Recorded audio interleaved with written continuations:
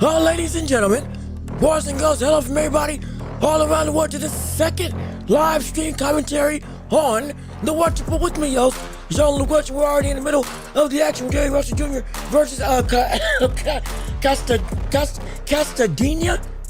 And excuse me, I'm saying his name wrong, and I do apologize. I had some stuff I had to take care of before coming back on the thing, but now we're here, we're back, we live, we go rolling with again Pacquiao versus Barrios and Bam Rodriguez versus Cafu, all happening on the same card on the same night tonight. We just got finished with Usyk versus Dubois. Had to take some minutes, had to take a little bit of rest. I ain't gonna lie, because it was a little bit, it was a lot.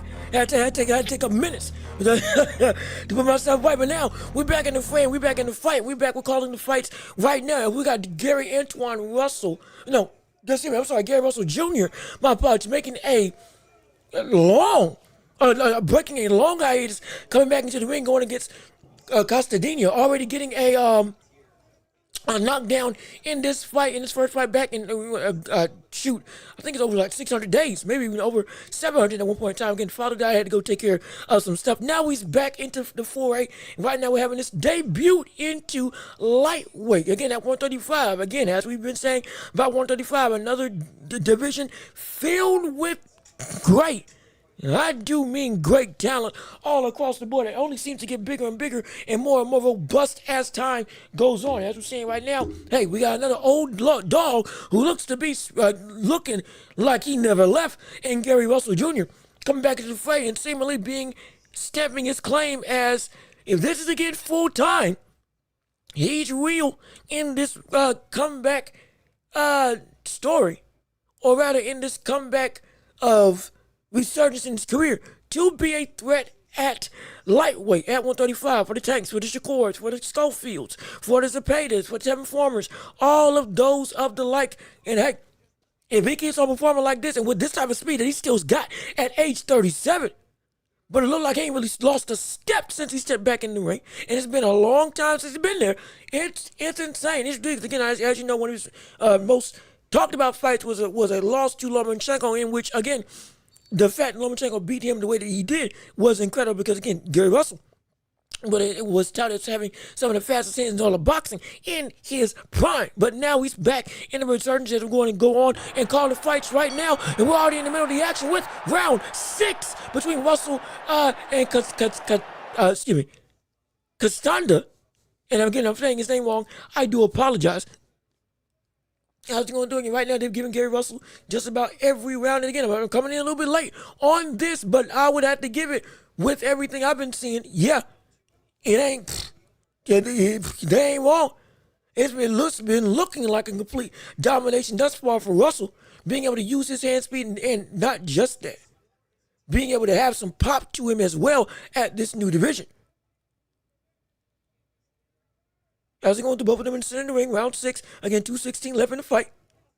Good counter, good shot. Oh, and he's hurt, and he's down just like that. Oh my gosh. Gary Russell just caught Castañeda with a counter. Put that brother on shaky legs, and he's on wobbly ground.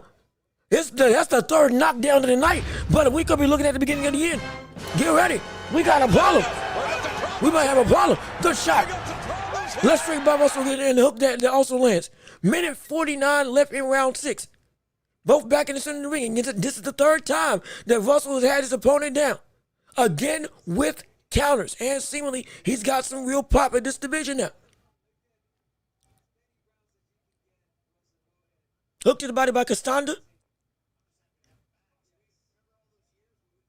Russell, again, just looking, he's looked like he's been incredibly comfortable ever since he stepped into this ring. It's been, again, ring rust seems to be not a factor. Good uppercut, good counter by Gary Russell. I'm telling you, boy, that hand speed, and to think this brother was faster when he was younger, baffles the mind, but it's the reality nonetheless.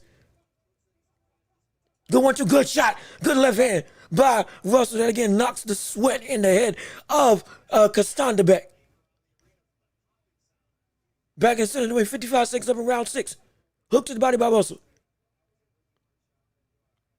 Again, if Castañeda gets knocked down again, the ref might just call it, because he has been taking some serious punishment in this fight.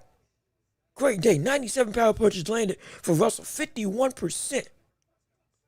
Good two-punch combination by Russell. I mean, it's just quick as lightning. It's just quick as lightning. Insane. Ridiculous.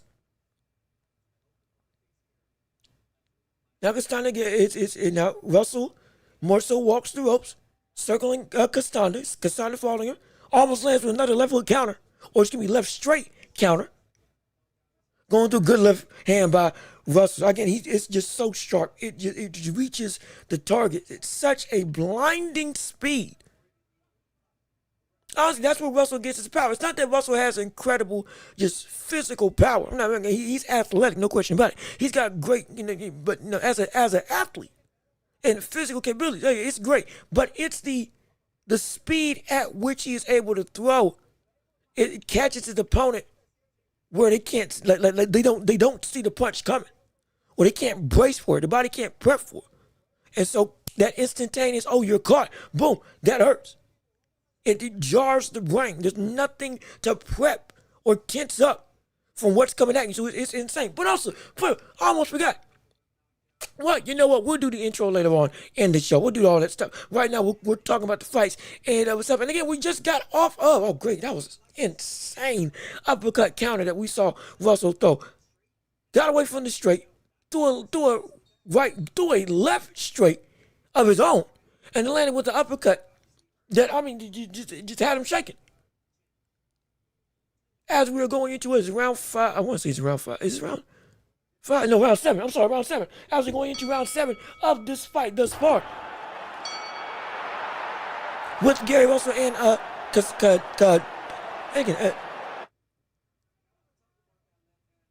Castañeda.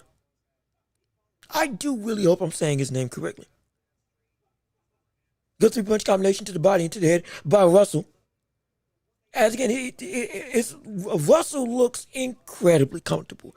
I mean, just as cool as a breeze. He is just gliding through the ring. None of the fast hands and good counters by Russell. Again, 3 or 4 punches just are able to tee off with Russell like it's nothing.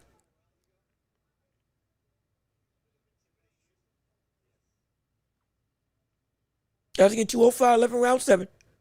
Jab to the body by Castañeda. Again, another swing and a miss by Castañeda. Russell just been able to control and honestly avoid most of Castañeda's shots. Castañeda's landed maybe 1 or 2 good shots, but most of it, because Russell's been able to avoid, mitigate, parry, block, or just outright step behind. And again, just countering in between shots. I mean, it's beautiful.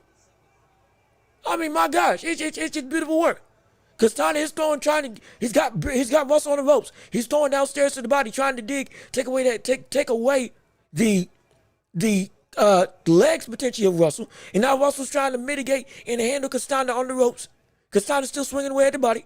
Russell lands an uppercut. Castañeda again digs downstairs. Russell lands an uppercut again. Castañeda again lands downstairs. Russell lands a 1-2, lands a 3, lands another uppercut, lands a hook, lands a straight, lands a jab. Every big swing that Castañeda throws, Russell's landing 2 or 3 shots of his own. And he's operating in the corner. Russell's not moving out the corner. He's just blocking and being patient. Another good uppercut by Russell. Good 2-punch combination by Russell. It almost angles out and then angles back to the other way. Very good footwork by Russell. As again, Castañeda still trying to use his length and larger size to be able to try to control and force Russell to go where he wants him to go. Big hook by Castañeda, that's blocked. Good hook to the body by Castañeda. Good uppercut by Castañeda, that landed now. Hook to the body by Castañeda. Russell, good hook around the guard. Hook to the body by Castañeda. Oh, good shot by Russell. Castañeda lands behind the guard though. Castañeda lands another double hook behind the guard. Big uppercut that misses. Russell again being poised. Good blocks. Russell got caught that time. Russell with 2 jabs. Russell with a straight left. Big uppercut by Castañeda. Again, this has been Castañeda's best round thus far. This has been Castañeda's best round. He won this round. Good uppercut by Castañeda. Good hook by Castañeda. Russell still is controlling poise. Castañeda spent a whole bunch of energy in that round. Yes, he did, absolutely. But the ability of Russell to still be poised and be calm. Now, granted, he wasn't blocking the body. A lot of shots that Castañeda was throwing were landing downstairs to the body. It was. That was something that Russell was worried about, the high guard, keeping that guard up. Now, I would have liked if he had tightened up a little bit in terms of trying to shrink the target of all of his body while still on the ropes, not just to save energy, but also to make sure that he can be safe from the hooks to the edges of the body that Castañeda was landing in that round. But again, out of the whole, that's been the most damage that we've seen Castañeda have in this fight. Outside of that, it's been either Russell has been untouchable or Castañeda's been on the canvas, on the ground. So it's been a great fight. Again, for this to be Russell's first fight back in a number of years, he looks right as right.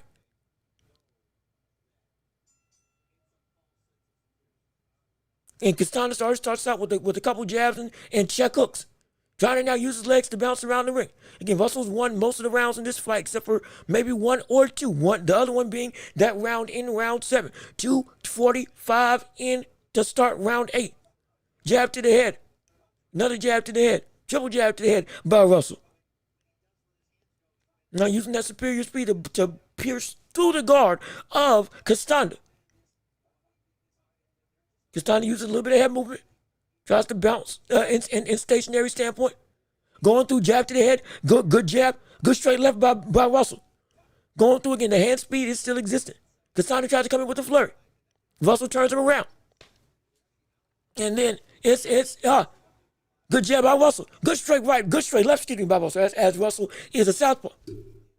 Again, for those of you just tuning in, Russell has come down, or Russell has knocked down Castañeda 3 times, or almost a fourth in that fight, because Castañeda almost went off balance again from being turned around and caught with the shot. 152 left in round 8 of this fight. Going all around, it's been a Gary Russell showcase. Back good, straight left hand, changing direction and absolutely exploding on Castañeda. Another jab while Castañeda tries to lunge in with straights of his own. Using footwork to literally juke Castañeda out the way. Walking like it's a midnight stroll. Castañeda tries to go get low with Russell. Russell still fighting back. Castañeda with uppercuts to the body. Castañeda now got Russell on the ropes. Castañeda keeps missing. 3-4 punches unanswered by Russell. Russell again is able to slip and duck out of everything that we're seeing Castañeda throw at this point in time. Minute 9 left in the round 8 of this fight. Again, we're in the prelims of Pacquiao versus Barrios, and we're also going to cover Bam versus Cafu happening also tonight. Yes, indeed. Now, hopefully the timing works so we can see both of them. I want to watch Bam, I'll tell you what. But I don't want to miss potential history going on with Pacquiao making a first return to the ring in 8 years. I might just let you all decide which fight we watch, but when the time comes, when the main events get close together. Uppercut misses by Castañeda.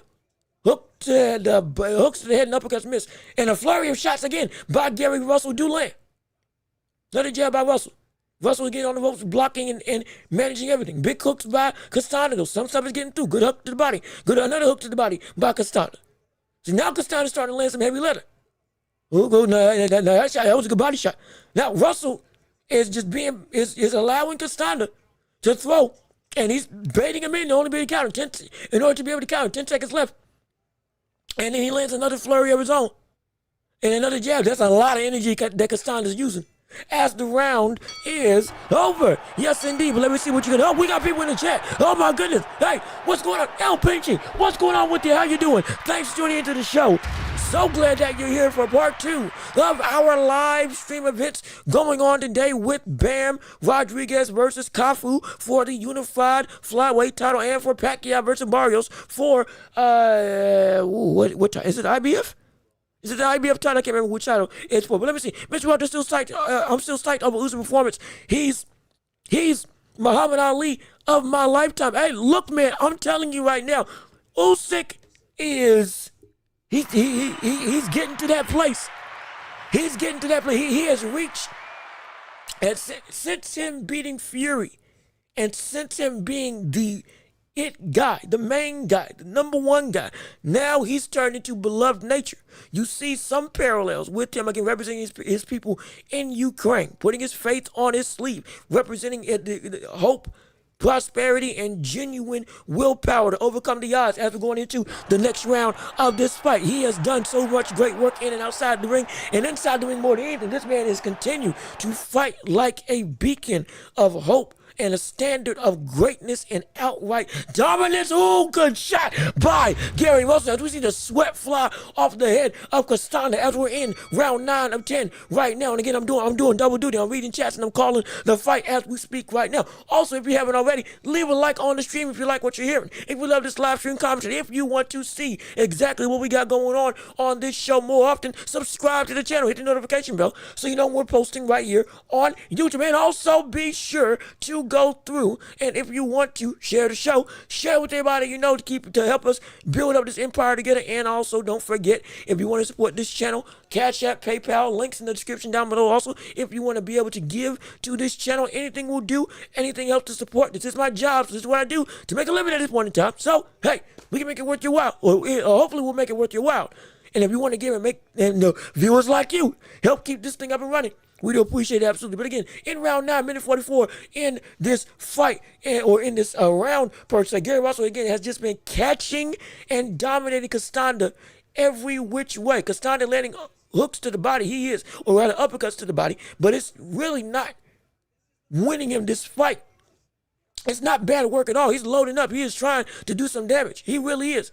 He really is. But Russell is just able to really mitigate and handle what Castañeda is throwing at him. And it keeps on countering him with volleys and flurries that Castañeda just cannot. He just can't get away from. He's just too slow. Good straight left by Gary Russell. And again, just countered. Good hard straight left again by Russell. Another jab. Good hard shot to the body by Castañeda. Good head movement by Russell. As Russell, again, is comfortable fighting out the corner. Slipping and moving, blocking and operating. Another good series of blocks by Gary Russell. Going through jab to the body by Russell. Tries to land a double E left hand. Castañeda shakes his head. Castañeda's walking Russell back to the ropes. Big straight right by Castañeda that misses. Uppercut misses by Castañeda. Hook is blocked. Great straight left by Russell. Hook to the body by Russell. Russell again, pot shotting from the corner with the greatest of ease at this point in time. Hooks 1-2 downstairs. Going through big hook by, well, not really big, slow hook by Castañeda that lands. They're almost straight hooks with each other. Not Bill Russell. Russell is looking for a counter shot in the midst of those exchanges to be able to catch and hurt the likes of Castañeda like he's been doing for the past 6 rounds thus far in this fight. And so I'm excited for him again. But back to this with Usyk. But he has so far and away separated himself from the rest of the heavyweight division as a definitive man to define this era. He is. He is. I'm so serious. Since his move up to heavyweight, when AJ, Chisora, White, Povetkin, Tyson, Wilder, all of them were still existent as real threats.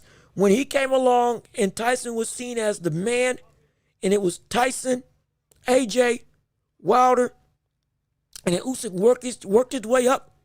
That's the biggest thing that's impressive as we're going into round 10 of this fight with Russell and Castañeda, as Russell has won nearly every round of this fight, knocked down Castañeda 3 times. I would love to see Russell get a KO because he definitely can. He definitely has the ability to. And as I say that, a knife-like shot to the body knocks down Castañeda, and he's in trouble. Oh, it's over. The fight's over. Oh my gosh. That shot was like a snake bite, like a viper strike. Russell came in, slipped a shot, and landed with a sharp, straight left hand to the body. You almost couldn't catch it, and it put down Castañeda, and he couldn't get back up. Oh my gosh, what a performance. For a comeback fight. Brother, Gary Russell, we have missed you at the lightweight division. Oh my gosh. Oh my goodness. Russell, we've missed you. Man, Shoot. That, brother. I mean, that was quick as lightning. That wasn't you. Castañeda couldn't even react to that. It was a delayed reaction because Castañeda wasn't even prepared for that shot. I mean, what? Talk about the hand speed of Russell is still so legendary. I mean, that was a picture perfect, unprotected, straight left to the body. Off of, I think it was a jab and then a slip of one of Castañeda's shots. That was just, he had been setting him up for counters to the head all night long. He had been attacking him with counters to the head all night long. And then to land a shot to the body, that's insane. Gosh, this is his first knockout. 2020, in 6 years? Shoot. My goodness. Well, hey, I'm telling you right now, we got some more threats now at the lightweight division. We got some more threats now at the lightweight division. Another one, Gary Russell is back, and if he does continue to fight, and he doesn't take another break, and he does not go and try to, or not try to, because he was taking care of family business, no question about it. But if he does go and look to make it so that he's consistently back in the ring at all times, brother, we got ourselves another potential shaker and mover at this division. Though again, I believe he's I can't remember. Is he 30? Is he 36? I can't remember how old he is. Is he shoot, is he 36 or 37 years old? Hold on, let me look it up. Let me look it up real quick so I can make sure I got my stuff in order. I got my facts where they're supposed to be. Now, I don't want to be in a situation where I am messing up and missing out. I can't have that. I can't have that at all. I think we're gonna switch to the main. We're gonna switch to the mainstream and the main fight going on right now as the main card is getting ready to pop up and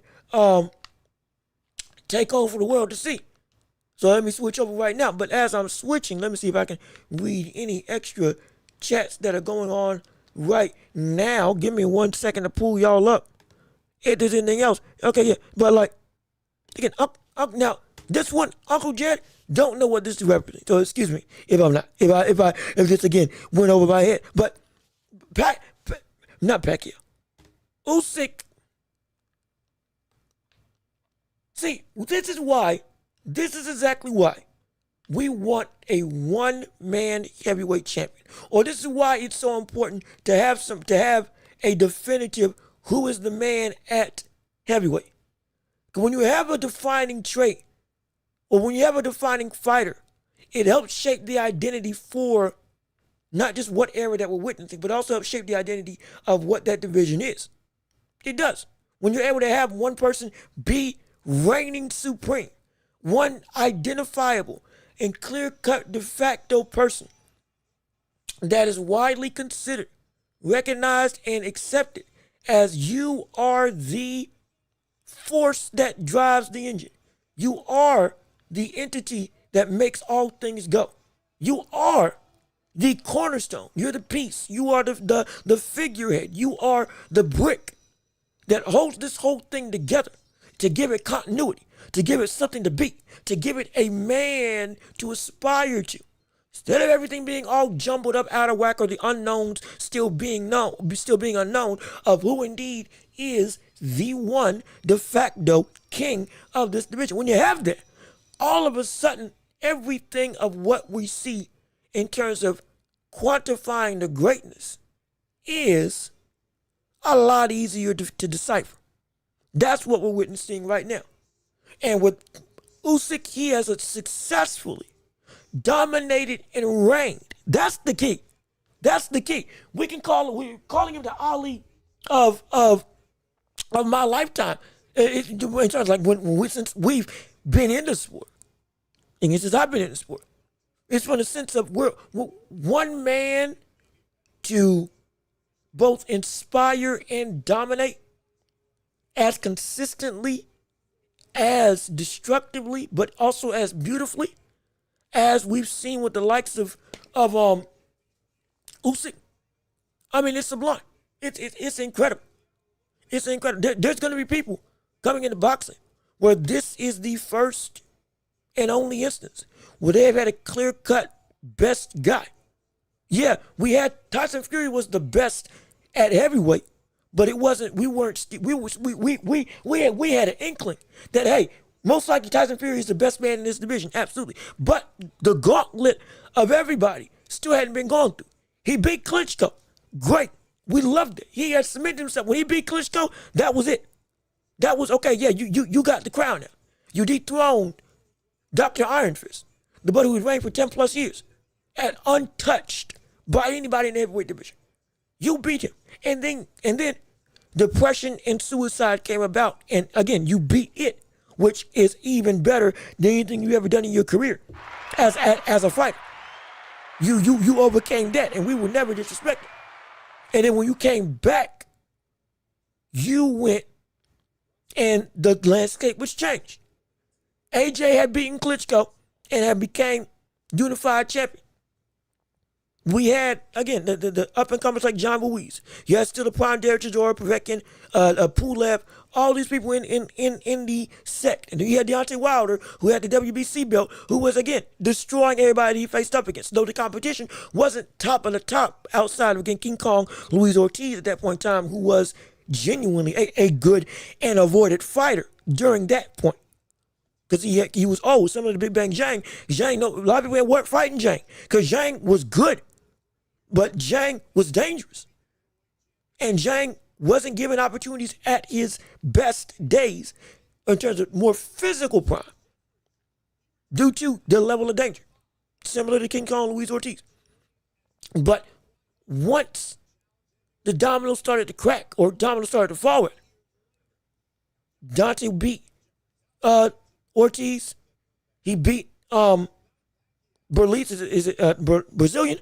Berlitz, I can't remember the Brazilian name. Started with the B, who used to do the stuff for Fox. Then we see, okay, there is a three.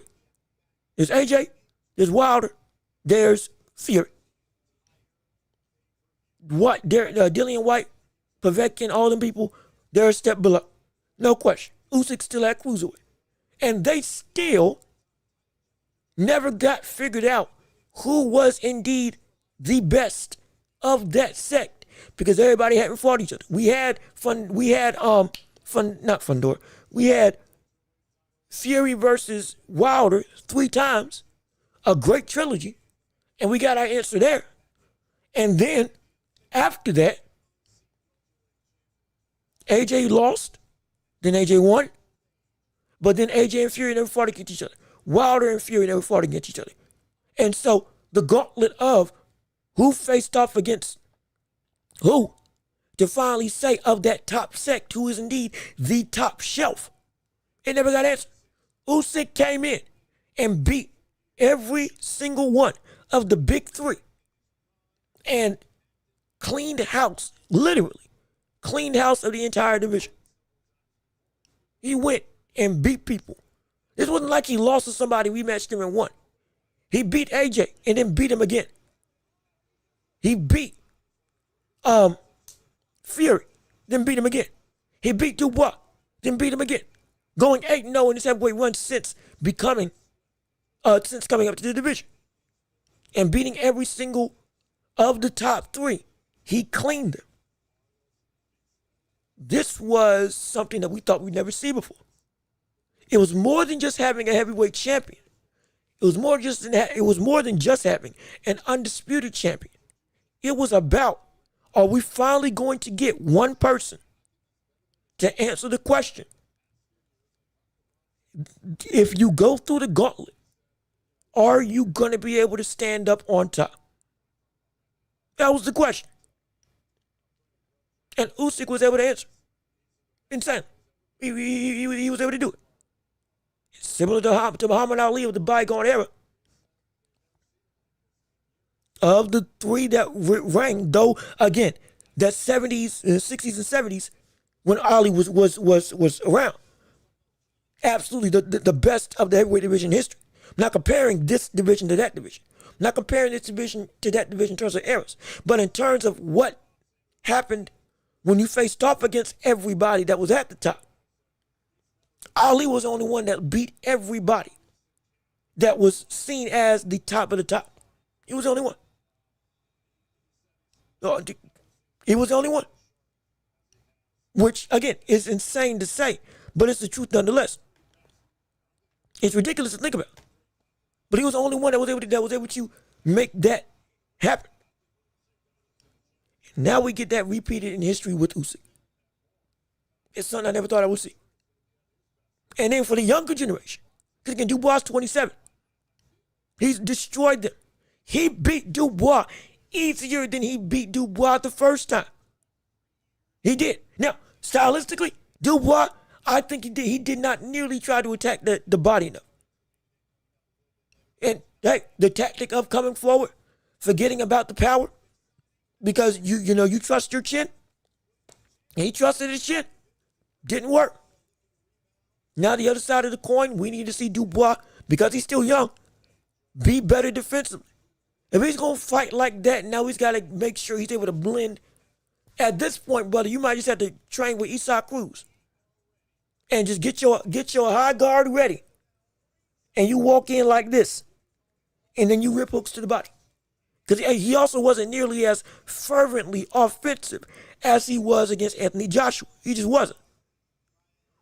I was expecting that in this fight against Usyk. Though, again, Usyk did shut down most of the stuff that we saw Dubois do. He did. He did. I can't deny it. Again, he shut down my majority of the things that Dubois wanted to do in that fight. He was reading and reacting before stuff was coming about. He was even more comfortable operating in the corner out the pocket when Dubois was pressuring him. That's the truth. That's incredible.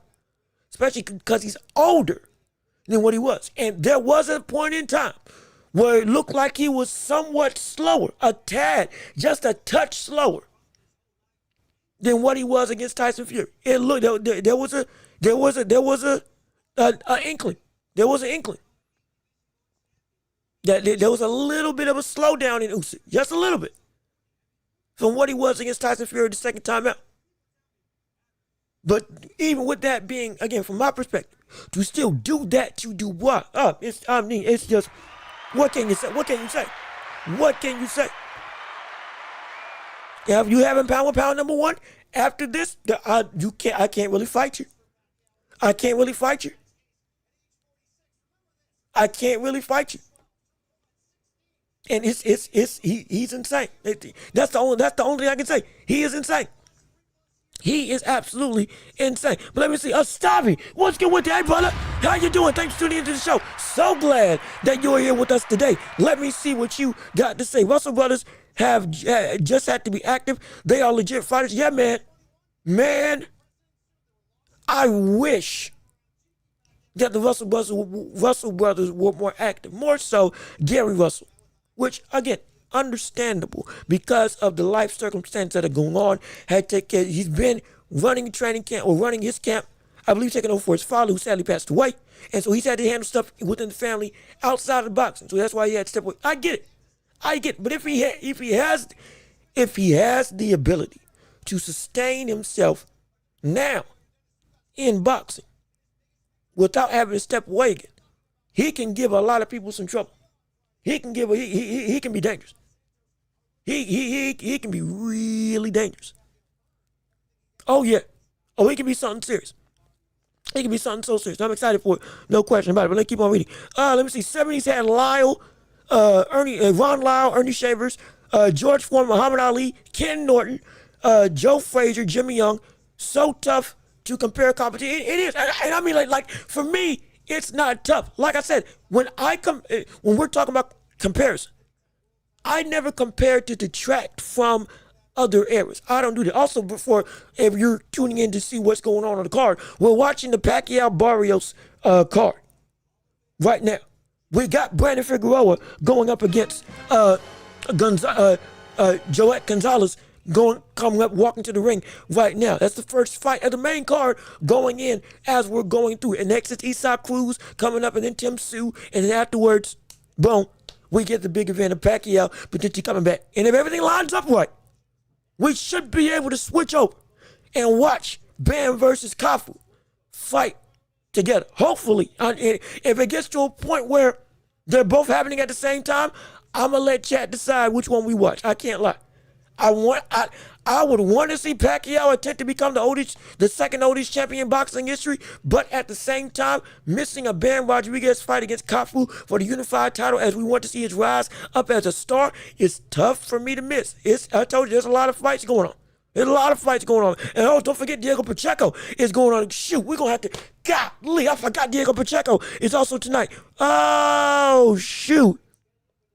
This is, dang, this is going to be tough.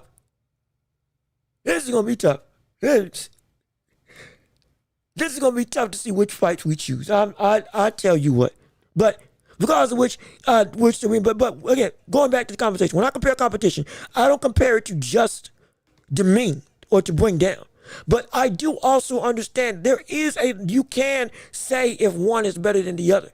In this situation, in the 70s were indeed the best era of heavyweight in history.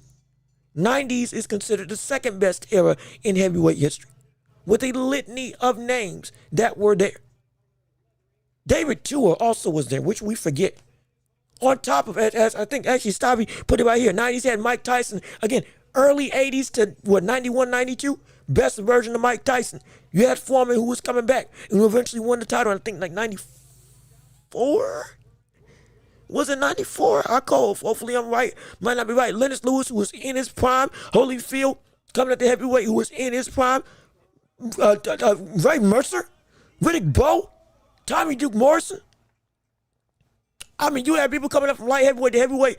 Burt, what's his name? Burt something, I can't remember his name, who came up from light heavyweight to heavyweight and was a legitimate threat after being a dominant light heavyweight champion. So there is a hierarchy. 70s is considered the greatest. 90s is considered the second greatest in terms of eras. Then you got the early days, like the black and white days. Rocky Marciano, Joe Louis, Archie Moore. Did Ezra Charles ever fight up at heavyweight? I can't remember. I'll leave him out for now because I can't remember exactly before that high or not. But regardless of which, great. All around, it's great.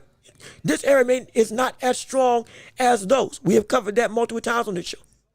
Doesn't negate the fact that Usyk still has separated himself so far in a way that if you are the best of your generation, when it's all said and done, you deserve talks of, hey brother, this is one of the GOATs of this sport, wherever that ranking may be. And he's deserved that absolutely. Yay, what's going on, Fight Buzz? Fight Buzz TV. How you doing, brother? Good to see you. Thanks so much for tuning in to the show. Hey bro, can you let me know what's going on right now? Who's fighting? We got Figueroa versus Gonzalez. In fact, actually, hold on, wait a minute. I'm so sorry. That fight actually started right here, right now. We're in round one of Figueroa versus Gonzalez. Joet Gonzalez going up against Brandon Figueroa in the first bout of the Manny Pacquiao card at featherweight. The 126, mind you, the same division that we've had a newly rejuvenated Stephen Fulton, who just became champion and dominated Figueroa in his last fight, in his rematch against him, in what was the first very controversial, very close affair that he had with Figueroa before he again fought Inoue, lost to Inoue, got knocked out by Inoue, and then moved up and was like, what's he going to be? Well, we see what he is now. Timberland boots and all. He seems like, hey, he's might be better than before. But that's what we're watching right now. But I'm keeping my eye out for it. I got to make sure I don't miss. Excuse me while I'm trying to sip some drink discriminately or discreetly. Well, I'm also trying to make sure I don't miss the Diego Pacheco fight. Lord willing, that fight happens next. And though I don't want to skip it, I might have to skip Usyk Cruz. I might have to skip Usyk Cruz.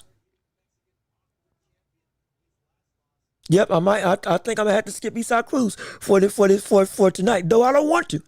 I don't want to because Usyk Cruz is a joy a joy to watch. Also, again, if you want to support the show, we got means to do it. Cash App, PayPal, links in the description if you can. Anything will do to help keep the lights on and help us to be able to keep this show going. Because, again, I got to pay some bills. So, if you can support, if you can give, anything will do it. It will mean the world to me. Absolutely. Hopefully you like what's going on. And hopefully it's worth your while. That's why we go so hard on this show. To make sure that if you're going to support, we're going to make it worth it. We're going to make it worth it, no question about it. I promise you. But again, as we're going into 10 seconds left into round one of this fight, which again looks like another Figueroa affair, which as again is gritty, is infighting, is limbs going everywhere and uppercuts aplenty as you're both fighting within close quarters. So it's looking exactly like that type of fight. And I guarantee you what, Jose Gonzalez right now is holding his own, is doing his thing as round one has ended. But let me, while I got some time, again, I want to hear your questions, your thoughts, your debates. Is there anything you want to ask me? Any pressing issues you want me to address? Any news I may have not seen that has gone through and has broke in the boxing world, just in the sports world in general, that you would like to talk about? We can discuss it right here, right now. Like I said, this whole commentary can still be a championship round dedicated event while we're still calling fights. Because again, we talk about anything. We talk about everything. We give opinions. We want to break down stuff. It's what we do right here on this show, The World Report. But before you start asking your questions, let me real quick try to find the card schedule for Bam Rodriguez versus Cafu, so I can make sure that I am on the up and up for what fight's happening when, so I know what I can and can't see. And hopefully, good gosh, I really do hope that these cards work out great.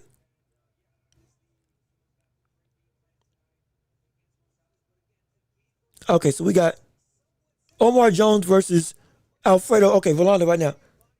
Austin Williams versus O'Healy is next. Pacheco, dang it, shoot.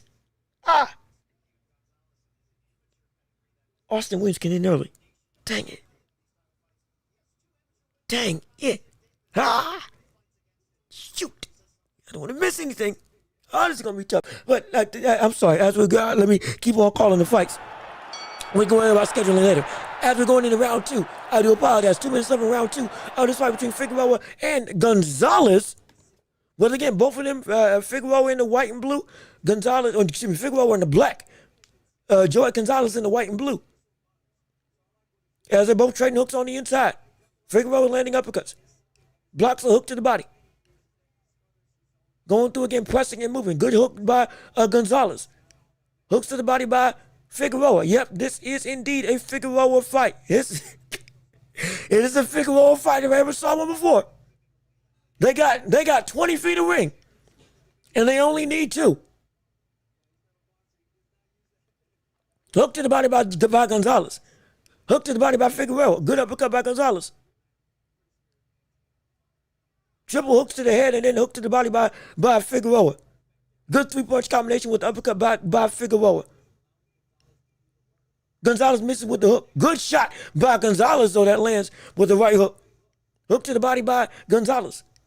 That's a little bit low. That was a little bit low by Gonzalez, but again, double uppercut by Gonzalez. Hook to the body by Figueroa. Another hook, the intercepting jab by Figueroa, which surprising at that range. They are shoulder and shoulder, head and head.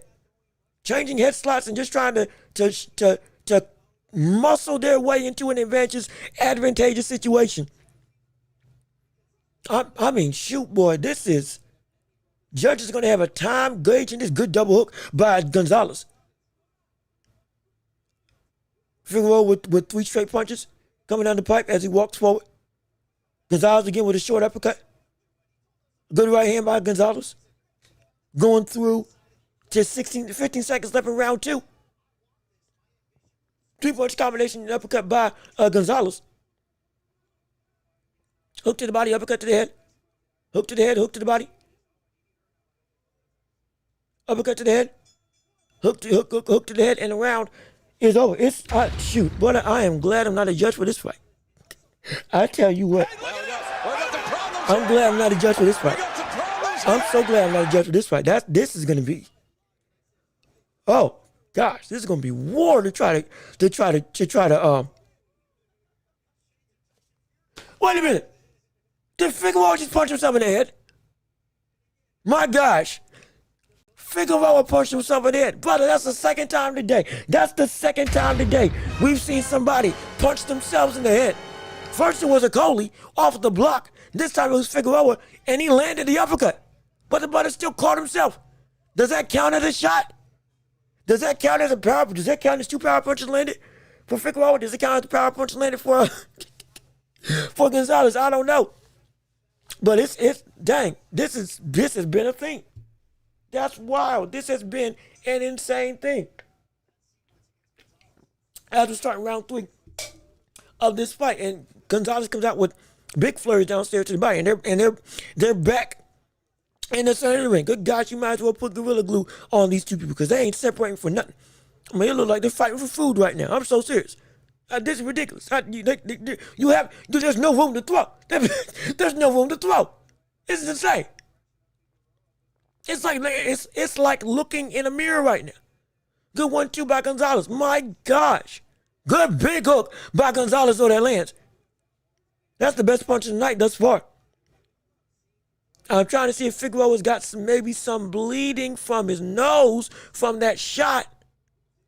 Either he's just beat red or something beat red out of him. As again, they are just in the center. It's just shot after shot of just high pace, all out action and injury. My goodness. Good hook to the head by Gonzalez. Uppercut, good, great uppercut on the inside by Gonzalez. That lands. 1:50 left in round 3 of this fight. Hook to the body, or uppercut to the body by Figueroa. Hook to the body by Gonzalez. Good jab, as Gonzalez got some space. Another big hook. Gonzalez is landing the better thudding shots on Figueroa right now. I'm serious right now. Gonzalez is I think he's actually getting the better of him. At this point in time, Figueroa's trying to still land the flurries, but the quality is definitely in Gonzalez's favor at this point in time. Good double hook by Gonzalez. Good hook again by Gonzalez. That's some good blocking action on the inside. That's a lot of energy they expending though. I mean, shoot, the motor on these guys is ridiculous. It's round 3. It is round 3. Good hook to the head by Gonzalez. I mean, Gonzalez is getting a whole lot of leverage from that short of a distance. That's insane. Good hook off a level change by Gonzalez. Good 3-punch combination by Gonzalez that lands. Hook to the head by Figueroa. Good straight right to the body by Gonzalez. Uppercut to the body by Gonzalez. Going through again, changing head slides. They haven't clinched yet. This has been strictly infighting work on a nothing but a high octane, already like gear 5. They already topping out. Big swing and a miss by Gonzalez. And again, just suction cuts himself back to the center of the ring. Big hook to the body by Figueroa. Good 4-punch combination by Gonzalez. Gonzalez won that round. Yes, he did. Gonzalez won that round. He won that round. He definitely won that round. Gonzalez won that round hands down, completely. Oh, no question about it. He definitely won that round. And also, real quick, we got some time now, in between rounds. Now that we saw Usyk beat Dubois, again, going out the backs of what we just came off of from our last live stream, who do you want to see him fight now? And we got word that we got Turkey Usyk has already given his claim of who he wants to see, of who he wants to see Usyk fight next. And let me see if I can bring it up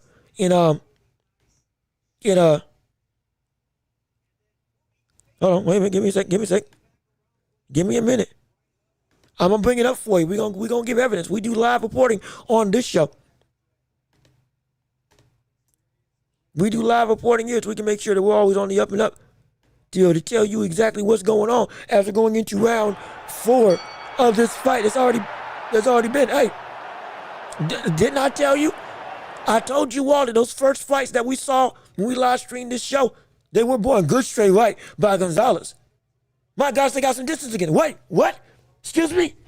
They're fighting at distance? They're fighting at distance. This is insane. Well, right when I say that. right when I say that they're fighting at range, they go right back to fighting on the inside. Oh, man. Oh, shoot. That is preposterous. But again, here we go. As we're going into round 4 of this fight. Gonzalez might actually be winning this round because of the better punches that he's landing. Because the volume of Figueroa is not able to outdo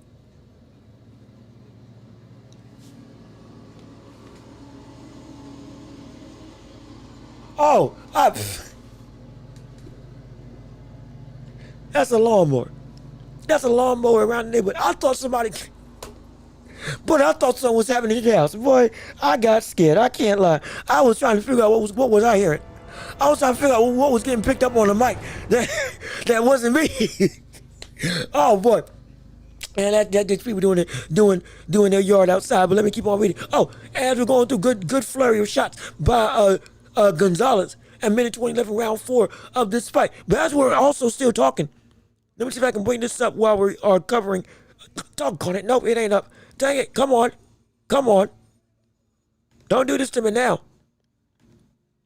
We don't need no black screen. Let's get this set up the right way. Minute 11 round 4. Gonzalez versus Brandon Figueroa. Good shot to the body by Gonzalez. Joey Gonzalez right now, he's outdoing and outlanding Figueroa. Especially to the body. My gosh, 53 shots to the body already. Good hook downstairs to the body. Now Brandon ain't. Oh, Brandon is one. Brandon Figueroa was the first just to relent and not go into the dangerous territory of the inside. There's some distance in between them now. And they come back into the fight. So never mind. I take that back. I do take that back. And again, excuse the lawnmowers going on outside. Uppercut to the body by Figueroa. 15 seconds left in round 5 of this fight. Double hook to the body. Hook to the head by Brandon Figueroa. Going through big right hand by Joey Gonzalez. Yeah, Gonzalez is doing some good work. Gonzalez is doing some really good work right now. He's doing some really good work. Hey. Gonzalez is doing some good work. He's doing some, brother. Figueroa is getting beat at his own game. Figueroa is absolutely getting beat at his own game right now. Of being the man to press the issue and to beat his opponent on the inside. He's getting beat. But real quick, we got some time. Let me switch over to picture in picture. Come on, picture in picture. Sometimes this computer just don't want to operate. Here we go. And we got word of who's next. And the man is Moses Atama. And did I not say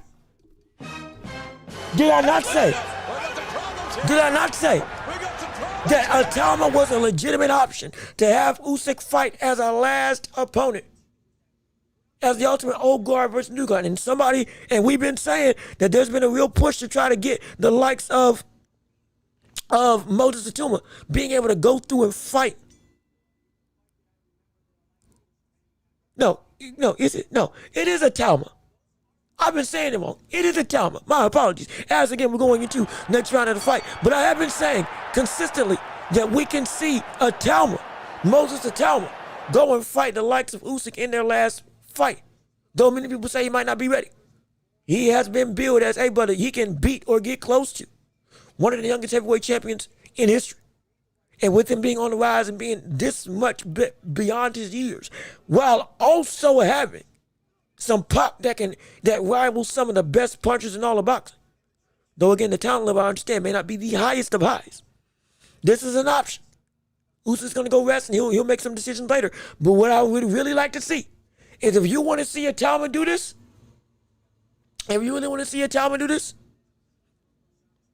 it should be that you put him against Joseph Parker.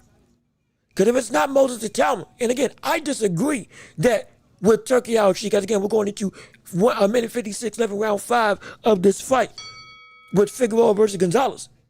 And Gonzalez, again, is outworking Figueroa to the body relentlessly.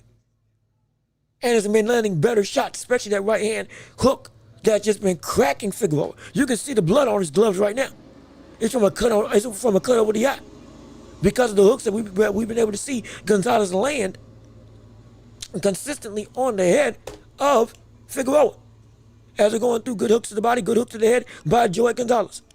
Figueroa with double hooks downstairs. Both of them trading hooks downstairs. Both of them fighting in jockeying board position. Still in the center of the ring. They have not gone to the ropes for almost the entirety of this fight. They are fighting in a literal phone booth. They are fighting within the parameters of the DraftKings Sportsbook logo in the center of the ring. And they are not getting outside of that logo. Their foot has not left the white lettering in this logo, which is ridiculous for almost the entirety of this fight. Good hook downstairs by Figueroa. Good 1-2 by Joey Gonzalez. As it gets separated by the referee, and then they go right back into the fray. Triple jab by good jab by Brandon Figueroa. Uppercut by Figueroa. Hook by Figueroa. Hook to the head by Figueroa lands. Hook to the body by Figueroa lands. Figueroa starting to get some momentum. Hook to the body by Joey Gonzalez. Uppercut to the head by Figueroa. 25 seconds left in round 5 of this fight. It has been nothing but infighting war. Both of them have been head-to-head, changing head slots on each other's shoulders, using their own shoulders to muscle each opponent to where they want them to be, to try to gain a little bit of space to get off these big shots that they've been throwing. And as again, Joey Gonzalez just threw 6 flurries of uppercuts back to back to back to back to back. Insane. Ridiculous. As the round is over. Well, no, excuse me. I'm sorry. No, it ain't over yet. Okay, now the round is over. There we go. Okay. Now the round is over. Good gosh, it's so fast-paced. I'm getting my buttons mixed up. My apologies. But regardless of which, if Usyk is going to fight anybody, even though Turkey wants Moses Itauma to fight him, I don't think that's the right decision. It should be. If you're going to keep with the integrity of rankings and make interim championships mean something, make number 1 contenderships mean something, give Joseph Parker his deserved shot. He has gone through and beaten everybody that you had against him. He beat Deontay Wilder. He beat Big Bang Jang, who beat Deontay Wilder, became the interim, and then beat Bukoli. Yes, Bukoli came in on a moment's notice. Absolutely. So I don't hold that against him. But still, he knocked him out. And so he's got 3 huge names on his resume back to back to back on your card, and worthy of being seen as, at that point in time, the 3rd best heavyweight in the world. It was the truth. When Anthony Joshua had gone down, Dubois was still on the rise, but hadn't reached that zenith yet. When Joseph Parker had won the belt, then it was seen as okay. Parker, or if you want to say Dubois was above him, okay, fine. He was the 4th. But Dubois got his belt over AJ. And then Parker earned the interim shot, so he should have been able to get his belt. And so, hopefully, and the public seems to agree, Joseph Parker should be next for the title. He should be. And if Usyk is saying that 38 is young, at 38 you're just getting started, sounds like the brother still wants to fight. So guess what that means? We can wait for AJ. We can wait for another Tyson Fury fight. We can even wait for Moses Itauma. It will be a better fight if we waited for Moses Itauma. Give Joseph Parker his shot. And if you beat him, then go do whatever you wanted to do. If I was being matchmaker for this fight. But again, that's just me. As we're going into the next round of this fight, round 6, halfway point of this display, halfway point of this fight as a whole with Figueroa and Joey Gonzalez. Again, I have Joey Gonzalez winning this fight right now. It is incredibly nip and tuck type of occurrence, but it's an occurrence that is indeed effective. It's an effective inside aggression.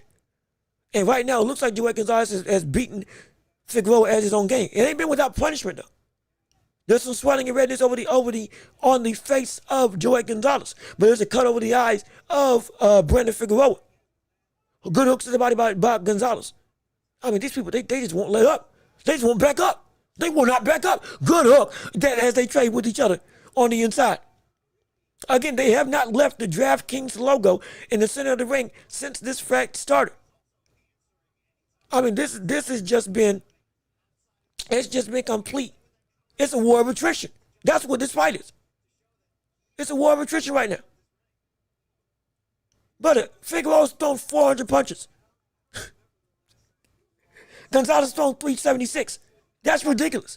Or excuse me, 373 with 36 seconds left in round 6. They've already combined for almost 1,000 punches in this fight collectively. And it's the halfway point. What the world? I mean, talk about a gas tank. This is insane. Gonzalez has landed more, and I think he's landed more body shots as well. At a better accuracy also, and it's thrown less. But you wouldn't be able to see it. As we going through 10 seconds every round 6 of this fight. Halfway point now is officially passed. And we're going into the second half of this fight. And so, at least that's my take. And also, can we talk about a Coley? Can we talk about a Coley real quick? And can we talk about the absolute dumpster fire that fight was? Can we talk about it? We got a quick minute. And really, if y'all were watching that fight with us, my gosh, that was so bad. That was so bad on so many levels. The whole card, from an action standpoint, outside of Usyk versus Dubois, was not really that action-packed at all. One, let's be real. Let's go with the loser, Figueroa Figueroa. But he did not show up in that fight. He didn't show up at all. That was an abysmal performance by you of somebody who's supposed to be, was going to bring some war, was going to bring some work. That was, you didn't even try. From the standpoint of throwing your best shots and trying any sort of stuff and trying to instead of letting Nicole just attack first as the next round of this fight is going underway. But Coley, brother, that's not what I expected of somebody who's been seen as the dominant cruiserweight champion. Or a dominant cruiserweight, who's supposed to be tall, lanky, again, 82-inch reach. And being that big, brother, the way you fooled me, you looked out of shape. Good hook by Joey Gonzalez as we're going into 2 minutes, 30 seconds into round 7. It's been again, I would imagine it's going to be tough for the judges to score, but I would think that they would have Gonzalez right now ahead because of the better quality of shots and the better accuracy. Double hook to the head is blocked by Gonzalez. Hook to the body by Gonzalez that lands, that was blocked. Double hook to the head by by Figueroa that lands. 2 minutes left in the round. Gonzalez is keeping. Hey, wait a minute, they're at the ropes. Wait, oh, shoot. Wait a second, they're at the ropes. Gonzalez got Figueroa, Gonzalez got Figueroa backed up to the ropes. I did not expect that. Wait a second. Well, never mind. Well, you know what? Well, not anymore. Just as I was saying it, I look away for a second to change my stuff, and he goes right back to the corner. Oh, wait, no, they're at the ropes. Wait a minute, hold on. They're out of the center of the ring. Gonzalez is backed up Figueroa. Oh my gosh, wait a second. Wait a minute. Gonzalez just backed up Figueroa. Gonzalez got Figueroa back to the ropes. Oh, this is a new development. Hey, we got us a new dimension in the fight. Figueroa was getting pushed back. He's trying to fight. What? Now he fights back to the center of the ring. And they back to still on each other like white on rice. I mean, sticking together like glue. Sticking together like a t-shirt on a hot day. They just own each other. Good hook by Gonzalez that lands.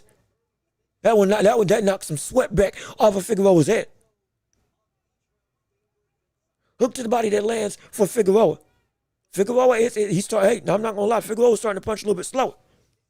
Wait a minute now. The normal consistent work rate and normal high octane action that Figueroa's able to keep up from 1 to 12, it's starting to slow down. But he is also catching up, and the punches landed on his opponent. As they're going through round 7, 10 seconds left in the round. Good gosh, it's been a great day. 1-2 misses by Gonzalez. Uppercut lands somewhat. No, uppercuts missed by Figueroa, and the round does indeed end. So no, it's a okay, so yeah, Figueroa's got a bloody nose. Got a cut over the eye. He's got some swelling on is that left or right cheek? Right cheek. Swelling over and under his right eye and on his right cheek. Cut over his right eye. Cut in his nose. Bleeding from the mouth also.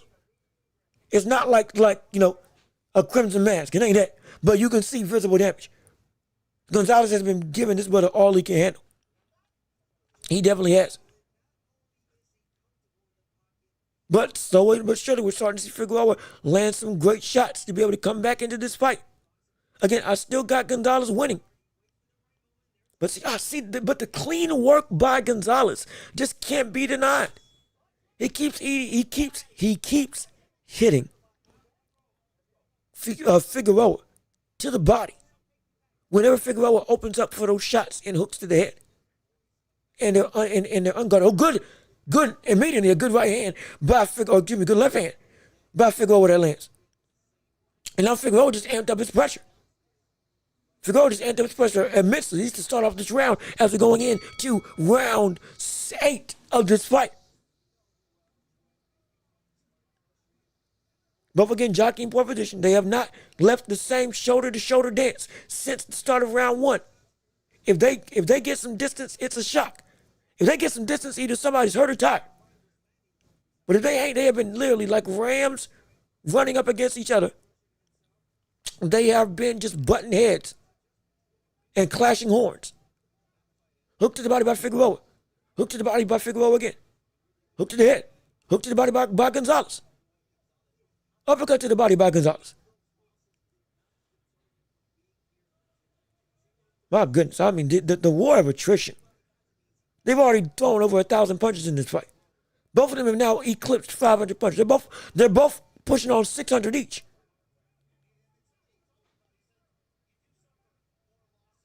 I mean, shoot. What type of gas thing these people have? And Figueroa's backed up to the ropes. And he angles out. And then right back in the center of the ring. Good big left hook by Gonzalez. Hook to the body by Figueroa. Slapping shots to the head by Figueroa. Not much damage. Figueroa throws a flurry, but all of it's blocked. Gonzalez ducks under a hook, but Figueroa lands a hook anyway. Good double right hand by Gonzalez. Good uppercut by Figueroa that lands. Good flurry by Gonzalez, though. But Figueroa with 3 hooks of his own from the same left hand, back to back to back. Hook to the body by Gonzalez. Hook to the body again by Gonzalez. Both of them, it's been a hook party. Punches might be a little bit low on that exchange, though, for both fighters.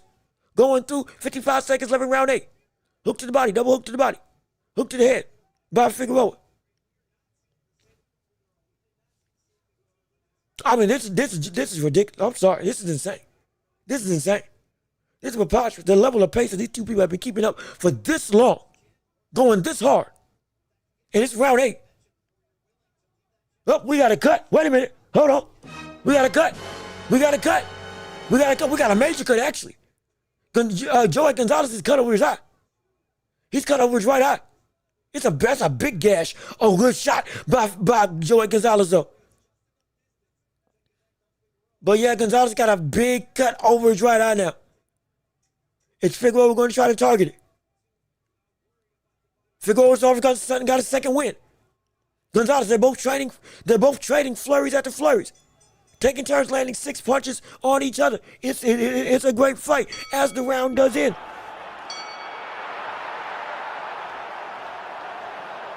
Guys, let me go through all right, these uses. But yeah, but no, this has been, I mean, this pace is insane.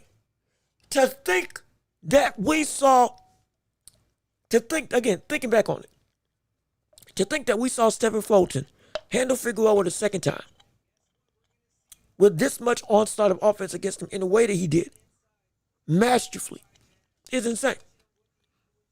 It's absolutely ridiculous. It's absolutely ridiculous. And that's a smooth left hook on the side. Or it's going to be right hook on the side of Figueroa. And so going into round, what round is this? What round is this? It's round 8. This round 8? Or round 9? Round 9. Okay, round 9. Yep, round 9. As we go into round 9 of this fight. Figueroa seems to have some second life to him. Yeah. God, I'm telling you, something in this room is irritating my nose. I do not know what it is. I don't know what it is. I'm ignoring it. I ain't gonna let it get to me. But as we're going through right now, unofficial scorecard has it that through 9, Gonzalez has won pretty handily in this fight. Now, I don't think it's that far apart where Figueroa only has won 2 rounds. But I will say that it has been substantially apparent that Gonzalez has been dominating this fight with better punch selection and more impactful shots. I will say that. I will absolutely say that. And Figueroa, again, it's starting to let the onslaught go a little bit more. Hook to the head by Figueroa lands. Uppercut by Figueroa lands. Double hooks by Figueroa. Figueroa's still getting backed up, though. Hey, he's getting backed up, though. Gonzalez is shouldering that brother to the ropes. And he's not letting Figueroa fight back. Or not letting him go back. Good hook to the body by Figueroa. Good hook to the head, but good uppercut. Good straight right by Figueroa, Gonzalez. Doggone, I got the two mixed up for a second because of how they both been mirroring each other offensively.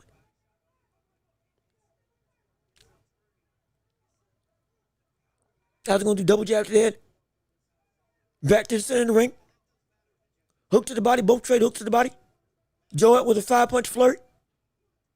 Good hook by Gonzalez. Oh, that's one of the best punches of the night by Gonzalez with a hook to the head. Those types of shots is what's been winning him this fight.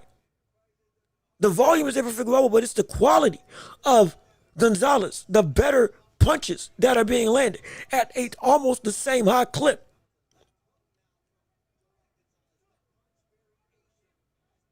As they're going to do 43 seconds left in round 9. Uppercut to the body by Gonzalez. Flurry by Figueroa with most of his block. Good hook, flurry of hooks to the body by Gonzalez. Gonzalez again is now more easily able to walk Figueroa to the ropes. Figueroa is getting beat at his own game right now. And Gonzalez seems to have some more pop to him as well. Hook to the body by Gonzalez. They both trade jabs and straights. Hook to the head by Figueroa. Uppercut misses by Figueroa. 10 seconds left in the round. Figueroa landing to the body. Big swing and a miss. Oh, shoot. Gonzalez got rocked. Oh, shoot. Oh, my gosh. As the round ended, Gonzalez got rocked to the head. Gonzalez got rocked bad. Gonzalez got wobbled at the end of that round. Wait a minute now. There still might be a chance that Figueroa might be able to pull this out. He's going to need a knockout, though. Let's be real. He's going to need a knockout.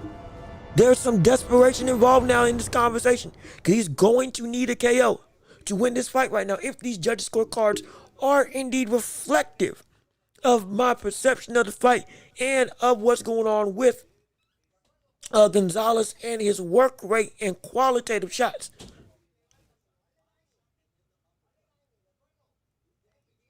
Because Figueroa, he ain't quitting. He's giving everything he got, but boy, right now he's getting beat at his own game. He is. He's getting beat at his own game.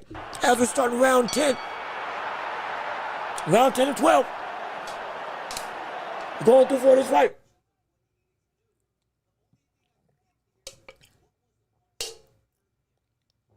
Again, Gonzalez, I think, has some pretty decent swelling over his right eye. The bleeding has stopped, though, from that cut. Corner has done a great job of it. Figueroa getting it in his second win. Now really chasing down Gonzalez now. Putting some fervor and fire into his punches. And Gonzalez with a jab. Back in the first clinch of the fight. Well, at least the first initiated clinch of the fight.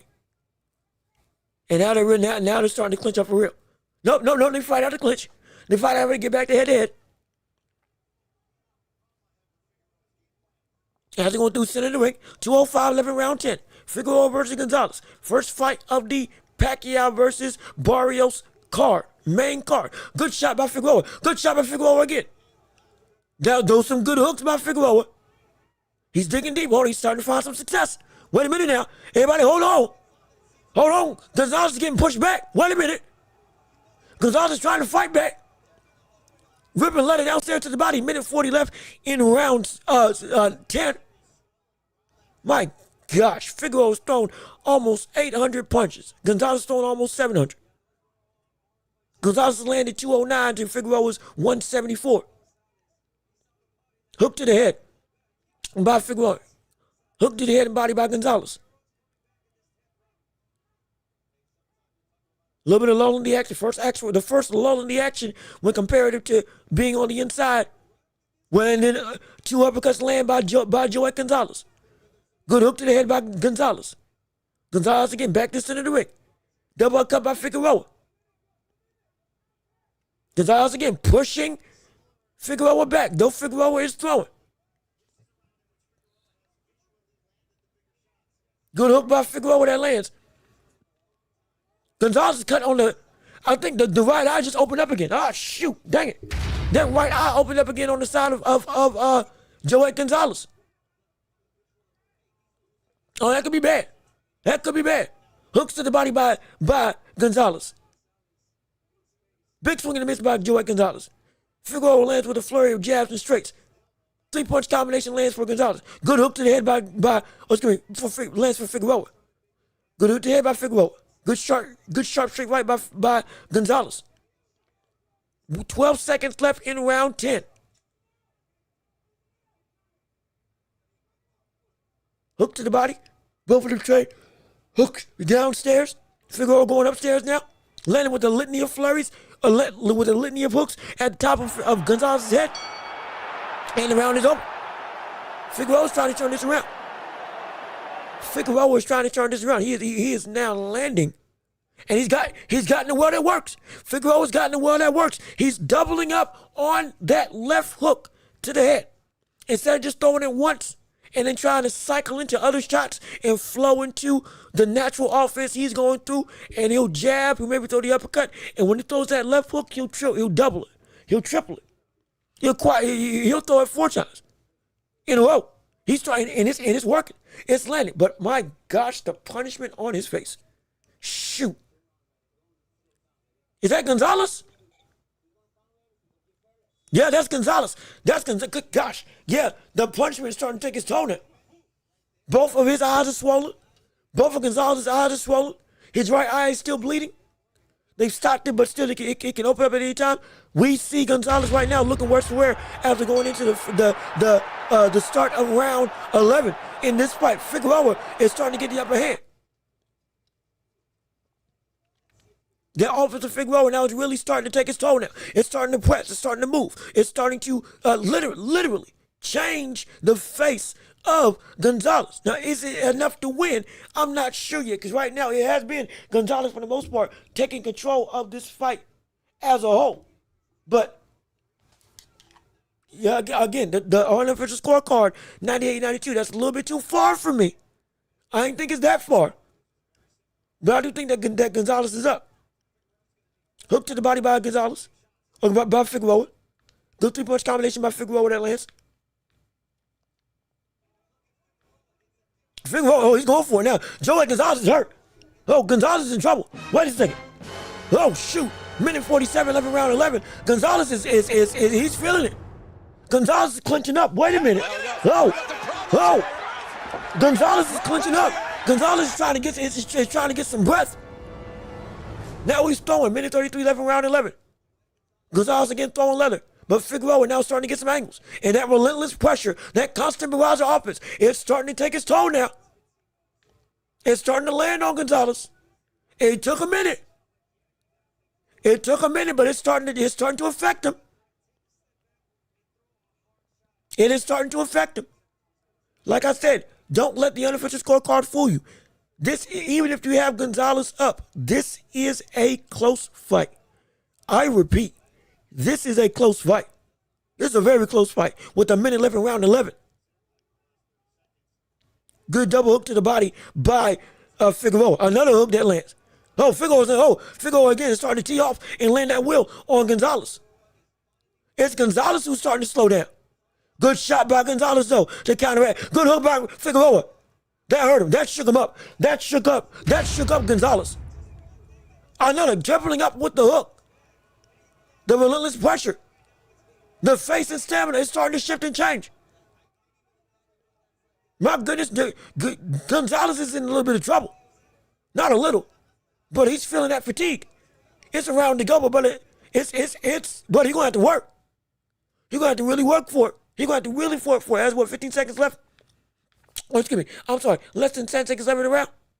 Yeah. Less than, and the round is over. There we go. Yep. So man, I'm telling you, boy, Figueroa has given himself a real shot to win. He has. Oh yes, he has. He absolutely has. But I'm telling you, it's gonna be. He might need a knockout. Figueroa might need a knockout. He might. Figueroa might need a knockout to win this fight. This is some dangerous territory on the side of Figueroa. He has rallied in the later rounds. He has messed up the face of Gonzalez. He is looking to really put some pressure and pain, and it's finally came to fruition. But regardless of that being the case, still, it's a lofty goal to try to. It is a lofty goal to try to enact. Because right now he is down, and he is down bad as we're going into round 10 of this fight. Round 12. That's it. This is it. Last round of this fight going through. And Gonzalez should win unless he gets knocked out. I would think so, but again, these rounds are closer than the unofficial scorecard is saying. I don't know how the judges are scoring this fight. I don't. Because it's been tit for tat, punch for punch. Literally, both people have landed over or have thrown just about over 700 punches collectively for this fight. So it's insane. But Figueroa again lands with a big hook downstairs and upstairs. Figueroa again right now is really doing great work in terms of trying to be unrelenting. Hook to the body by Gonzalez. Hook to the body by Figueroa. Going through both again in the center of the ring. Gonzalez trying to put Figueroa back. Landing with the hook of his own. Figueroa misses with the uppercut. Gonzalez lands with a good right hook. Gonzalez rips to the body. Figueroa blocks Gonzalez's punches. Gonzalez again landing downstairs and attacking. Figueroa lands downstairs. Overhand left lands for Figueroa. Hook to the body lands for Figueroa. Another hook to the body lands. Going through right now, double hook by Figueroa. Figueroa starting to land tee off on him. That steam of Figueroa is starting to go. It's starting to become apparent. Gonzalez is slowing down. Gonzalez is starting to slow down. Gonzalez is clinching up. He's trying. My gosh, the punishment that Gonzalez is taking in this fight is ridiculous. Ridiculous, man. Oh, my goodness. My gosh. 1 minute 15 left in round 12. Last round of this fight this could potentially be the defining factor. Depending on, again, the scorecards can be wide or incredibly close. Figueroa has just crossed the 1,000 punch mark. What the world? Figueroa just crossed 1,000 punches on his own. He threw 1,000 punches in this fight. Gonzalez is getting ready to pass 800. This is ridiculous. This is insane. This is ridiculous. Hook to the head. Both again in the clinch.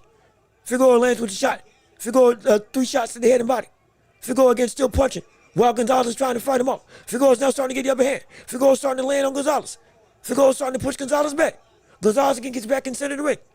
Figueroa again with uppercuts and hooks. Figueroa again starting to win with these flurries. 12 seconds left in the round. This is it. 10 seconds to hold. Hey. We about to end this with a bang. They go into war. In the pocket. In the clinch. Right back on the top of the DraftKings logo. And the fight's over. My goodness. What a war. What a fight. And I told you. I'm so glad that we got more fights coming now. Because those first 2 fights that we had with the Coley in them wasn't it. But this, oh yeah, this is worth it. This is worth it. But this is gonna be. I'm interested to see.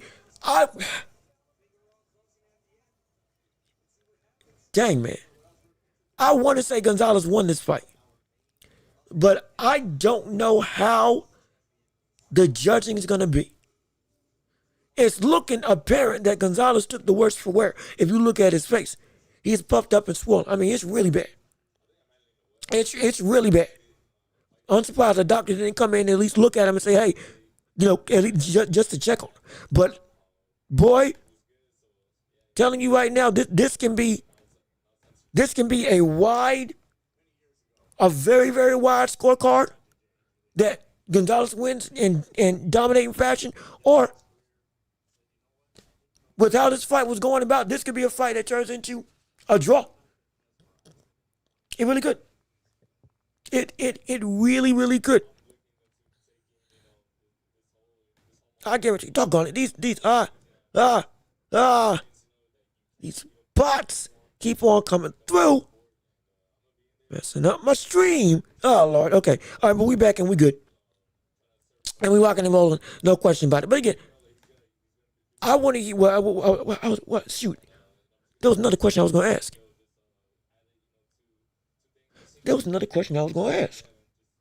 What was I about to ask? I can't remember. Hopefully I figured it out. I can't remember. I'm going to figure it out. Let me see. For sure. What's good with you? No, I already said what's up to you. If I didn't already, how you doing? Good to see you. Thanks for tuning in to the show. So glad that you're here. Figueroa lost too many other rounds. Yes, he did. I would think. But even with those early rounds, it was still close. And we know how judges judge. It's skewed. I mean, look at that. That's ridiculous. That's insane. Figueroa landed more. See, numbers-wise, Figueroa threw more, landed more power, and landed 3 jabs the entire night. But it's only by like minuscule situations. But Joey Gonzalez was doing way better work in the first half of the fight. Way better work. Rounds 1 through 5, it was Gonzalez. Now, once round 6 came about, we saw a little bit of a change. Rounds 8 and 9, it started to be that Figueroa was taking complete control. But they're doing the scorecards right now. They're doing the score totals.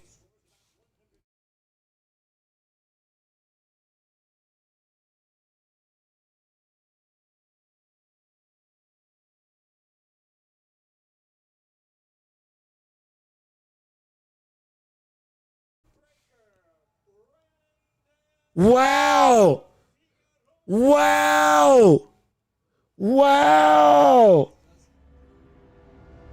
Oh my gosh.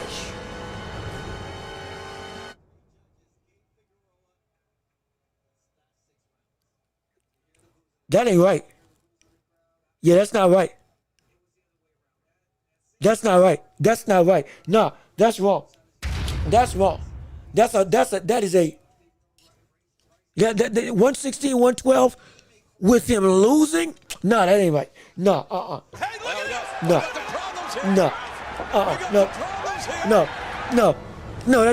that's wrong. That's completely wrong. That's completely wrong. I am completely okay with Figueroa winning portions of at least the last 3 rounds, maybe even 4. I'm okay with that. Rounds 6 to 8 were very close swing rounds that Figueroa was gaining momentum, but wasn't completely dominating and isolating like we've seen before. But when it comes to the whole fight, no, that's a bold-faced lie.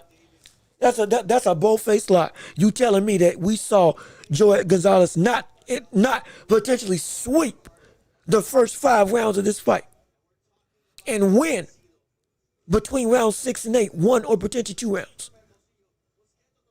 There's no way.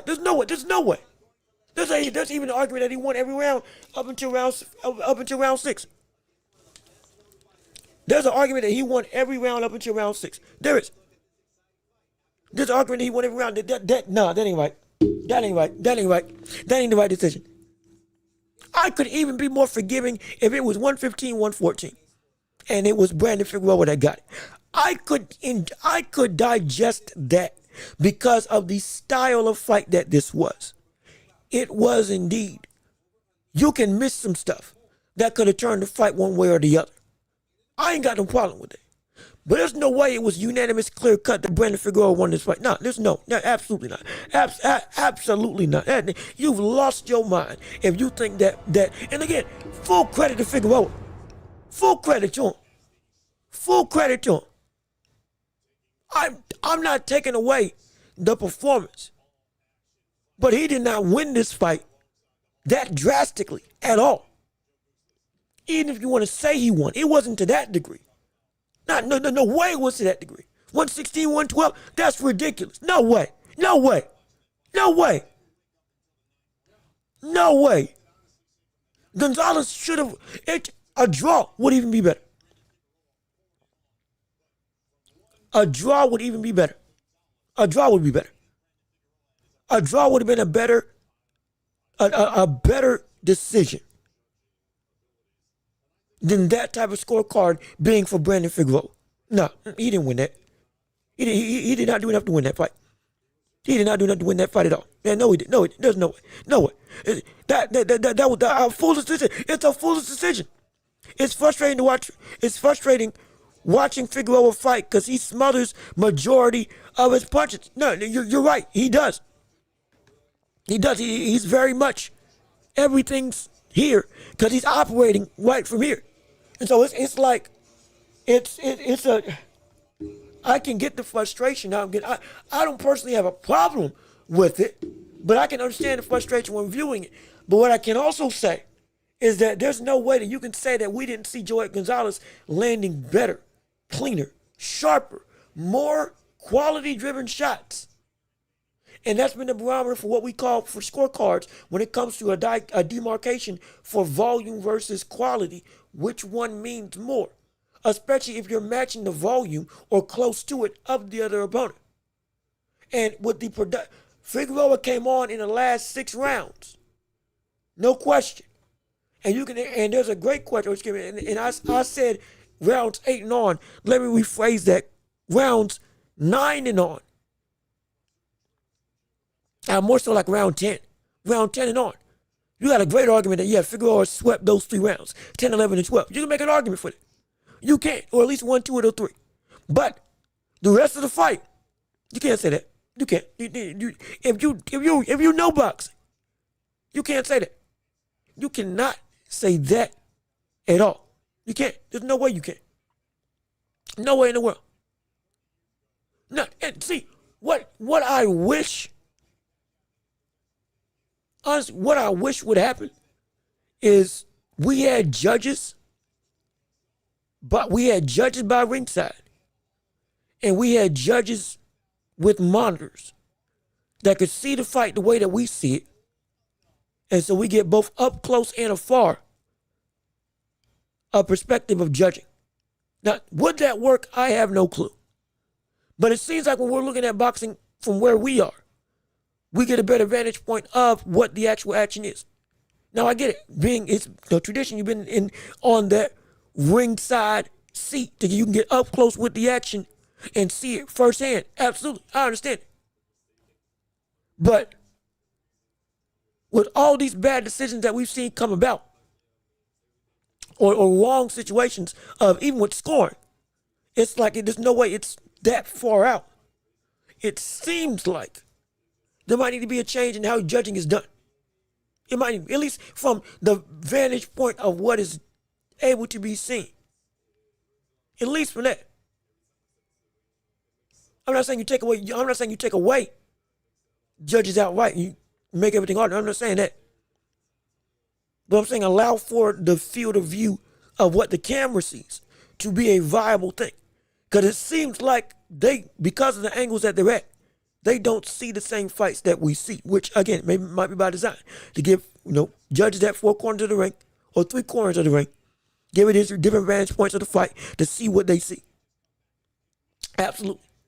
And so I get it. But something about it just seems like stuff ain't too many times we get these types of bad decisions. Too many times we get these types of wrongful decisions, even if it's a decision that I don't agree with. To be this far out, it's ludicrous.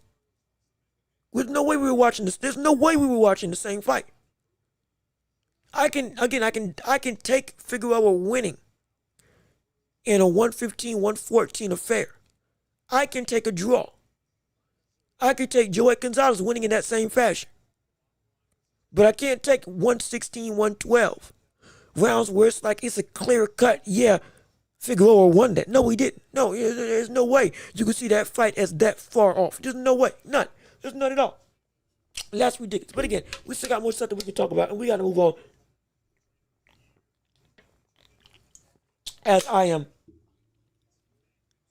Let me make sure that we are. Let me keep track of the other fight with Ben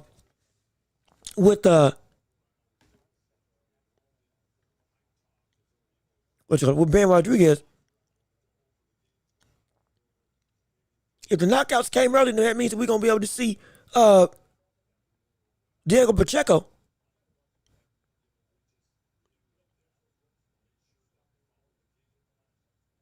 Yep. Let's switch right now. Usyk, I love you, but I gotta leave you. I truly do. But right now, we have another fish to fry. And that fish is Ben Rodriguez. Hold on, let me pull it up. Come on.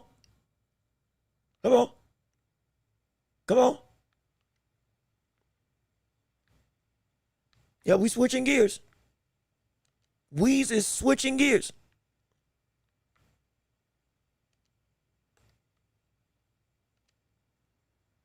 Shoot, shoot, that fight ended. That was early. My God, okay, I'm sorry. Hey, Diego Pacheco versus McCumbee is happening now. My God, I'm so sorry. I thought this was we were so caught up with that fight with the with the thing. It ended and it went 12. There was that early knockout in the Ben Rodriguez card. Shoot, I guess we can switch over to the Ben Rodriguez card now and stay here. Let me switch my title card. They're already in round 6. Shoot, hold on, wait a minute. My goodness, all right. Let's get it started. Round 6. Diego Pacheco versus McCumbee. I have no clue what the scorecards are right now. But what we can see, Pacheco has cut up McCumbee already. And Pacheco looks clean as grass. Pacheco looks like he ain't got a care in the world right now. It seems like he's been able to cut up, score, out jab, out maneuver, and completely, again, from the facial features, completely be able to dominate this fight thus far.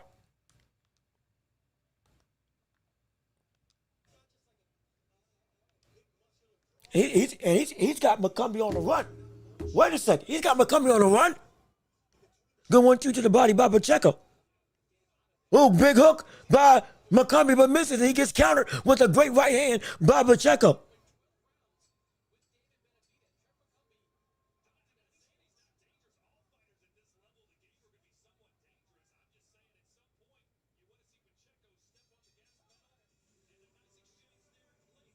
Dang. Shoot. That's the round ends. So apparently Pacheco's been dominant. Apparently Diego Pacheco has been working great. In fact, let me add a third topic to this thing. We can go on and have people know what we're doing.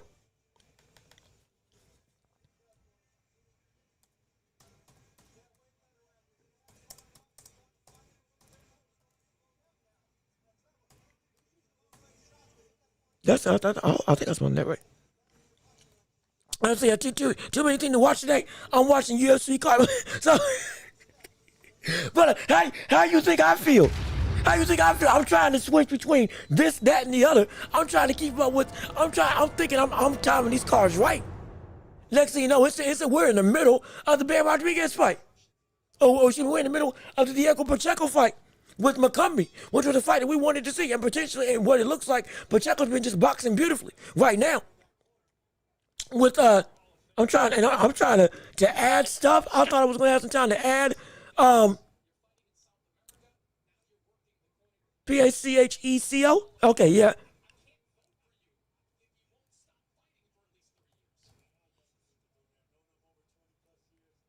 MCCUMBY. MCCUMBY. Okay, yeah, yep, yep. We are adapting. We are changing. We are moving. We are fine. We are okay. There we go. All right. Yep, we're back. Okay, we're good. We got it locked in, and we got ourselves the title card ready and set and ready to go. So here we go. Let's get back to it. Pacheco throws a right hand. I think it's Pacheco. I was looking down for a quick second. But let me see. Let me see. As we're going through, and we're still watching all of these fights unfold right now. Pacheco walking down McCumbee. McCumbee again is cut bad over his right eye. Or left eye, excuse me, left eye. It has been seemingly completely dominated by the likes of Diego Pacheco. It seems like well, what at least with commentary, Pacheco, it seems like Pacheco is able to do a lot more, but isn't really. They want to see he's already got him, figured out. They want to see some more. Good two-punch combination by Diego Pacheco. Big 1-2 by McCumbee. Coming in with those big shots, those big, powerful looping hooks, the same shots that put down Caleb Plant.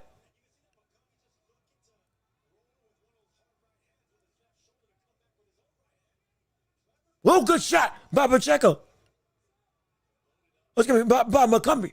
But Pacheco gets out the way. Minute 16 left in round 7 for Diego Pacheco versus McCumbee. I really do hate that I'm missing Usyk Cruz fight because I love watching Usyk Cruz. I never want to miss an Usyk Cruz fight, but doggone it, I need to see what Pacheco's going to be able to do in this co-main event. I got to. And you know what, Pacheco, if you knock out McCumbee now, we can make it back. We can make it back if you knock him out now. Hopefully, please, if you can. Put out McCumbee, do what Caleb Plant did in even more dominant fashion. Seems like you already have been outboxing him and controlling him better, but you can go through if you can beat him. Big swing and a miss by McCumbee. Good 1-2 there. Oh, that right hand almost landed for Pacheco on McCumbee. McCumbee's cut over his left eye or in his left eye. Pacheco's been completely in control seemingly. Big right hand almost lands for McCumbee. Double jab by McCumbee that misses. Back to the center of the ring. Pacheco again still looking cool, calm, and collected. Looks like he hasn't been touched in this fight.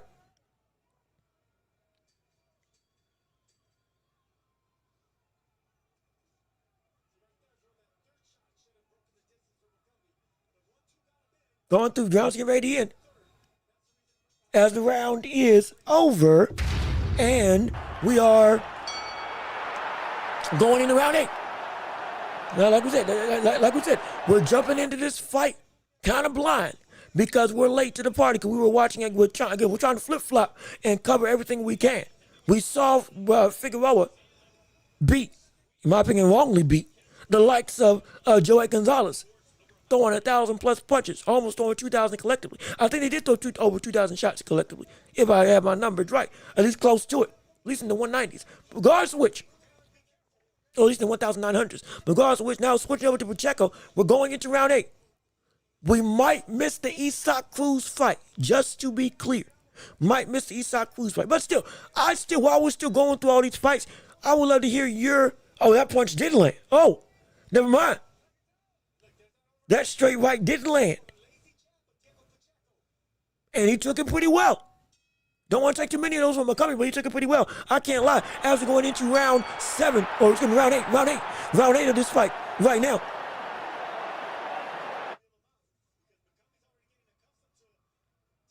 Do y'all think Pacheco can do more?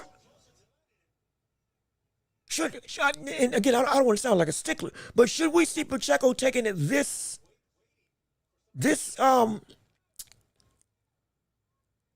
conservatively against McCumbee? Good right hand by McCumbee. Though, again, we get it, the danger of McCumbee is indeed there.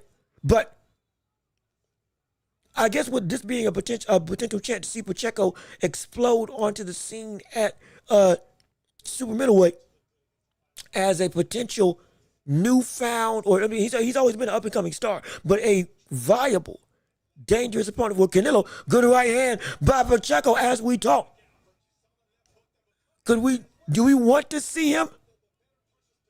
I'm not saying knockout is everything, but I feel like he can be a little bit more open with the offense that he brings to the table against the likes of McCubbie. He's not running. Don't get twisted. He's not running away.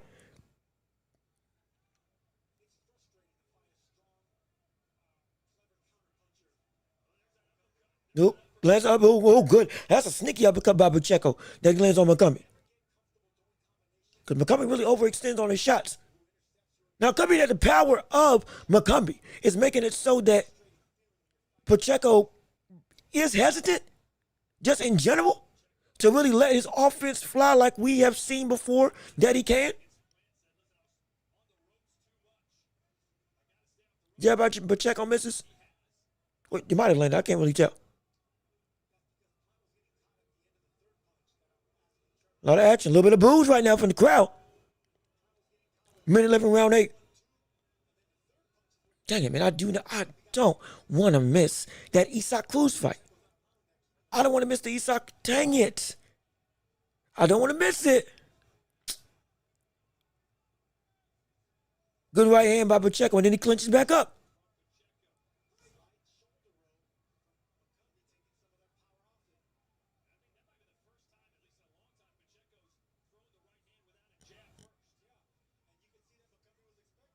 Going through 28 seconds every round, 8 of this fight. Good double jab by Pacheco. Going through again, both in the center of the ring. Big hook. Oh.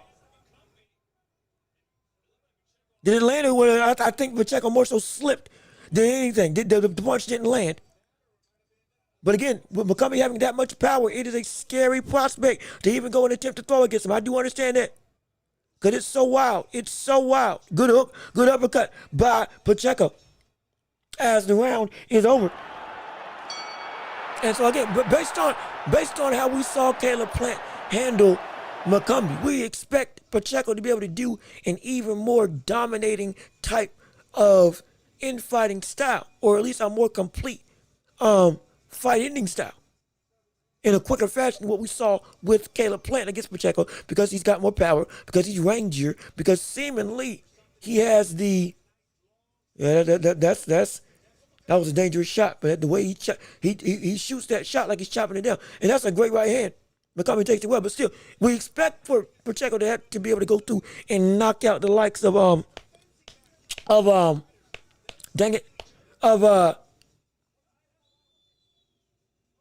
McCubbie. I don't know why I'm blanking on these names all of a sudden. I don't know why I'm blanking on these names.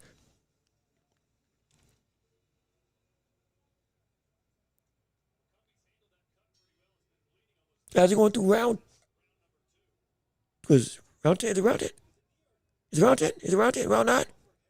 Round 9? It's a round. Round 9. Okay, yeah, round 9. Round 9 of this fight. And also, please, if you like what you're hearing, please leave a like on the stream. Please leave a like on the stream. I want to comment, keep on commenting your thoughts and opinions. Keep on sharing the show. Keep on sharing the live. Let people know what we got going on. And again, if you want to support, Cash App, PayPal. Links in the description also if you want to support to see to help this show to grow, flourish, shine. It's the way I pay my bills. So if you can help make it happen, it will mean the world to me. And it will help invest back into the show to make it bigger and better for you all. Absolutely. That's what you all deserve. Good straight right by Pacheco. Good jab by Pacheco as it lands. Are we going to jab to the body?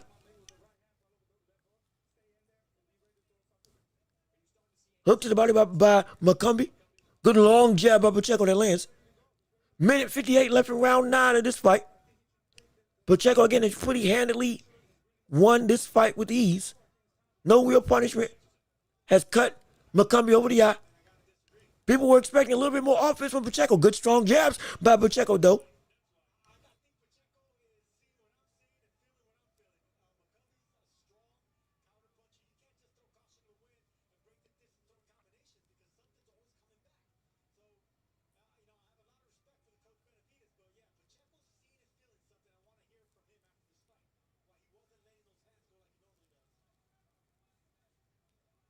Gosh, 71 jabs, great day.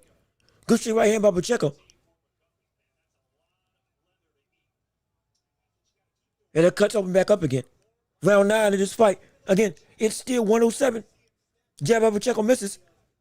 Not really as much action as I would expect. Now, if you want to mitigate the power of McCombie, do what Caleb Plant did and push your way on the inside and force him to fight head to head. Force him to fight head to head. Force him to fight in an infighting war. Because if you force him to fight in a fight that we just watched with Figueroa versus Gonzalez, McCombie, at least in the last time we saw him out, wasn't able to withstand it. Was not able to fight in that pocket. You negate the power by negating the explosion. McCombie gets his power from stepping forward. It's similar to Deontay Wilder. Y'all remember Deontay Wilder? When Wilder, y'all know Deontay Wilder, he's still around.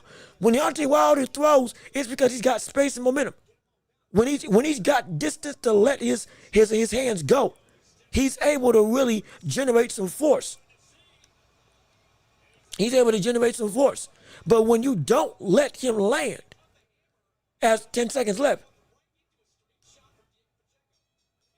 as the round ends, if you don't let Wilder be able to load up, you got a better shot at mitigating his ability to be able to throw shots and get that power.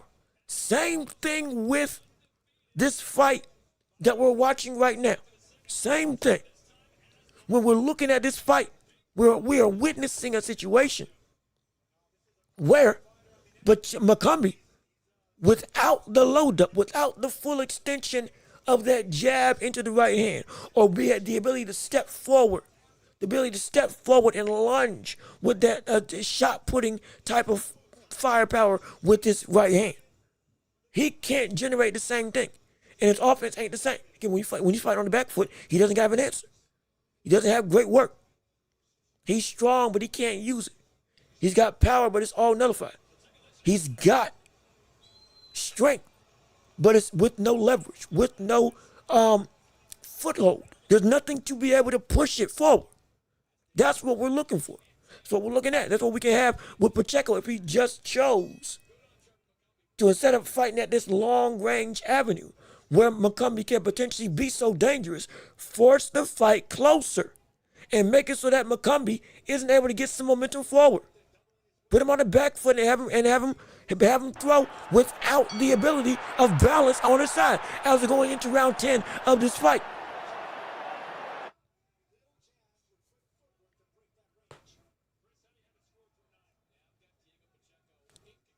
Jab to the body. Another jab to the head by Pacheco. Yeah, Pacheco, he's boxing great. Good overhand right by Pacheco. Jab to the body by Pacheco. He's pushing McCombie back. That's good. That's good. He's pushing McCombie back. That's good. Keep him off balance. Don't worry about the feints because McCombie doesn't have feints. McCombie ain't got no feints to worry about. See, brother, you messed up. You should have met him. You should have met him. You should have met him. You should have met him. See, look at it. Look, you see how bad McCombie is when he tries to throw on the inside? Do you see how abysmal his offense is when it is not able to go from distance? When he's not lunging in, it's not effective because he doesn't know how to throw.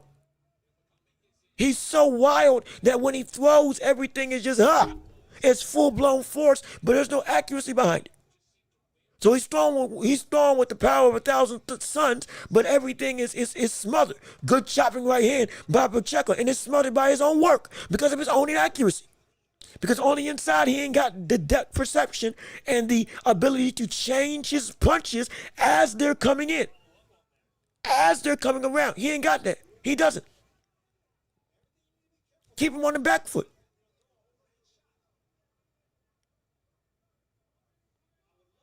You see, at this range, he's too far out. He's too far out before McCombie not to be comfortable to throw. See? But if you jab and step in, good uppercut, just like that. You jab and step in and you close that gap after you throw and force him to have to be in range of your counter and mitigate his distance, you can beat him relatively easily.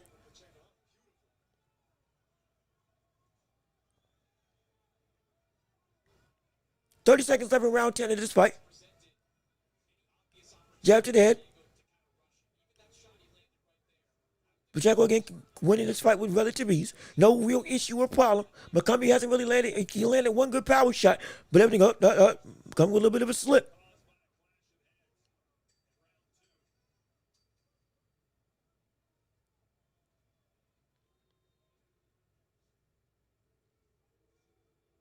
That's 10 seconds left in the round. And the round is over. My gosh. All right. Now, see. Here's the thing. You know what? I think I got some time. I am going to take one look. I'm going to take one small look at the Usyk Cruz card. I'm going to take one small look at the Usyk Cruz card and see what's going on there, just to wet the palate, to understand what's going on. And they made it to round 3. My gosh, hooked to the body by Usyk Cruz as 10 seconds again at the 10-second bell just hit for the fight with Pacheco. Good hook by Usyk Cruz going in now. 10 seconds left in that round. Oh, this is perfect. Oh, this is perfect. Oh, this is exactly what I've been looking for. Yes. This is great. They go, yes. Okay. We got ourselves a solution. So now we're going to flip back and forth. They fighting literally round after round with each other. Oh, this is perfect. Oh, this is perfect. This is absolutely perfect. I can switch between. Pacheco, round 11. Pacheco is in round 11. Usyk Cruz is taking a break going into round 4. Yeah, okay, I got them both up now. Oh, this is great. Diego Pacheco again has dominated his fight thus far with jabs to the head with relative great ease. No issue at all. Good right hand by Diego Pacheco. Usyk Cruz getting ready to come out of his corner for his fight. 2 minutes left in round 11 with Pacheco. Pacheco's been dominating McCombie. Has won every round but one round. Clash of heads has caused a cut on McCombie's head. Right hand misses for Diego Pacheco. Diego Pacheco's got McCombie in the corner. Usyk Cruz comes out of his corner for his fight with Salito. Again, this fight is for the WBC super lightweight title. It's a 140-pound title. Usyk Cruz misses with hooks downstairs to the body. Again, Salito is essentially a 2-day replacement from the fight with Figueroa. Well, we see Usyk Cruz use some footwork now. Wait, shoot. Oh my gosh, Usyk Cruz is good to head move. Usyk Cruz is using head movement. Can you believe it? Hook to the body into the head for Usyk Cruz. The body shot lands, but the head shot misses. Diego Pacheco.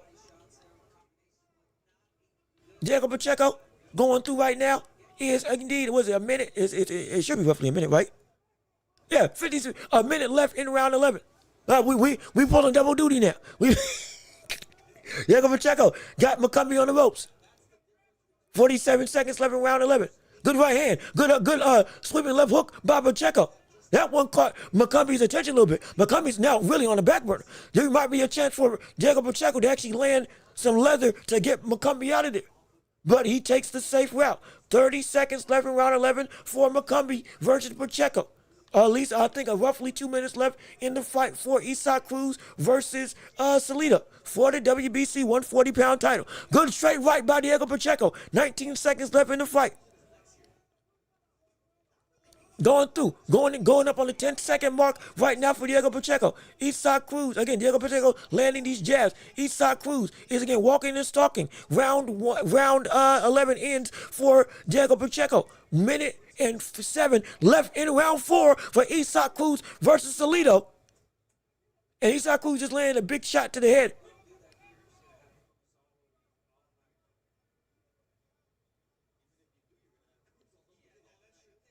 Usyk Cruz again coming in, lands a hook on Salito. Salito again is trying to get away. Again, we're in the break for the fight with Diego Pacheco versus McCombie. They're going into round 12. Usyk Cruz versus Salito is a little under a minute left in their round in round 4. After this fight with Pacheco, Bam Rodriguez is next, and then the rest of the card with Barrios is going to happen. 23 seconds left in the fight with Usyk Cruz versus Salido. Good hook by Usyk Cruz. Oh gosh, that was dominating. Another good hook by Usyk Cruz, and another good hook by Usyk Cruz. Three great hooks by Usyk Cruz. The hook master, the hooker. Good shot by Usyk Cruz. Can he become a champion again at 140? Salcedo, a good straight right by Usyk Cruz that lands as the round ends for that fight. Going and switching gears now to the fight with Diego Pacheco. They're just coming out of their corners, I believe, for round 12 of their fight thus far. Good gosh, is this what Chris Hansen does? Going on and doing NFL Red Zone, consistently going back and forth. My gosh, this is fun. I see why he does it. But again, 12th round for Diego Pacheco versus Macombi. And after this fight, Ben Rodriguez versus Usyk Cruz is going afoot. Big 1-2 misses by Macombi. Pacheco lands with a jab of his own. Again, this is very much a rudimentary, again, it's a fundamental boxing, great lesson for Macombi that Pacheco's teaching, but it's not really as flashy or exciting as we expected it to be. Usyk Cruz versus Salido is getting ready to come out of the corner now, starting round 5. Mind you, Usyk Cruz and Salido is fighting for the 140-pound WBC title at this point in time. Good overhand right by Pacheco that just misses. Macombi has lost every round in this fight thus far.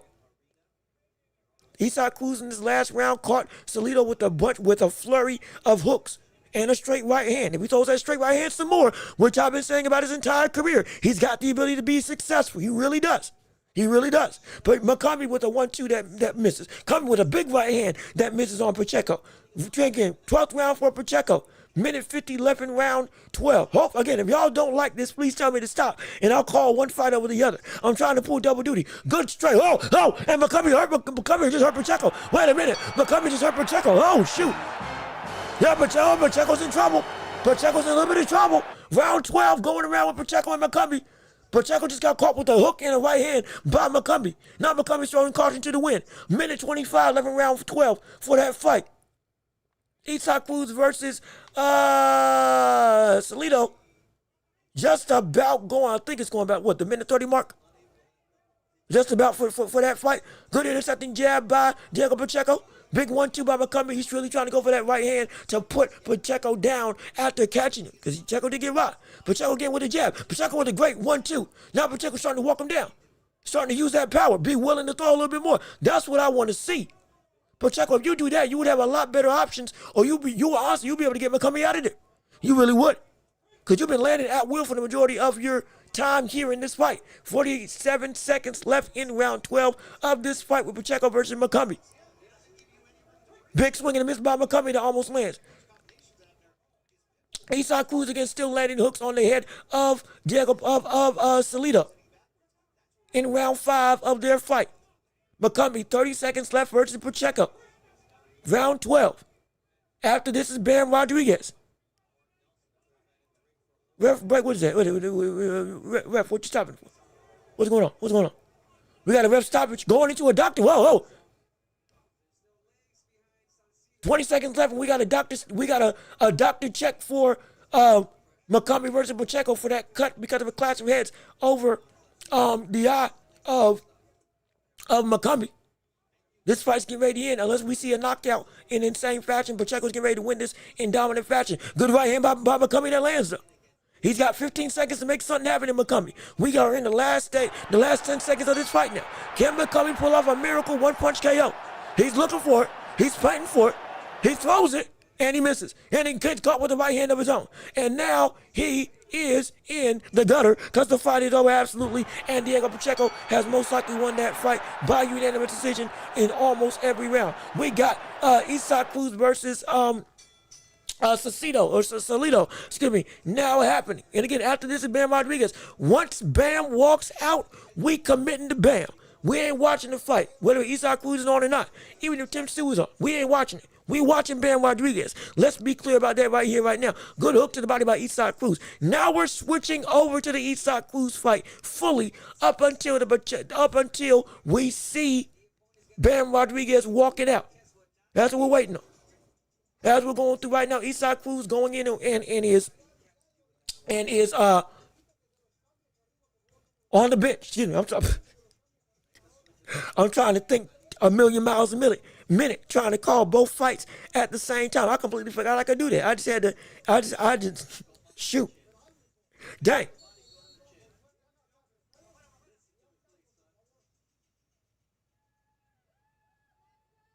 Now, if I had a split screen, hey, I could make everybody's dream come true.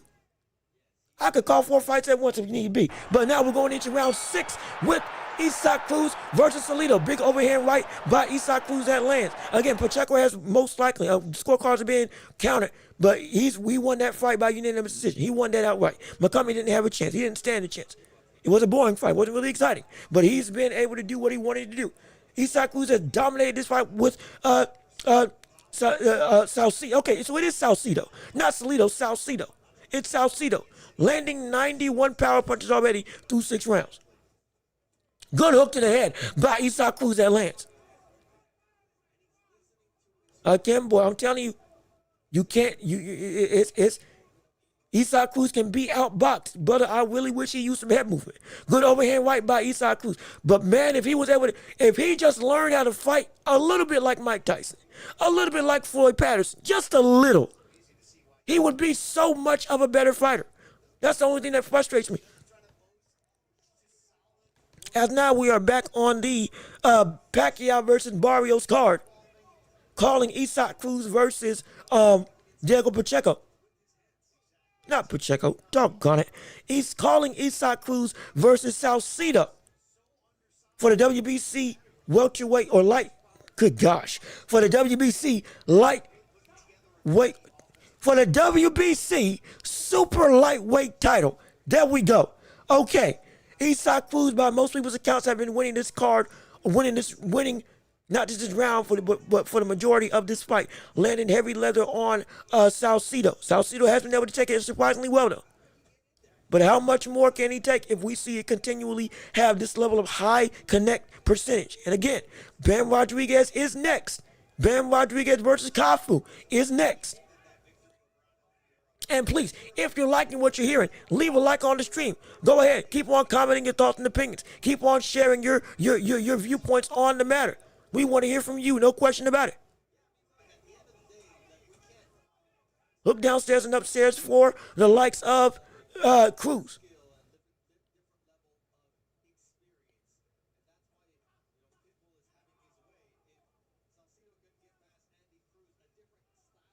Good big hook by Usyk Cruz. Man, I'm telling you, but Salcedo's got a shit on him. Because some of these shots, well, he is eating some of these shots.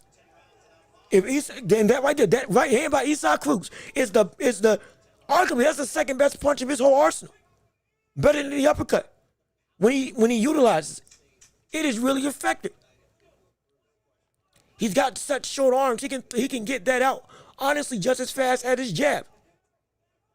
Oh, good counter by Salcedo, though. But again, Usyk Cruz takes it well as the round is over. Ooh. Oh, Lord. Hey, look at this. We got some problems. Man. We got some problems. My gosh. Shoot. That's a... Oh. My Lord. Did you all like the dual commentary I was doing? Trying to call both fights and keep you updated on the action? That was, dang. I'm surprised I didn't mess up more than I did.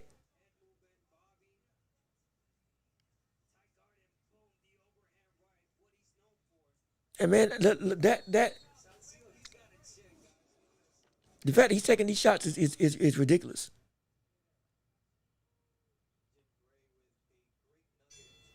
And again, I'm still splitting time. I'm still checking on when we see Bam Rodriguez come out and walk to the ring. We still got that food up, set, and ready to go. Right now, they're doing all the preliminary stuff.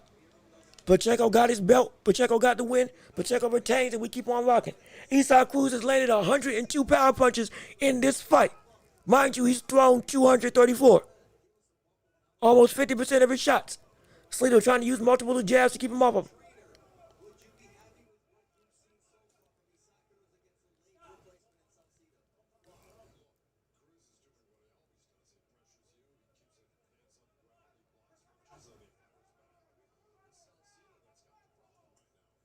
Good double hook to the body.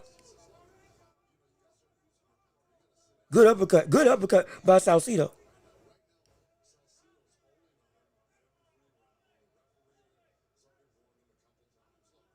Salcedo might get a point taken away. Wait, hold on. Salcedo might just get a point taken away. If he ain't careful. If he is not careful, he might get a point taken away.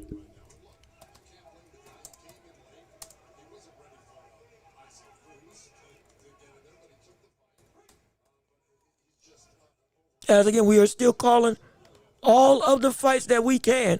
We are waiting on Bam Rodriguez to arrive on the scene for the night of the fight. Diego Pacheco, again, had just won against Macumbi in, with all due respect, somewhat lackluster fashion. Though, again, it was a dominant win nonetheless. Now we're watching Salcedo versus Usyk Cruz going through round 7 of this fight. I've been calling both fights simultaneously back to back. And so I'm pulling double duty right now. I called Diego Pacheco's round 12. I've called Diego Pacheco's last 6 rounds and Usyk Cruz's last 3 simultaneously. Usyk Cruz is the only fight on right now.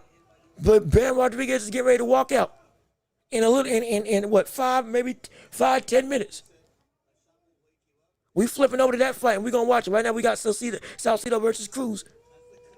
Going downstairs to the body. Big uppercut, swing and a miss by Usyk Cruz. Good hook by Usyk Cruz off of a slip. Double jab by Cruz. Usyk Cruz, collar and elbow tied, trying to land shots to the side of the body. We're going through round 7. 13 seconds left in round 7. Hook to the body by Usyk Cruz. Just looking like he just looks like a block. He just looks like a block. Almost lands a big uppercut as the round is over. Let me see. Teddy Burke shot. Hey, brother. How you doing? Good to see you. Thanks for tuning into the show. So glad that you are here with us on today. Let me see what you got to say. Daniel Dubois, over with, and Okoli looked great with the weight. Other than look, man, because hold on. Time out. Before I even continue. Let me make sure I got all my stuff set in order. Okay. Daniel Dubois, over with. Okoli looked great with the weight, other than boring as usual. I beg to differ. I don't think Dubois is over with. Though, because he's only 27 years old. Usyk just proved he's a different breed entirely. It's just like nobody thought that Usyk was going to beat him. Or, excuse me, people thought he was going to knock him out, sure. But everybody assumed it was going to be a tougher affair. This is the third time. Yeah, this is the third rematch he's had with somebody. AJ, Fury, now with Dubois, where he has rematched them and he beat them easier than he did the first time. But that's not just because of who Dubois is. That's just impressive. That's ridiculous. How do you win, but every time it's more definitive the second time you fight them? That's insane. As again, we're starting round 8 of this of Usyk Cruz versus Salcedo. After this, we're switching over to Bam Rodriguez versus Cafu. Good overhand right by Usyk Cruz. Good straight left, but good hook, and then another big hook by Usyk Cruz. Another big hook by Usyk Cruz. Salcedo, brother, how are you eating these shots? How are you eating these shots? It's insane. And Okoli, I thought looked horrible. I'm sorry. I thought this brother looked terrible. I hated the way that he fought. I hated the way they took away a point. Are they taking away a point from Salcedo? Okay, they're going to take away a point the next time if Salcedo clinches up again. But no, Daniel Dubois, Okoli. Another great hook by Usyk Cruz. Wait a minute. Let's stifle all this stuff. Wait a second. Usyk Cruz is going to start to get into his groove. Salcedo is hurt. No. Another straight right by Usyk Cruz. We're going through, stalking and walking Salcedo. We got a minute 42 left in round 8 of this fight right now in what has been a dominating display. Good hook to the body by Usyk Cruz. Oh my goodness. Another hook by Usyk Cruz. Swinging for the fences. Usyk Cruz smells blood in the water. Usyk, if you tighten up those hooks, you can catch him. Usyk, if you tighten up those hooks, you can catch him clean. Minute 11, round 8. Minute 11, round 8. Big swing in the middle. Oh, that was nasty. Oh, that was dangerous. Good gosh, man.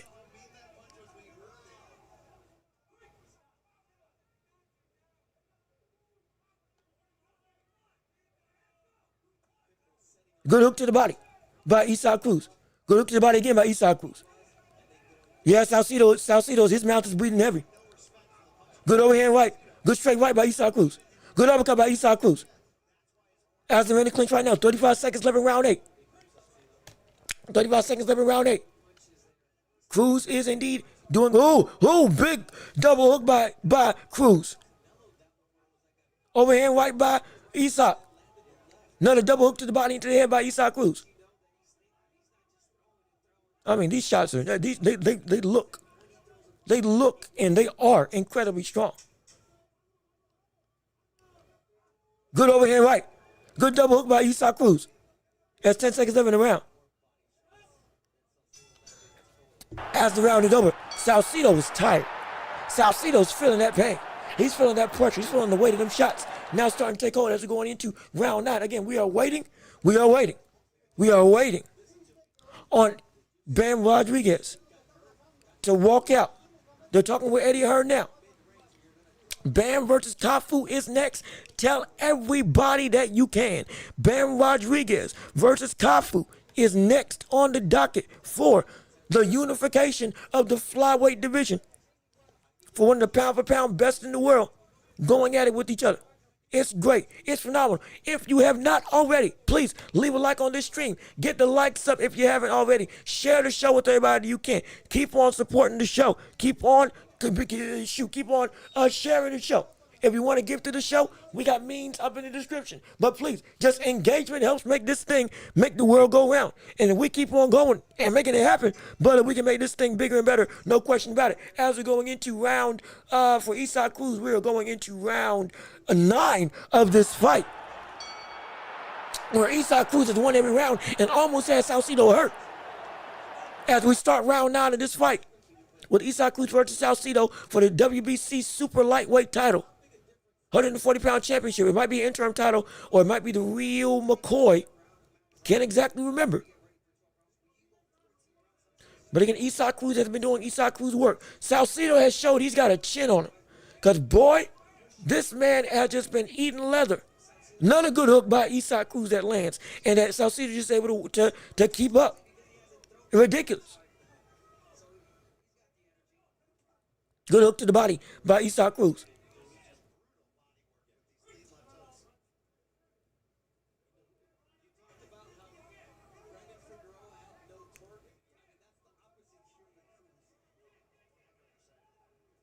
Good straight right hand by Usyk Cruz. Minute 55 left in round 9. Good straight right hand. That's the shot. That straight right hand is the best weapon that Usyk Cruz can have to open up an even bigger window for those hooks to take place. It is. It is. It definitely is. My gosh. Minute 36 left in round 5 of the fight between Usyk Cruz versus Salcedo. We got Bam Rodriguez coming up next. After this, don't get it twisted. It's still coming down the pipe. We're waiting for him to walk to the ring. We're in the round 9 of Cruz versus Salcedo on the Manny Pacquiao card. We're switching to Bam once this fight's over because it should be right when Bam walks into the ring. If Usyk Cruz, Joe, landed that straight right hand, like I've been saying for the past 3 fights, this brother would be an even more diabolical threat to this division, and it would be an even more dominant and monstrous puncher. Because that straight right hand comes out just as quick as his hooks, which is insanely fast, and it's less telegraphed as well. Big overhand hook by Usyk Cruz. Salcedo again, that's a good right hand by Usyk Cruz again that lands. Walking and stalking. Looking to throw everything but leather. And notice, this fight, Usyk isn't tired. Unlike he was against the fight with Valenzuela. It's because if Usyk Cruz is able to land his punches on you, even if it's on the block, it saves energy. But if he follows through completely with no connection, like Valenzuela made him do in his fight in the later stages, he gasses out. He does. But so you got to make Usyk Cruz tired, you got to make him miss. And I mean miss consistently. That's hard to do. But if you do, it can work out great in your favor. But if you can't, and even if you just block everything, the fact that it's connecting helps Usyk Cruz's stamina. It does. Because the brother's output in this fight is way better than what he was able to do against Valenzuela in these same late stages in the fight. And it's because Valenzuela made him miss a ton. Versus when we saw with this fight, he's landing on something at every single point that Usyk Cruz throws. And so it's great. Let me see. I fell asleep in the 6th or 7th of Okolie. He did better. He did a better job on Lorena, even if he didn't get the KO. I mean, like he did. The game plan worked out great. I just hated it. That's just me. I just hated it. Brother, that was a horrible again, that was my first full point in time watching a Okolie fight start to finish. And I didn't realize it was like that. I said that the weight didn't look great on him. He looked slower than I expected to see him. As again, we're starting round 10 of this fight. And it wasn't nearly what I was thinking it was going to be. If I want to see if he can really prove his mettle, good shots and combinations by Usyk Cruz that lands as we're going into the last round of this fight. And again, I believe this is an interim championship because it's only 10 rounds. I believe. But again, last thing with Okolie just didn't. It wasn't great. It didn't look great. I wasn't impressed. More so, I was disappointed. Again, me personally. I'm not trying to hate on Okolie. I'm saying with Okolie in that fight, as again, 2 minutes, 10 seconds left in round 10 of the fight with Cruz and Salcedo. Cruz is getting ready to become the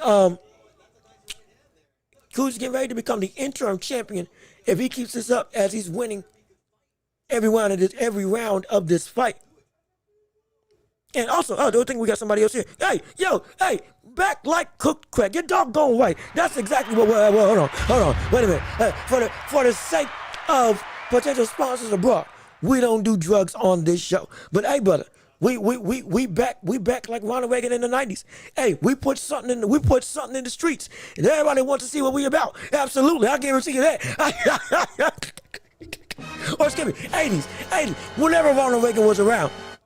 We put something in the streets. Everybody's trying to get a taste of it. Because, brother, we the hottest thing on the corner right now. I guarantee you that. But let me keep on reading what you all got to say as we're in round 10 of this interim championship fight between Usyk Cruz and Salcedo. The fact that Salcedo has not gone down to all of these unabated shots that Usyk Cruz has landed is insane to me. I got to give props to that. No question about it. But let me keep on reading what Teddy has to say. And it's not disrespect to Daniel Dubois, but he's taking a lot of damage early in his career. He's got too much quit in him. He'll never get to this level again. I don't think personally. Well, see, in this situation, never mind, we got a problem. Salcedo's in trouble. Salcedo might be in trouble. Usyk's going for the KO. There's 40 seconds left. There's 40 seconds left in this fight. Cruz is trying to, and they finally take a point. They finally take a point from Salcedo. They finally take a point from Salcedo. Brother, Usyk Cruz was going for it. Usyk Cruz was getting ready. We got 36 seconds left in this round. Usyk Cruz is still throwing. He's still going for the knockout. Can he get it done? Can he make it happen? Big hook, big right hand by Usyk Cruz. Again, is that count? Does that count? Yep, that's a knockdown. We got a knockdown, ladies and gentlemen. Usyk's going for it. He's got 15 seconds for a knockout. He's got 15 for a knockout. Can he do it? Can he hit it in dominant fashion? Big hook. Come on, Usyk Cruz. Come on, Cruz. Throw the straight right. Couldn't get it done. Dang it, couldn't get it done, but either way. What a performance by Usyk Cruz nonetheless, who is going to be the interim 140-pound champion. Salcedo was tougher than I expected, no question about it. Should have gotten the point taken away for clinching earlier in this fight, but regardless of which, hey brother, Usyk Cruz is back in the title picture. I tell you, you can't get rid of this cat.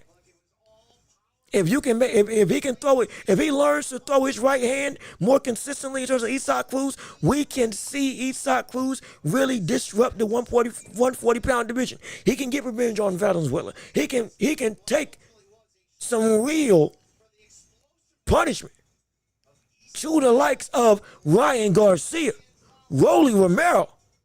Don't forget, Rolly Romero's a champion now. Rolly's gonna have to fight this brother again. Oh, wait a minute.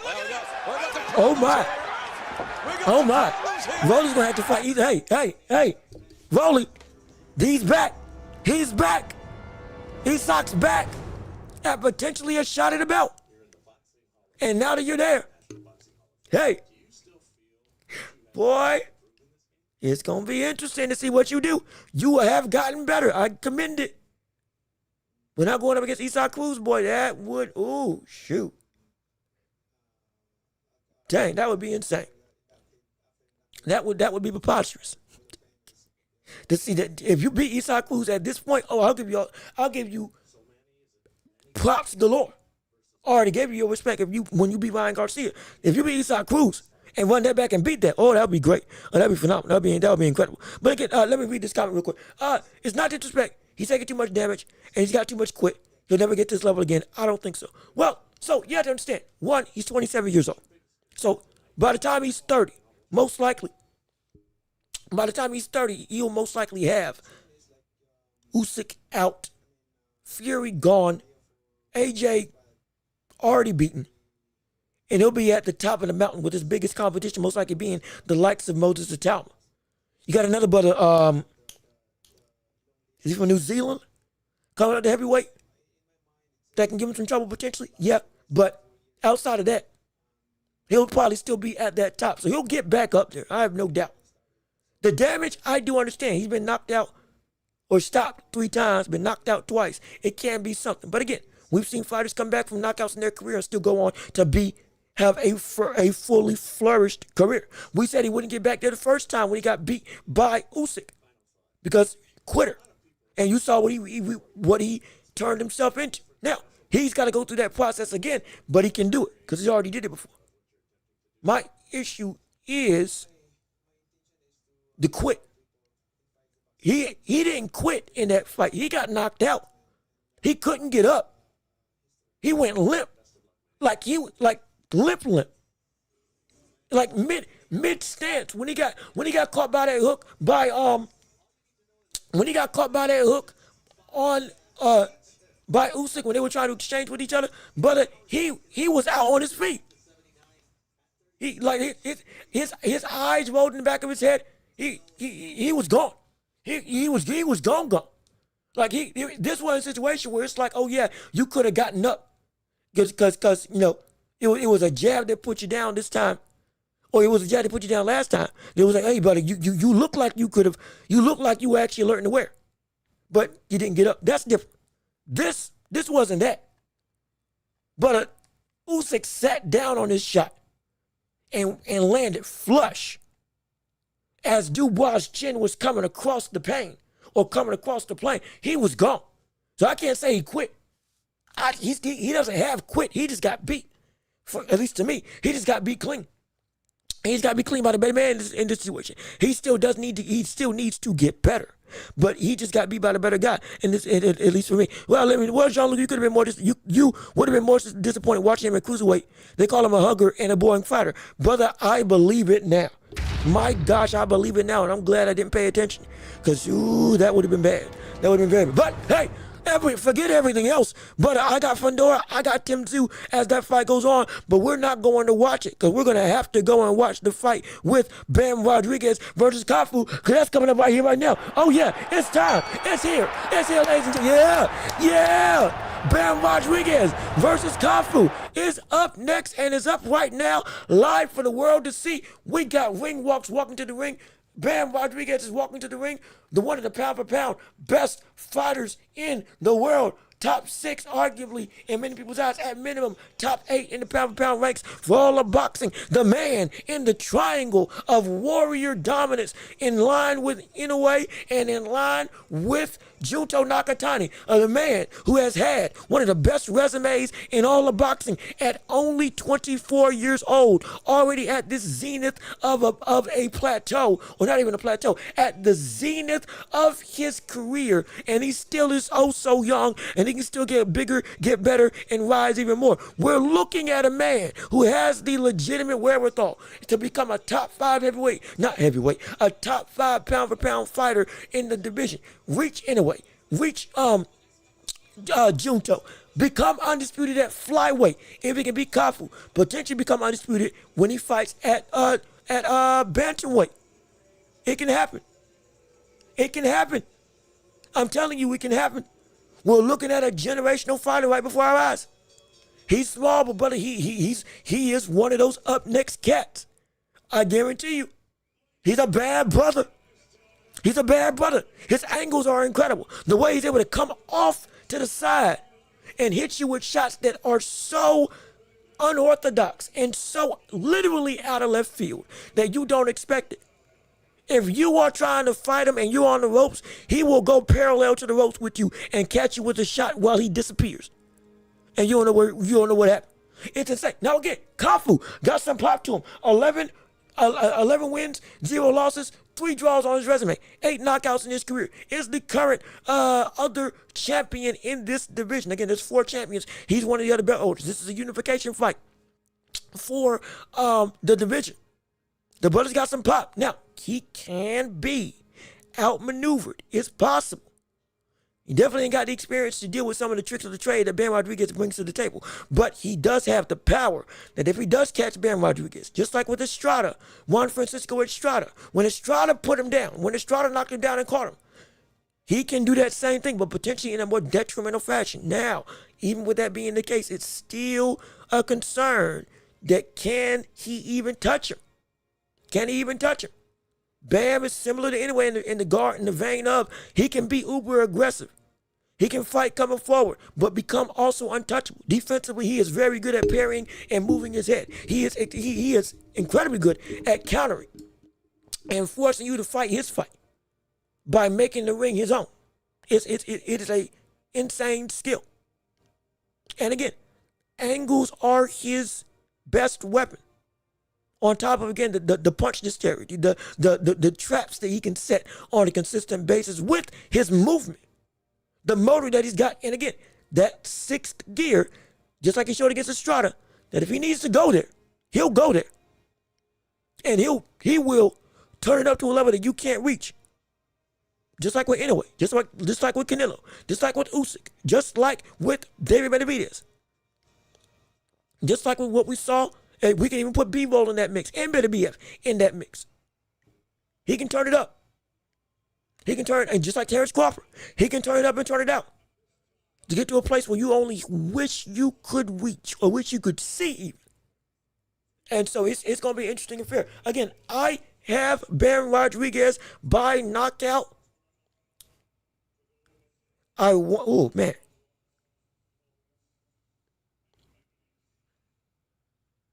Well, see, I see, how tough is Cafu? How tough is Cafu?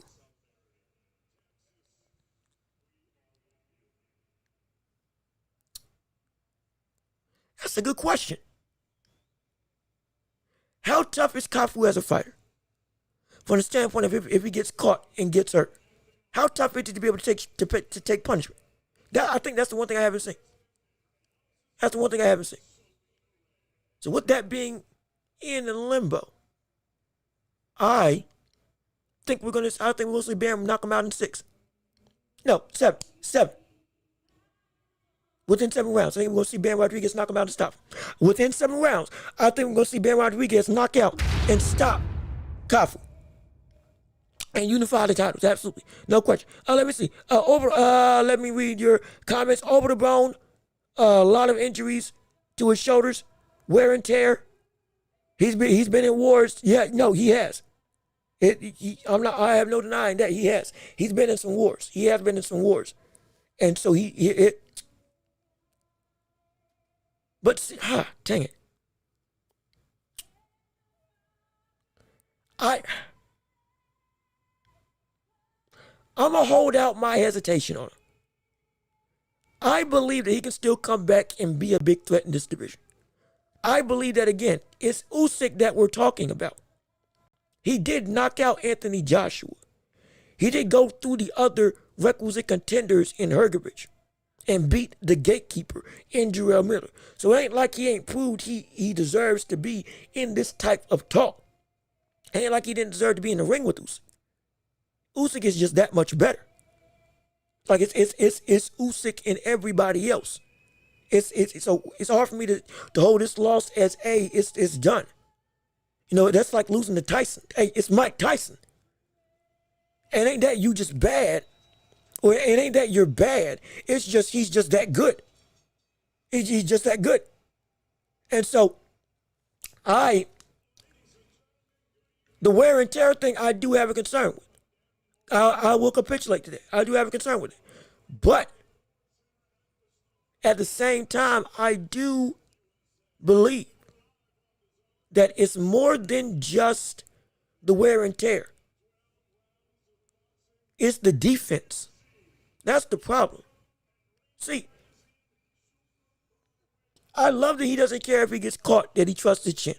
Now, it didn't work out this time. But the confidence to try to come forward and do what he does. I love that. What I didn't love is the fact that he was so lax defensively in his coming forward. Now, it worked against AJ. I had a good inkling that it wouldn't work against Usyk, but I was like, hey, at least you got the confidence to be able to say, okay, I'm going to throw. He didn't even throw as much as I thought he was going to throw. He didn't even attack the body as much as I thought he was going to attack downstairs when he knew he was vulnerable. So now, he's got to go to the drawing board and say, hey, I need to take a page out of Usyk Cruz's book. If I am going to throw and if I am going to fight like this, I got to get a guard that can help protect me from punishment while I'm walking you down. Because right now, I don't have one. Dubois' guard is walking like this. Walking like this down. Walking you down like this. That's not going to block anything. If ain't no punch coming here or here, all of this is exposed. All of it. Whatever jab somebody wants to throw, whatever hook, whatever uppercut, whatever counter somebody wants to try to tag you with, they're going to tag you because there's no, you're punching here. I'm hitting you here, but your guard is here. And like, sure, the chin might be protected, but you ain't moving up, you ain't adapting the block, you ain't guarding the block, and you ain't moving your head. And so all of that is problematic because it ain't worth anything because you ain't doing nothing. And that's an issue. That's a major issue. That is a major problem. That's a major problem. And if he doesn't fix that, he ain't getting back to the top. He'll lose to Moses Atumas. He can lose to the Caballos. But if he gets his defense correct, at least in some form or fashion, a level of consistency, now we got ourselves some real talk. Now we know at this level, just grit and determination, while it is a great addition to maximize what Dubois can do, it's not enough. And he's got to add some fundamental defensive ability to that and commit to the offensive firepower and making his punches a threat like he was doing against Joshua in that fight. Yes, he was getting countered by Usyk, but still, there was still times where it's like, okay, hey, he's right there for you to land what you want to land, and you ain't landed it. And so that's where it's the work in the gym now. It's gym work. It's got to be gym work now. Because now I'm not concerned with the quit. I'm not concerned with the mental fortitude. I'm not concerned with it. Because again, he didn't quit. He got up. He got knocked out. Genuine this time. Without any question. He got knocked out. He could not get up. To be the kind of, because he didn't know where he was. He didn't. We saw the same thing when Sebastian Fundora was sitting up when he got caught by Mendoza and dropped like a tree in the forest. And he was sitting up, nodding at the referee, but there was nothing was behind his eyes. He was responding, but he didn't know the what. And so that's where we saw with Dubois. So I have no problem with the knockout because again it's Usyk, but it's just it's gonna take some growing pains. But now all that aside, we got pain getting ready to be inflicted inside of the ring because we got now one of the two major fights of the night. We got Rodriguez versus Bam, or excuse me, not versus Bam. Bam Rodriguez versus Cafu. Bam versus Cafu for the unified flyweight title. It's happening. It's here. It's apparent. It's abundant. Get your friends, get your family. Tell everybody that you know to tune in. Because we walking through this fight right now. If you want to give to support the show, we got means to do it. If you like what you're hearing, if you like the commentary, if you like all the context we provide, and you like the energy, give us support. But all that being said, we got a fight, we got a night, and we got ourselves a war getting ready to take place for the unified flyweight championship of the world between Bam Rodriguez and Cafu. Is going on right here, right now, as round one goes underway. And again, we ain't switching. Good big check, big hook by Cafu. Cafu's got some speed, okay, all right. Cafu's got some physical capabilities and some speed on him. That's going to be some interesting displays. Bam has already got Cafu on the ropes. Bam again working his way on the inside. Cafu again staying stagnant, staying in the corner. Cafu looking for a counter, being very poised in the corner, looking to land a big shot to catch and KO Bam Rodriguez. Both of them trade jabs and straights. Jab to the body by Bam. Good big again. Cafu's got some speed on him. Good straight right by Bam Rodriguez. Hook to the body by Cafu, doesn't land. 2 minutes left in round one of this fight thus far. Somewhat of an even display. Bam Rodriguez is putting Cafu on the back foot more than anything. Cafu's looking for a chance to counter with that check hook of his. Bam closes the distance. Cafu tries to throw. Bam is being smart. Good hooks to the body by Bam Rodriguez. Good straight left by Bam.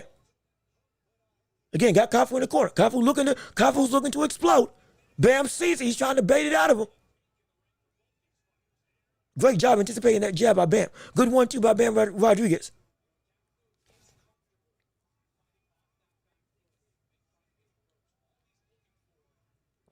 Big hook by Cafu. He's trying to land that check hook. Gets out of the way of the hook and the jab. Slips the right hand. Oh, good shot by Cafu that lands. The first big punch of the night for Cafu. Good jab, keeping him in the corner. Ducks and slips under the hook of Cafu. Good straight right to the That was on the belt line. I thought that was clean. Might have been under the belt, but either way. Bam slips the right hand. Bam blocks the hook by Cafu. He still got good shot. And Cafu counters with a shot of his own. 43 seconds left in round one. All right, we see the speed and power that Matt Borgerson was talking about earlier. It's valid. I see it. Big hook by Cafu that misses. Bam landing shots, peppering the block of Cafu, keeping Cafu in the corner. Cafu again looking incontent with trying to land the check hook counter or the straight right hand counter to the head. Misses the check hook again. Bam Rodriguez doing a good job of getting out the way or rolling under those shots. Bam blocked the shot to the body. 10 seconds left in the round. Bam slips good gosh, slips a right. Wait, what the world? Wait a minute. Wait. As the round's getting ready to end. Wait a second. Oh, shoot. As the round, brother. I'm sorry.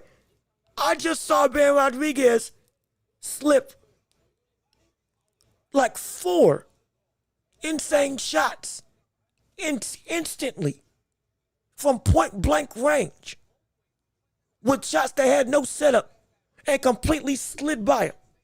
Didn't touch him at all. When Cafu was in the corner just now with 10 seconds left. I just saw that brother lean out the way of a straight that was not telegraphed. And that came out to where he shouldn't have been. He should have been got out. He should not have been that Bam got out the way. That doesn't make any sense. What he did it like 3 times this round. Brother, this is why I was saying the defense of Bam is so great. The head movement of him is so phenomenal. The maturity of him is so beyond his years. And it's showing up here right now as we're going into round 2 of Bam Rodriguez versus Cafu. Right now, Bam won round 1. I'm scared to look down. I'm scared to look down from my computer lest we see something insane happen. Again, Bam has gotten Cafu to the corner. Good jab by Cafu. Lands a hook and gets out the way of a hook by Bam lands a hook and gets out the way of a hook by Cafu. Cafu now starting to use some head movement, trying to get off the ropes a little bit more. Bam throwing the jab to try to keep him on the ropes. Cafu tried to throw the hook, but again, Bam reads it. Bam makes him miss a right. Is that left? Is that left? No, right. A right hook. Shot to the body by Cafu. Jab to the body by Bam. He's keeping Cafu in the corner. Good uppercut by Bam Rodriguez. It gets out the way of a check hook.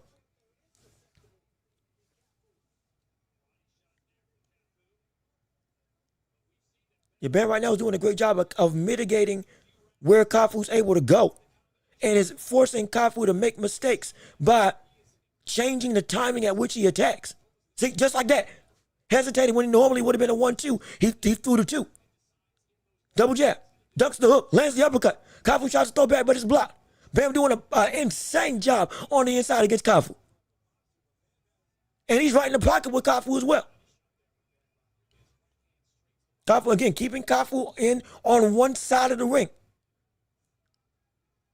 Literally on one side of the ring between 2 posts. Makes him miss the hook. Jab by Bam. Hook to the head by Bam. Whereas Cafu trades a shot to the body. Another shot to the body by Cafu. Cafu misses an uppercut. Cafu lands a straight right hand. Good 1-2 by Cafu. Good uppercut by Bam Rodriguez, but it misses. Cafu again. He's trying to circle out, but Bam is keeping him on the ropes. Jab by Bam Rodriguez. Another jab by Bam. Slips a straight right, but his head move is insane. His defense is ridiculous. Good right hand by Bam. Again, smothers and or slips whatever Cafu throws. Good 3-punch combination. Gets out the way of the shot by Cafu. Bam's starting to get a rhythm. Good straight left by Cafu. Again, by Bam. Going through 34 seconds left in round 2. Yeah, this is what pound for pound is like. This is beautiful work. Whoa, almost landed with that. And see, he went from the middle of the ring to parallel with the ropes. Yet again, 10 seconds left in round 2 of this fight. Bam again is dominating. Makes him miss a straight right hand. My God, whoa, good shot by Cafu though that does land at the end of the round. But as the round ends, my gosh, man, I'm telling you, boy. Bam is looking incredible right now. I can't lie. I can't lie. I cannot lie. Bam is looking incredible. He's looking incredible. See, do you remember what Inoue was doing to Cardenas? When he made the change after he got knocked down? And he changed the tempo, and he would come in, throw some shots, and then wait, let Cardenas throw his shot because he knew it was coming, and then attack. And then would change the rhythm to make it so that Cardenas would over-anticipate the counter opportunity and make him miss and make him pay and make Cardenas almost beat himself. That's what Inoue doing right now, but from round 1. Bam is doing that from round 1. Hesitating, changing his timing as we're going into round 3 of this fight right now. As they go back into the center of the ring. Bam Rodriguez again takes most of the space. Walks down Cafu. Looking to put punishment on Cafu still. Cafu with a hook to the body that does land. But again, Bam slips the jab that comes right afterward or right before. Bam Rodriguez again forces Cafu to the corner. Jab to the body by Bam. That lands. Jab to the head by Bam. That lands. Slips a hook from Cafu. Bam or Cafu with a flurry of punches, all missed and or blocked. Round 3 of this fight, 2:30. Bam angles out and lands an uppercut, while also blocking the uppercut to the body from Cafu. 1-2 by Cafu that lands. Oh no, the straight right by Cafu lands. Hook to the body misses. But how is Bam making Cafu miss to the body and he's right there? That's ridiculous. That is ridiculous. Good straight right hand by Cafu. Straight right to the body that taps Bam. Bam responds with a body attack of his own. Bam keeps him in the corner. Bam with a hook to the body. Bam again. Keeping Cafu on the ropes, constantly walking and stalking. Changing up his tempo and rhythm every combination so that Cafu doesn't know when to throw. Good uppercut by Cafu. He timed Bam that time. Bam keeps on running. Or Bam keeps on working rather.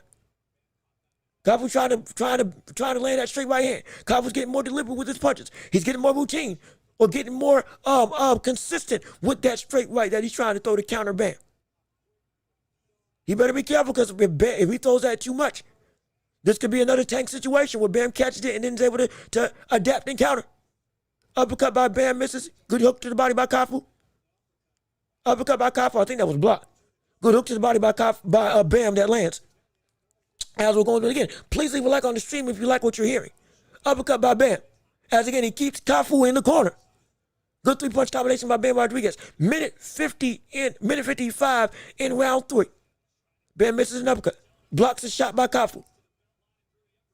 Good shot by Cafu that lands straight right hand that rocks Bam's head back. Bam still stays in the pocket.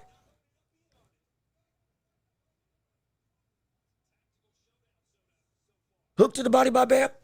Cafu's hook gets blocked by Bam. Uppercut to the body is landed by Bam.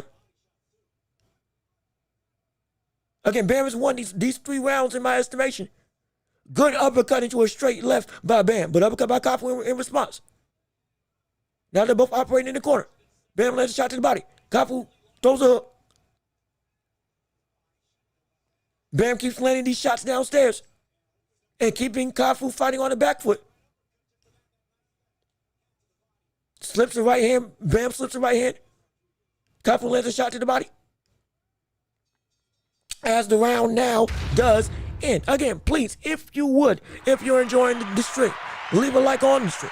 We would love to see, we love you being here. We're glad that you're here. But the more you like the stream, the better it can help us to go and grow this whole channel up. Help get this stream out to other people. Also, let me make sure that my stuff is spelled correctly so that it's not seen as strange.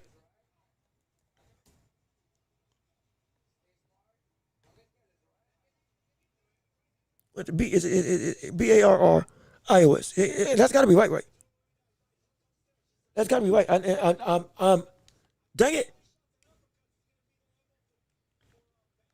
I know I'm missing the Tim Tszyu fight. I know. I do apologize. I know. I'm missing the Tim Tszyu fight. I'm going to have to rewatch it afterwards. But I have to see this fight with Bam because this is an incredibly important fight to go down with one of the pound-for-pound best in the world. As round 4 goes on the way.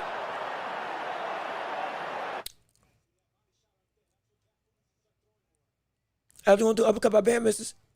Again, this is round 4. Bam on my card has won just about every round in this fight. Cafu had the best round of this fight. Just recently.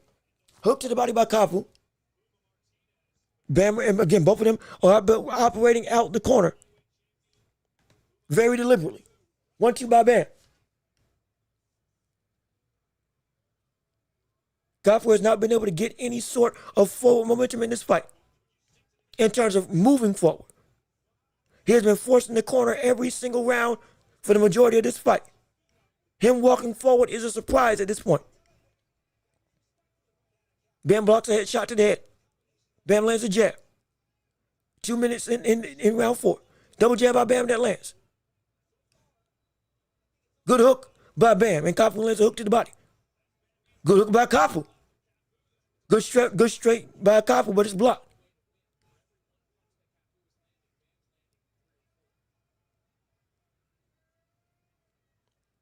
As we're going through again. Minute 40 left in round 4. Hook to the body by Cafu. Shot to the body by Bam. Hook downstairs by Cafu that lands. Shot to the body by Bam. Cafu misses the hook. Bam with the jab. 2 minutes, 25 seconds left. Bam is again keeping Cafu off, good uppercut by Cafu, but keeping Cafu off balance and uneasy with the changing in pace and timing. Good hook by Bam on the inside. Good hook to the body by Cafu. Good hook to the body by Cafu as they trade. Good uppercut by Bam that lands. Good three-punch combination by Cafu. Bam might have I can't tell if that's redness or that's swelling. Yep. Bam's got a little bit of a welt under his eye.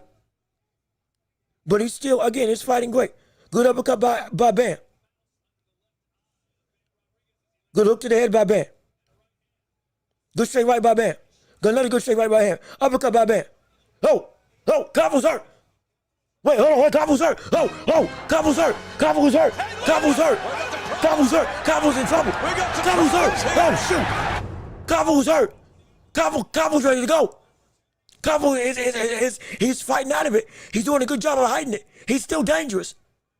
But he is he's on a little bit of shaky legs. It was a short right hand, or excuse me. It was either a short right hand or a short left uppercut. Or maybe a short left hook that caught and hurt Cafu. Yeah, those legs ain't good. Those legs ain't good. Those legs are not good. Oh yeah, that's the round of it. Those legs are not good at all right now. No, they ain't. No, they ain't. They ain't good. They are not good. Bam hurt Cafu. It was a short shot. It was a short shot by Bam that hurt him. It was a short shot that rocked him. It was a short shot that put, and again, like if it's a blink and you miss the type of shot.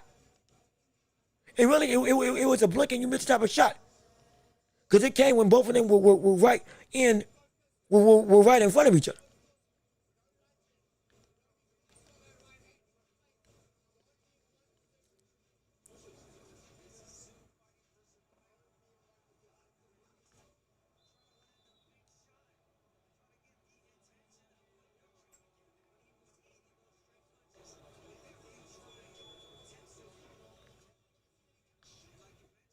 And we're going into the next round.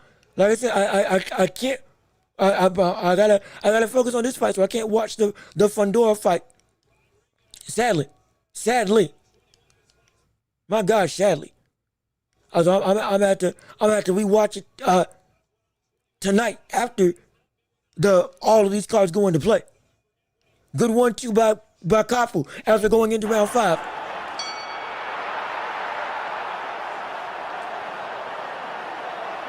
Bam has done a great job of being able to anticipate and make Cafu over-anticipate what and where and what Bam is going to be, or excuse me, where Bam's going to be and what Bam's going to throw. Good straight left, good straight right, excuse me, by Cafu. As again, Bam has been in control of this fight thus far. Another straight right by Cafu that doesn't land. Some good shots. Again, like I said, Bam's got a mouse under his eye. Double jab by Bam. Bam's got Cafu in the corner again. It's just been touching again. It's been a Simone strap match, touching all 4 corners of the ring. And that's what it's been.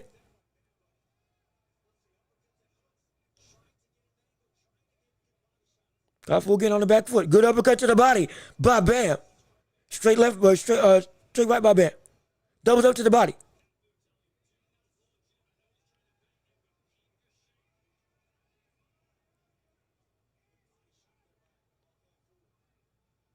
As he's going through a minute 24, 11 round 5. Bam's won every round. It's been a great infighting competitive war. Bam again is throwing uppercuts on the inside, changing angles, moving again. Try to use that lateral uppercut to try to catch an opening on Cafu.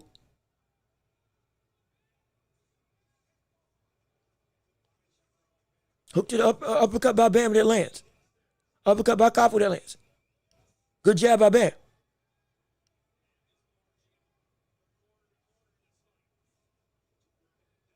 Good hook by Bam. Lands an uppercut and slips the right hand. Cafu lands a shot to the body. Another shot to the body. Right hand to the head, but I think it was blocked. Good combination by Bam. Good straight. Did he switch? Hold on, wait, time out. Did he switch stances? Good left hand. Good right hook. Good hook to the body by Cafu. Oh, good shots by Cafu. And now Bam's starting to dig deeper and fight back even more. 10 seconds left in the round. Cafu's starting to get pieced up. He's starting to pay. Oh, good straight right. Good straight left, excuse me. As the round is over. My gosh. My goodness. My goodness. Let me see. Am I the only one who hates men that wear pink? I mean, it don't matter to me. Like I said, you can make pink look good. You can. I've seen many men do it. Shoot, I've done it myself. I don't care. I looked good in it. I'm talking about dress shirt, shoot. Hold on. Dress shirt, suit, hat, shoot. Good pair of pants, suede shoes, and a cane. But I'm walking out like I'm on the town. Absolutely. Any color can look good if you know how to match it. Absolutely. There's no color on the spectrum that men can't make look great. I'm telling you, I've seen it. I grew up around people that can dress. Trust me when I say, color don't matter, brother. If you can make it look good, men, women, and children all will say, "Hey, man, you spiffy." I guarantee you that. As we're going into round 6 of this fight, let me see. Fondora's fighting reach advantage over everyone in the division is just ridiculous. You right about that. I'm gonna say this though. I'm watching Bam and Cafu right now. We had to pick and choose, and we picked Cafu versus Bam Rodriguez. Because it was a again, it's Bam. Like this is the headliner, and it's one of the pound best in the world. I can't miss this fight. So don't tell me what happens with Tim Tszyu. I'm gonna go back and watch it after this fight is over. So please try not to spoil it for me. And I'm gonna go rewatch it after this fight ends, and I'm gonna talk about it on Tuesday with you all. Right now we're watching Bam Rodriguez round 6 of this fight with Bam versus Cafu. Straight left by Bam misses. Uppercut to the body. Double uppercut to the body by Bam. That lands. Big hook to the body by Cafu. Hook to the body. Double hook to the body by Bam. Bam is in control of this fight right now. It's not a whitewash. It ain't. Like Cafu showed he can play. Cafu showed he can fight. He showed he can fight. He's got some good speed to him. Great speed, actually. Cafu would actually beat a lot of people in this division. I'm not saying he still can't win, but at this point in time, Bam is just showing our leagues better understand. Ooh! I thought Bam got caught. Hook to the body by Bam. Minute 17, 11 round 6. Double hooks to the body by Bam. Again, Bam is keeping, see, you see that? You see how Bam is trapping Cafu in the corner and not letting him get away? Changing angles and making so that he either see, just like that. That subtle stuff forces him back to the corner. And Cafu has never been able to get a chance to move forward. He almost got put to the corner. Bam almost got turned around, but turned it around right back. Good 3-punch combination. Makes Cafu miss. Hook to the body by Bam. Uppercut by Bam. Jab straight to the body. And going downstairs. Please, somebody keep me updated. Is Pacquiao versus Barrios happening now? Please tell me it's not happening. Please tell me it's not happening now. Good shot by Cafu. Good short combination by Bam. Somebody please tell me if good hook by Cafu. 10 seconds left in the round. Here's some good flurries for Cafu.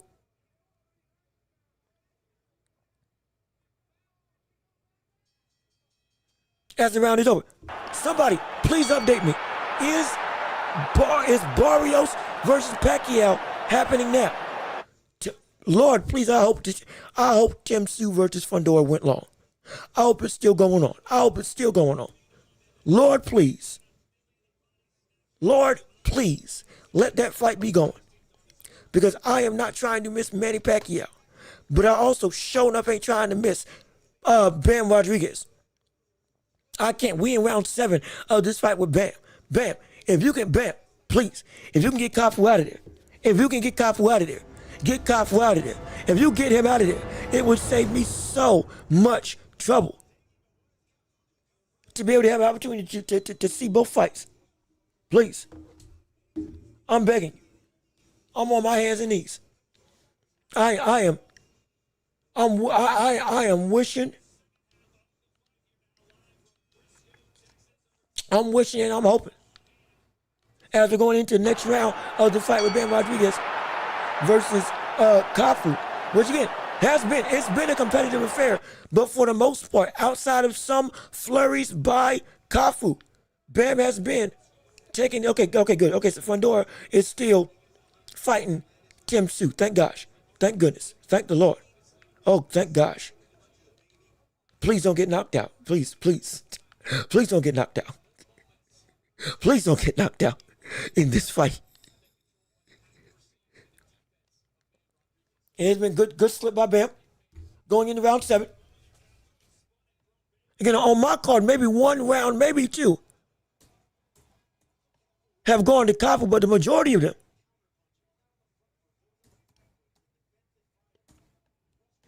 up until this round have been Bam Rodriguez. As with round 7, 2 minutes left in the round, good shots to the body by Cafu, or excuse me, by Bam.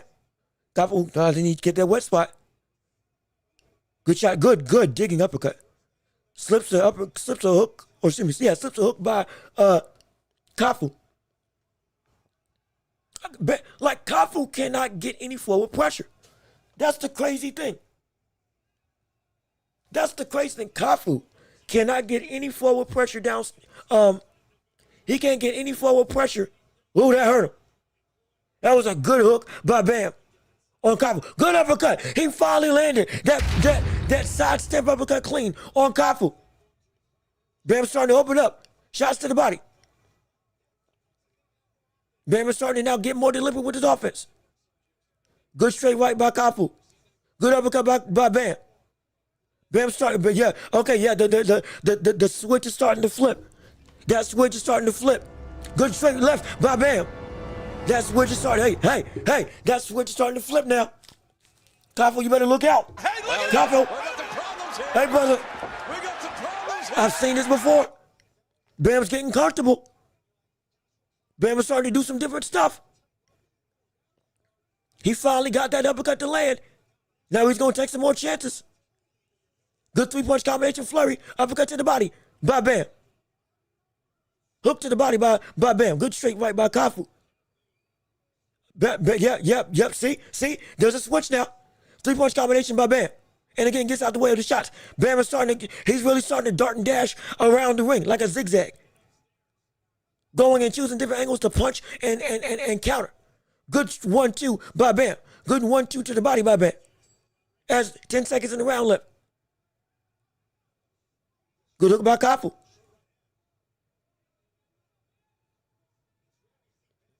Good job. Oh gosh. Oh my goodness. Oh my gosh. Oh my gosh. Oh my gosh. Bam won that round. End of the round, he intercepted Cafu's punch before he started the shot. Which again, when you start doing that to your opponent, you're comfortable. You're in rhythm. That switch is flipped. That gear is turning on. That is more than the engine's warmed up. But you done act. Bam is starting to get into that next level. It's starting to become apparent. His offense not just is landing, but he's starting to do more. He's not just throwing 2 or 3. He's throwing 3-punch combinations instead of 2.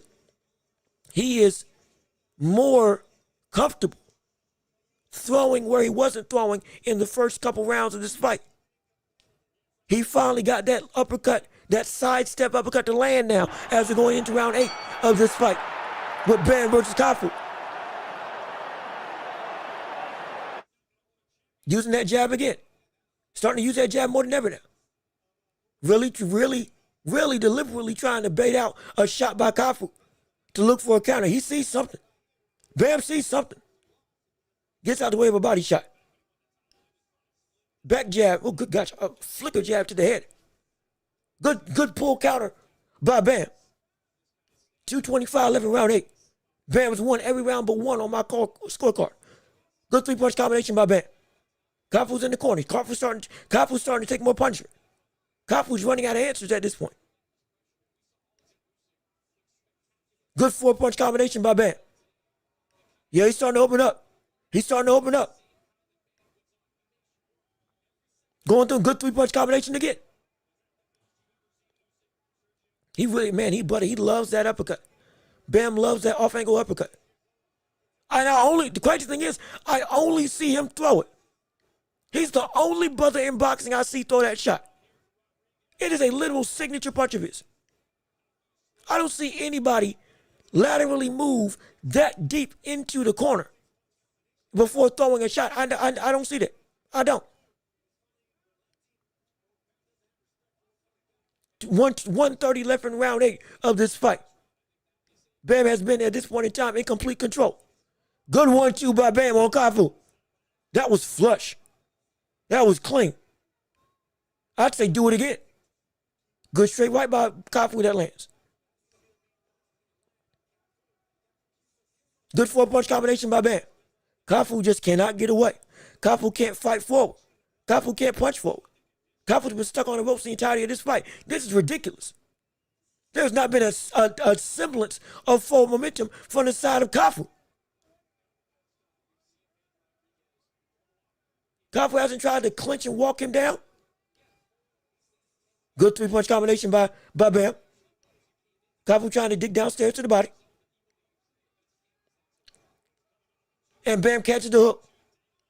Oh, good shot by Cafu, by Bam. Uh-oh. Good shot by Cafu in kind. Uppercut to the body by Cafu that lands. Cafu almost counted that uppercut by Bam.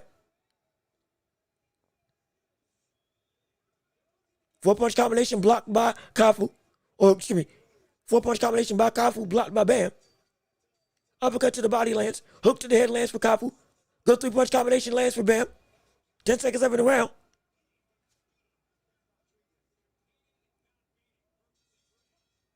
Good hook at the end of the round, but the round is over. Yeah. I mean, this is a Bam-esque performance. Okay, it's only the 5th round in the Fedora. Okay, thank you. Thank you for letting me know. Absolutely. Appreciate it. And also, if you like what we're doing, please leave a like on the stream. Go ahead. Get the likes up. Get the chat up. Let everybody know what we got going on right here on this show. No question about it. And if you would, subscribe to the channel if you haven't already. Go on and support the show. Go on and help us grow. Help us be better. Help us be greater. Help us be bigger, grander. All with you and your support. And please keep on sharing the show. We're calling blow-by-blow action. We're asking questions. We're having debates. We're reacting to the fights. We're telling stories about what's going to happen afterwards. And if you like this and you want to keep this show going, because again, it is made in part from viewers like you, please, Cash App, PayPal, links in the description and on the screen for you to help support the show. Anything we'll do. We ain't monetized yet, so if you can make it happen, it would mean the world to us. Absolutely. But again, as we're going into round 9 of this fight,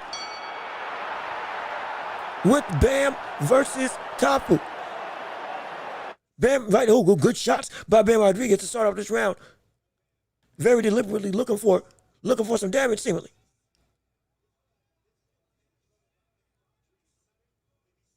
Now he's teeing off. Oh, shoot. Wait a minute. Oh, wait a second.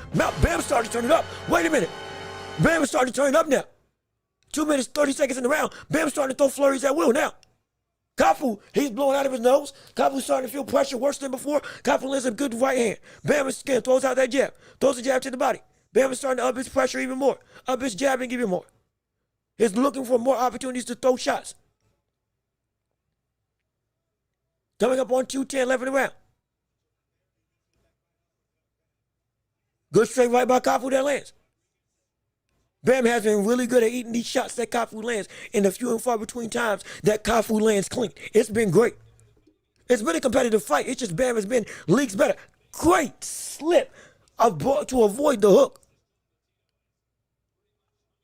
Uppercut to the body by Cafu. Straight right misses by Cafu. Uppercut, good uppercut by Bam that lands. Minute 35 left in round 9. Another good uppercut that lands for Bam. Cafu's got some blood under his nose. Cafu's bleeding from his nose. Cafu lands a right hand of his own. Bam ducks the hook. Bam lands it straight right to the body. Bam slips it straight.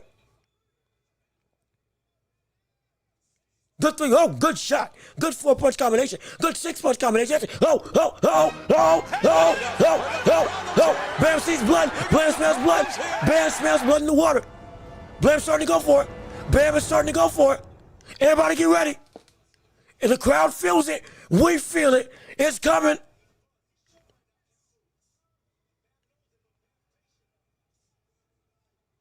It's a good 4-punch combination. Oh yeah. Bam's walking like a midnight stroll to meet Cafu where he's at. Oh yeah. No, he senses it. He feels it. He sees it. All this punishment is now starting to take its toll. It's more than just winning the fight. He can get a knockout now. Good hook by Bam to counter Cafu. Not a good hook. By Bam. Cafu's in trouble. Cafu's hurt. Cafu is in bad. Cafu's in a bad way. Cafu's feet are wobbling. Cafu's feet are not together. We got some problems here. He's punching back, but brother, it ain't good. It ain't good right now. It's not good right now. Hook to the head by Bam. Good hook to the head by Bam. Oh, that hurt him. That hurt him bad. That hurt him really bad. Bam is hurting Cafu at will now. As the round ends. My gosh, I didn't realize it was the end of the round. Oh my goodness. Oh. Woo. Shoot. I mean, my word. This is, Bam is starting to really, I told y'all, did I not say that 6th gear had gotten flipped? I did say that, didn't I? I did say that the gear is being put in place. He's getting more comfortable. He's walking down Cafu easier. He's having the luxury.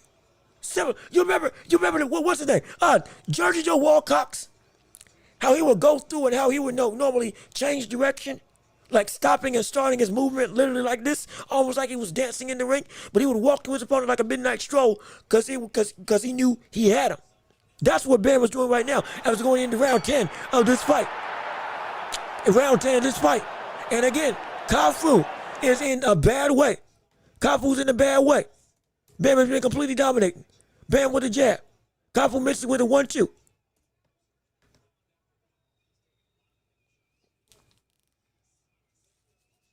Hook to the body.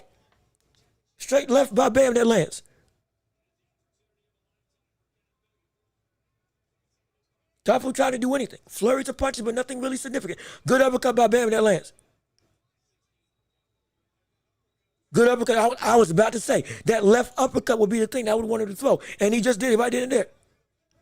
Bam catches block to the body. Bam ducks the hook. He's been ducking hooks all night long. He's been ducking a lot of the shots of Cafu all night long.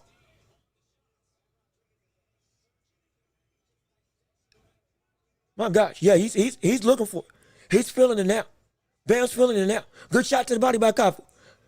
3 straight lefts back to back to back. Cafu with the uppercut. Oh yeah. Oh. Again, it's happening again. We got some problems here. I'm telling you, it's right there. The shot's right there for him.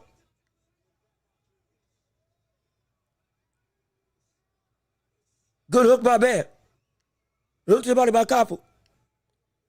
Bam has just dominated this fight from start to finish. Slipping and moving a lot of Cafu's biggest shots. Good 1-2 by Bam. Good shot. Oh. He's ready to go. It's over. Is it over? Ref, what are you doing? Ref. Get out the way. Ref.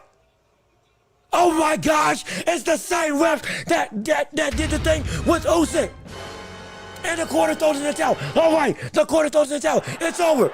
It's over regardless. Cafu gets stopped by Bam. But ref, brother, what were you doing? Ref, what was that? This is the second time I've seen that same referee mess up a fight. First it was Usyk Now it's the, oh my, oh no, oh no.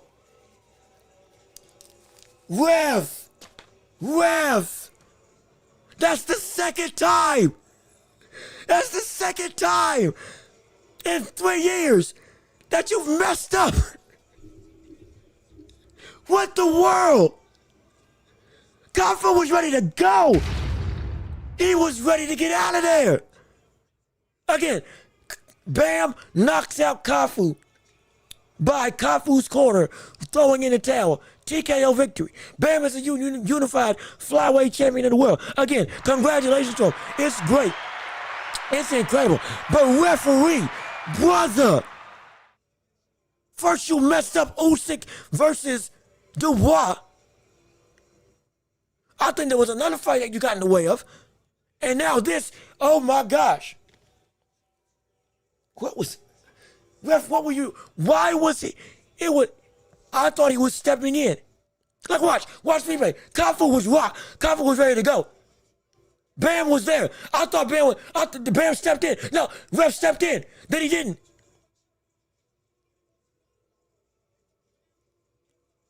What was happening? No wonder Bam couldn't get it done. You were in the way. Like I thought, if you gonna grab him, if you gonna grab him. If you gonna step in front. If you gonna stop the fight. But don't do that. Cause if you gonna have your hands on out like this, and you look like you gonna pull him away, brother, you potentially stopping a KO. If they hadn't thrown in the towel, hypothetically that confusion could have been enough for Cafu to survive and get away. That's horrible. That's terrible. That is abysmal. That is horrible. Oh my gosh. That's horrible referee work. That is horrible. That is terrible. Referee, that is so stupid. And that's the second time it's happened. Oh my gosh. What? Oh, that's so frustrating. But all right, Bam won. Bam stops Cafu. Bam knocked out Cafu. I said in 7, it happened in 9. But the knockout was the knockout. And the stoppage was the stoppage. He was too much, too good, too technical, too slick, and he couldn't touch him. Cafu couldn't touch him. And even when he did touch him, it wasn't affecting him. So now, we transition over to the other card of Pacquiao versus Fundora. As we're flipping gears once again to the other main event that's getting ready to happen. Bam just knocked out Cafu. Bam just got a TKO stoppage against Cafu.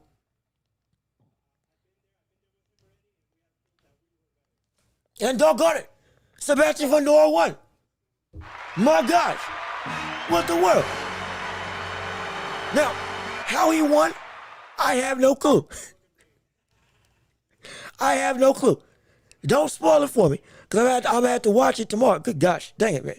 All right.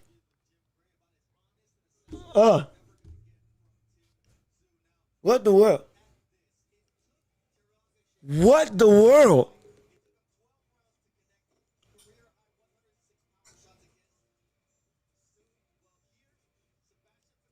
What happened? What happened?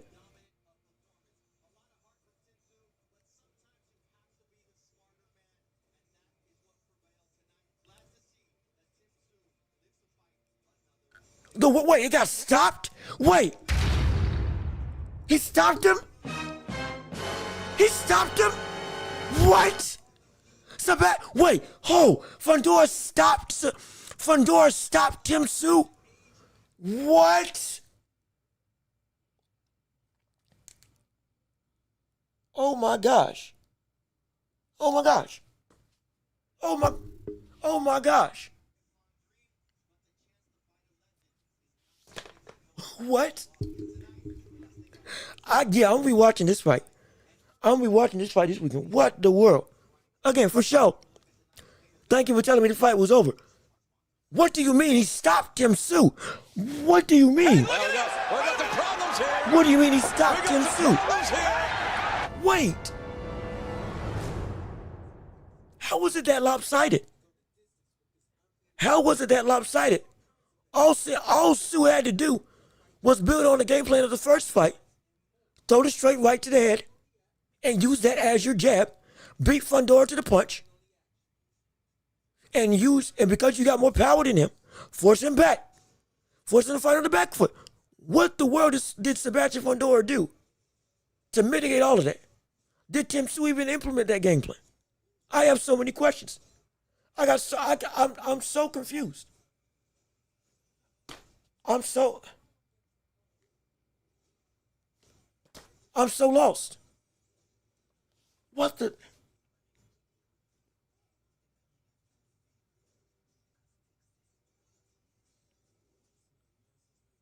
That was unexpected. That was unexpected. I cannot lie. That was unexpected.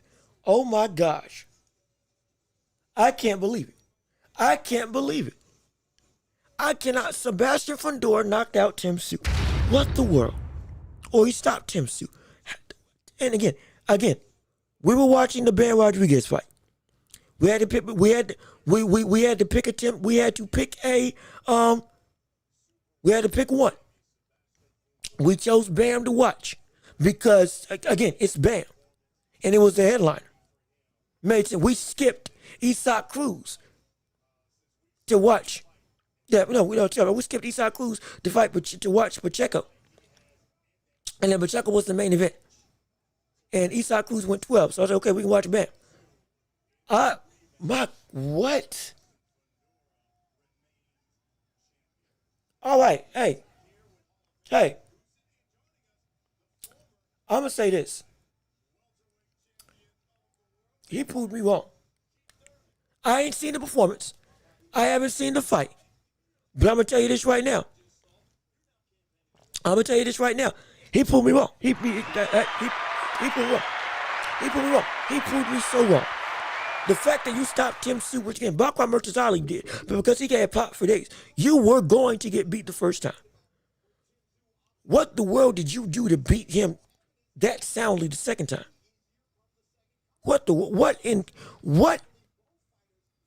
How?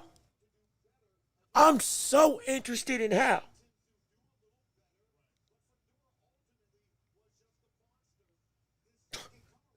Wait. Was he just too destructive? Was he just too? Did Fundora literally turn into a towering inferno? That was just too much for Tim Tszyu to be able to handle?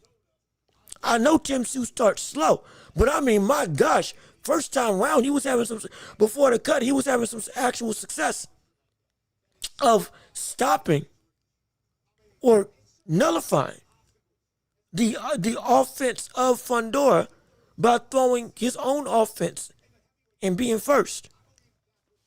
What they're showing the replay right now. Oh my gosh. Oh wait, he knocked him down. Wait. Tszyu. Good gosh, he aimed that shot. Fundora aimed that shot. Oh my goodness.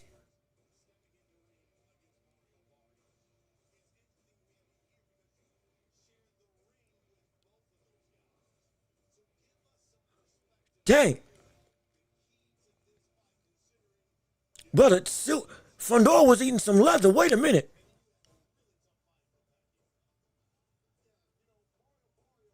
Oh my gosh. My goodness. Now again, I'm gonna have to see that fight I'm gonna have to see that fight in full to see exactly how destructive it was. But yeah, that's a shock. He proved me wrong. Hey, I gotta rethink how I feel about Sebastian Fundora. I do. I can't lie. I do. We got new questions about Tim Tszyu now. You losing to Sebastian Fundora in this type of fashion. That's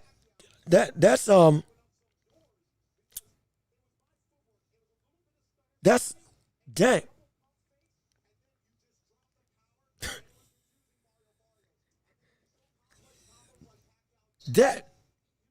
That's shocking. I'm not gonna lie. I have no words. I literally have no words. Tim started cracking him the last 3 rounds, but he didn't answer the bell. Fundora ate his best shots and never got hurt. What? Are you kidding me? Wait, was Tszyu injured? Because if you're saying he was having some success in the later rounds before the stoppage, again, they said he got stopped in round 7. Was he injured? Was he hurt? Was he out on his feet? Did he tear a rotator cuff? Did his shoulder go out? Did his fist go out? Or was he too bad for wear? Or did he just take too much punishment even in spite of winning or landing in those last few rounds that they just couldn't let him continue? And his corner said, "No, we got to stop." I'm interested. Yeah, I'm gonna watch that fight back, but we're gonna talk about that later. Now, the big kahuna, the fight that we've been waiting on seeing. The biggest thing in boxing right now that was a spectacle that we thought was never going to take place. That is now a reality. Pacquiao's back. Pacquiao is official. It ain't a drink. Pacquiao's back and is fighting for a title against Mario Barrios. A man who's lost again. Thurman, who lost the tank, but then it has then come back and become a champion. And been a dangerous one as that. Wasn't injured, just quit. He quit? He quit? What? Huh? You know what? Let me calm down. I'm about to lose my mind. Let me calm down. Let's take a chill pill. Let's take a second. Okay, hold on. Are we going to lose our cool? No, we're not. We're going to stay grounded. I am going to rewatch that fight. Or I'm going to watch that fight for the first time. Once we get off of this. I'm going to have a talk about this on Monday. It doesn't seem possible that Tim Tszyu, at this stage, understanding where his career was at this point in time, would just quit. That seems out of character. I can get his corner stopping the fight. I can understand that. I can get the doctor stopping the fight. I get that completely. I can get the doctor not letting him fight, even though Tim Tszyu wanted to. But him just saying, "Nah, I can't do it." Yeah. That's a hard pill to swallow. Yeah, I'm gonna watch that. I'm gonna watch that. We're gonna figure this out. That's a shoot. That's insane.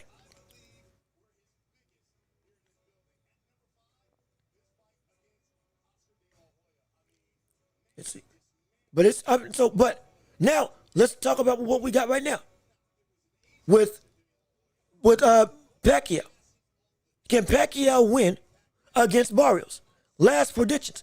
I said I don't think he's got a shot unless his legs are rejuvenated from the 6-year-long break and he can fight like he used to against Thurman. Then yes, he can beat him.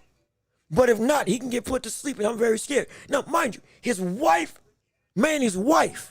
is the one who said, "You can beat Barrios. If you come back and fight, you can beat Barrios." His wife said that. This ain't him. His wife made the recommendation. So I'm like, "Hey, man."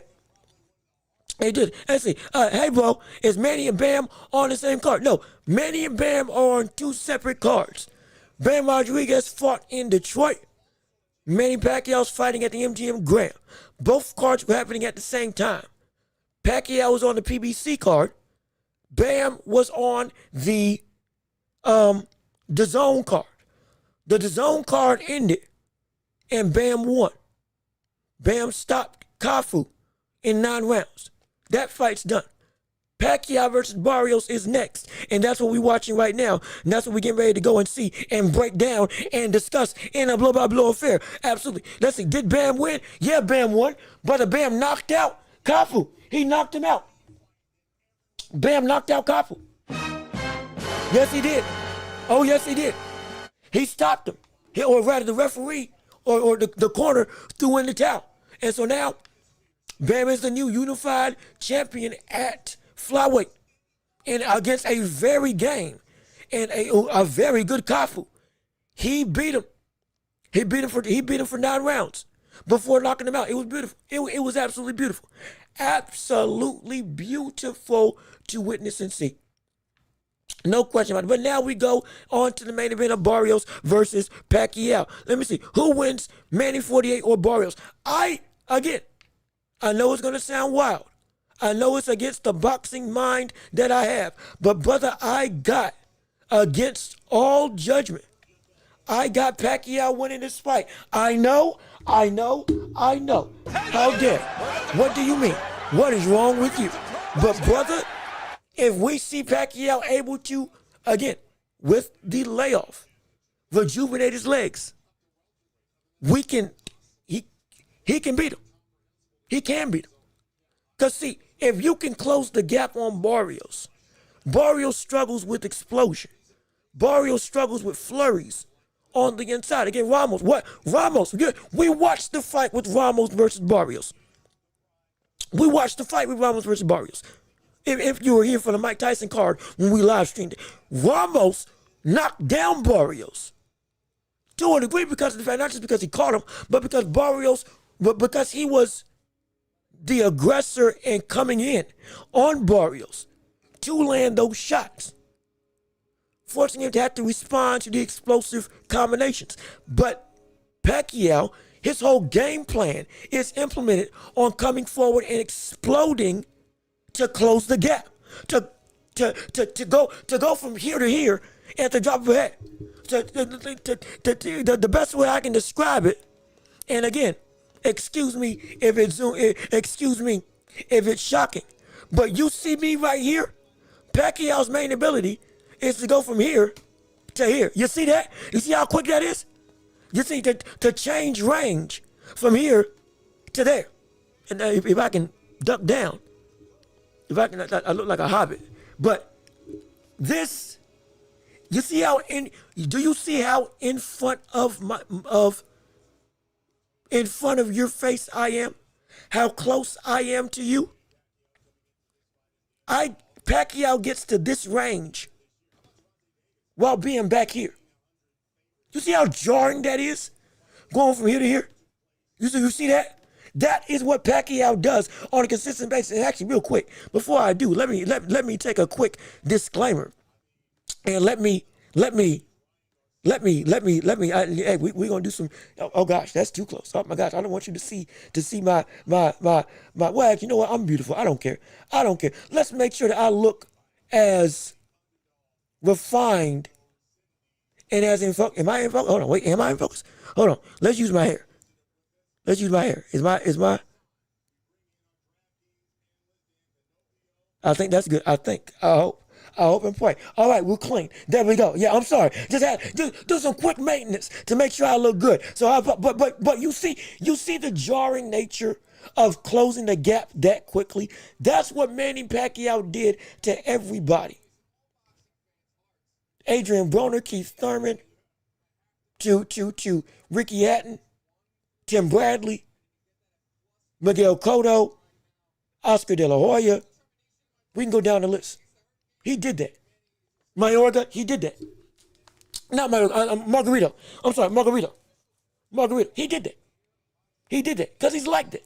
But if he doesn't have the legs, he can't do that jump, that instantaneous dash to make you overwhelmed with his speed and to what's coming down the pipe and to also get out the way. Again, angles, just like with Bam, angles is his forte. But if he can use that, we got ourselves a situation where he can win. It's just a lofty goal.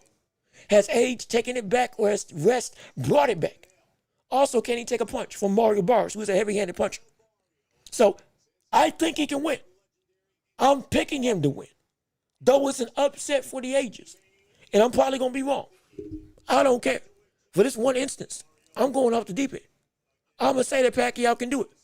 I'm going to say that Pacquiao can mitigate the length of Barrios. Now, I could be wrong. But I'm saying if his legs are indeed back, though exhibitions have showed maybe that's not the case, he can win. It's just going to be a very lofty goal. I might be thinking with my heart right now. I get it.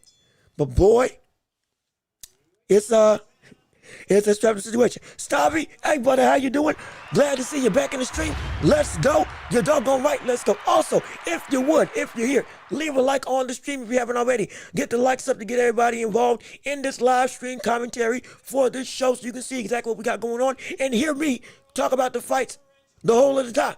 And also, share the show with everybody that you can. Subscribe if you haven't already. And if you want to give to the show, Cash App and PayPal, links in the description. If you can support, it would mean the world to me to help make this show bigger and better. Absolutely, no question about it. I'm excited. I'm excited, boy. I can't wait for it.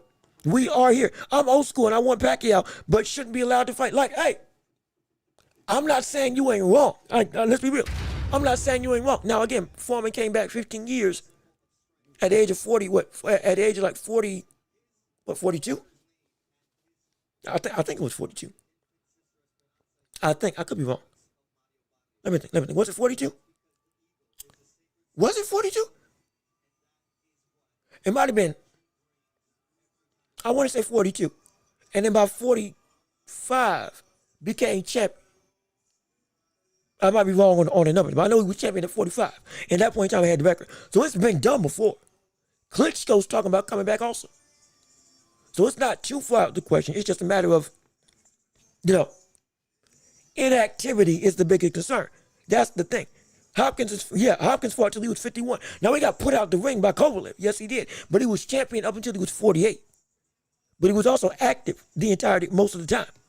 Oh, excuse me. He was champion at 49. Pacquiao was 46. You're right. It's just Hopkins was active way more than what we've seen with Pacquiao. Hopkins was active for more consistency of a time than the likes of Pacquiao. That's the trouble. And Manny was active. Might be a different conversation if we've seen him resurgence back. If we've seen him resurge back. But right now, I don't see it. You think Pacquiao has a chance? Yes, I do. I would rate Manny as the average. Well, no, hold on. No, wait a minute. No, hold on. No, wait. Wait a minute. Wait a second. Pump the brakes. Let's pump the brakes. Let's call a timeout on the play. Hold on. Let's take a step back now. Manny Pacquiao is not an amateur. Manny Pacquiao's already in the Hall of Fame.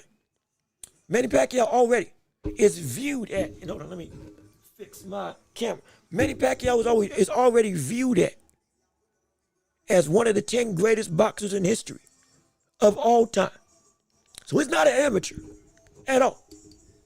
He is a legend that still knows more than boxing than many of us will ever know in our lifetime. I don't dispute that. Our issue is his body being able to do what his mind wants to do with the layoff that it was and with what he looked like the last time he was in a competitive ring, a fight that counted for his career. We're concerned. We are. And he didn't look great in the exhibitions that he was in also when he was fighting around the world. Again, just making money, giving it back to his people, absolutely. But again, fighting just because he loves to fight. Like, he's not doing this because he needs money. He's doing this because he just loves to fight. People think I'm fighting to save the day, but really I just like to fight. That's the, if you've seen that meme. That's what it's like. I think that was RDC that did it. But that's what it's like. He ain't fighting because he needs something. But he just wants to fight. He just can't, the itch just ain't been scratched. He's got to come back. And so, he ain't an amateur. It's just, he is a legend. He is the furthest thing from it. He is literally one of the, in my opinion, he's one of the 10 greatest fighters in history. All time in boxing history. On my note. Regardless of era and weight class. That's for me. Might not be for you, but it's for me. So I can call him an amateur, but I can't say I am concerned. Let me see. Of course, Barrios has a physical advantage. Youth, and staying behind the jab will be tough for Manny, especially later on. But it's Pacquiao. I got to give him a shot. Yeah, I understand that. It's the power. That right hand, though, brother, I'm scared. I'm scared of that. I can't lie. Boy, that right hand, of Barrios coming down and landing on the head of Pacquiao. Boy, that is a scary proposition. I can't lie. I'm scared of that. I'm a lifelong Pac-Man fan and thinks Barrios is mid at best, but I think Barrios is going to win. I don't want to see guys his age fight. Hey, I get you. I feel you. I do understand. Mind you, it's my Pacquiao already showed that he was gone. From the standpoint of it was a situation where, hey, we saw the bottom fall out. When his legs went, Pacquiao went. With his legs being able to be there, Pacquiao was able to be there. That's the thing with Pacquiao. But without those legs, it's a concerning circumstance. If Pacquiao has his legs back, we're looking at a new fight entirely. I promise you. Because that was the biggest issue that he had with Ugas. It wasn't the punching ability. It wasn't the ability to throw offense. It was the movement to generate both power and close the distance and get where he wanted to go when he wanted to go. But if that's back because of rest and the ability to stay put, it's great. But I mean, look, hey, we watching a Pacquiao fight. Brother, can you believe it? Can you believe it? Can you believe it? Brother, we're watching, in fact, hold on. Let me take off my headphones. Like, listen to that. Listen to that. Oh my gosh. You hear that crowd? You hear that love? You hear that adoration? You hear the bravado? The spirit of pushing this man forward? Like this, I'm telling you, these like I don't like. Sure, I get that you don't like this. I don't like these fights happening either. But I also feel so much so that like it's hard not to feel this rush one more time watching the people that we knew growing up or that helped us fall in love with the sport. Legends stepping back because like we thought we'd never see it again. Oh, it's that's all you can really say. It's so good. It's so good. From one championship at 45, Hopkins won shot at 48. We're going to see if Pacquiao can follow suit with this fight. But, brother, we're here. We're here. It's time. It's time. The legacy of a legend is set in stone, but potentially will be built on a foundation that has never been seen before. Has the potential to reach, the legacy of a legend is set in stone, but has the potential to build up to another grandeur, another level, another threshold, to even further eclipse the already sustained greatness that Pacquiao has already sustained in his entire career. We're watching somebody that with a win tonight can elevate him from 8 to 7, 8 to potentially 6 as one of the greatest feats we've seen in boxing history, with him being 6 years out the ring and what we've seen the last time out. This would be insane in many people's eyes. This would be monumental. We know that Pacquiao or that Barrios is the favorite. Oh, hold on. Let me hear this. Oh, Freddie Roach is back. Let me hear this. Let me hear this breakdown. Is he gonna do the thing?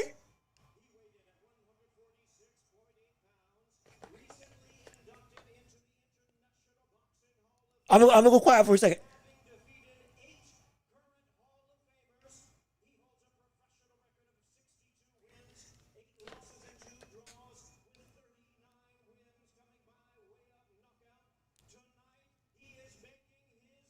Woo!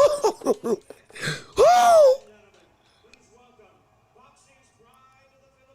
Oh, boxing's pride in the Philippines.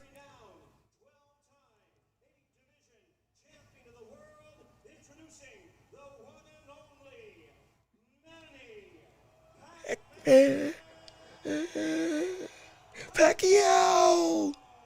Woo! Oh man, I never thought I would don't hear that again. Oh my gosh. Oh my goodness. Oh, that's great. Shoot. And again, like I had to go to my car for had to go to my car and put on that seat. Hey, brother, just don't drive. Hey, just don't drive. Because if you do, brother, you're going to be too enthralled with the fight to get on the... That means say, oh, man. It's Pacquiao. I've been doing this since 1995. I would say, yeah, man, hey, brother, I wasn't even born when Pacquiao was doing what he was doing. I came up when I was... No, I wasn't even born. Yeah, no. I wasn't even born. Like, I got the 2000s, 2010s when Pacquiao had gotten, to the, Timothy Bradley's and others. And it was, beautiful. It was insane. I hope that Poirier Holloway fight doesn't start. Man, I hope so too. Most likely it will. I'm sorry. I hate to break it to you. And I don't like that this is the case. But most likely it will. And this is Poirier's last fight. I know. But, shoot. I'm sorry. That can wait. Because this is what it's all about. Feel the grandeur. Feel the fervor. Feel the energy.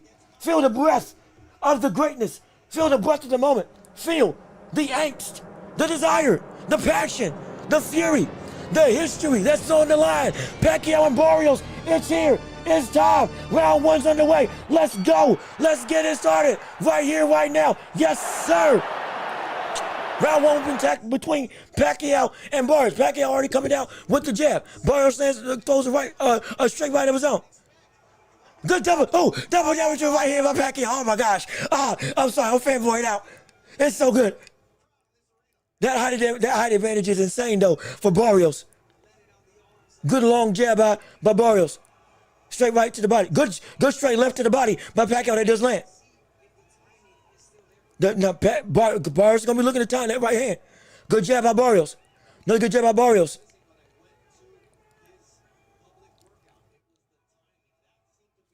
Shoot.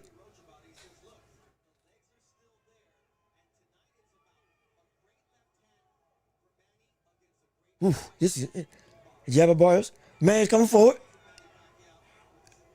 Nothing's landing so far. I got to be unbiased. I can't get lost in the crowd. Barrios being a lot more, what's the word? Judicial. I got to stop smiling. I got to call this fight. I got to call this fight correctly. Pacquiao moves. Pacquiao's getting out of the way. That jab of Barrios is being really long though. It might take a couple rounds for Pacquiao to get adjusted to that reach. Good double jab by Pacquiao. Good straight left by Pacquiao. Oh, good shot to the body by Pacquiao. Oh, good straight right to the, good straight left to the head by Pacquiao. Minute 18. Oh, good straight left by Pacquiao. Oh, the flurry is starting to come through a little bit. Pacquiao. Barrios has the right hand of his own though.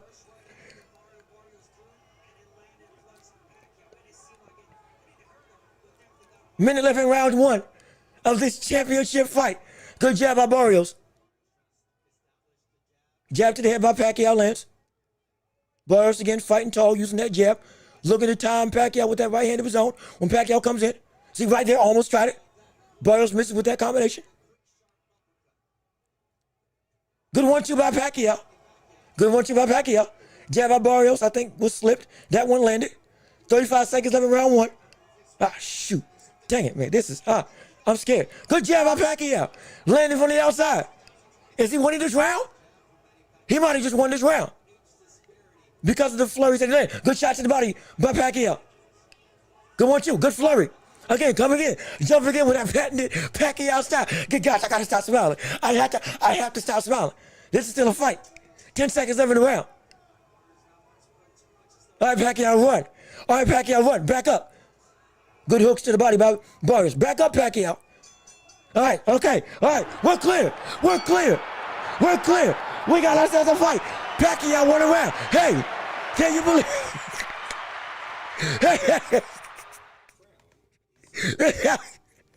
My gosh, I can legitimately say Pacquiao won a round against Barrios. Again, with no bias, with no fanboyism, genuinely, legitimately, actually, Pacquiao won a round. Now, he did get caught with the right hand. He did take it well, but he's attacking the body, which I love, not just attacking the head. I am scared if Barrios starts to land that straight right when Pacquiao goes completely parallel. Oh my gosh, Pacquiao and Roach working together one more time. Oh my gosh, this is so wild. This is so wild. All right, going into round two. Going into round two. Legitimately, Pacquiao actually won round one because of the volume and the body attack that was actually landed. And he landed some good shots ahead. Good sharp double jab by Barrios, though, to start out the round.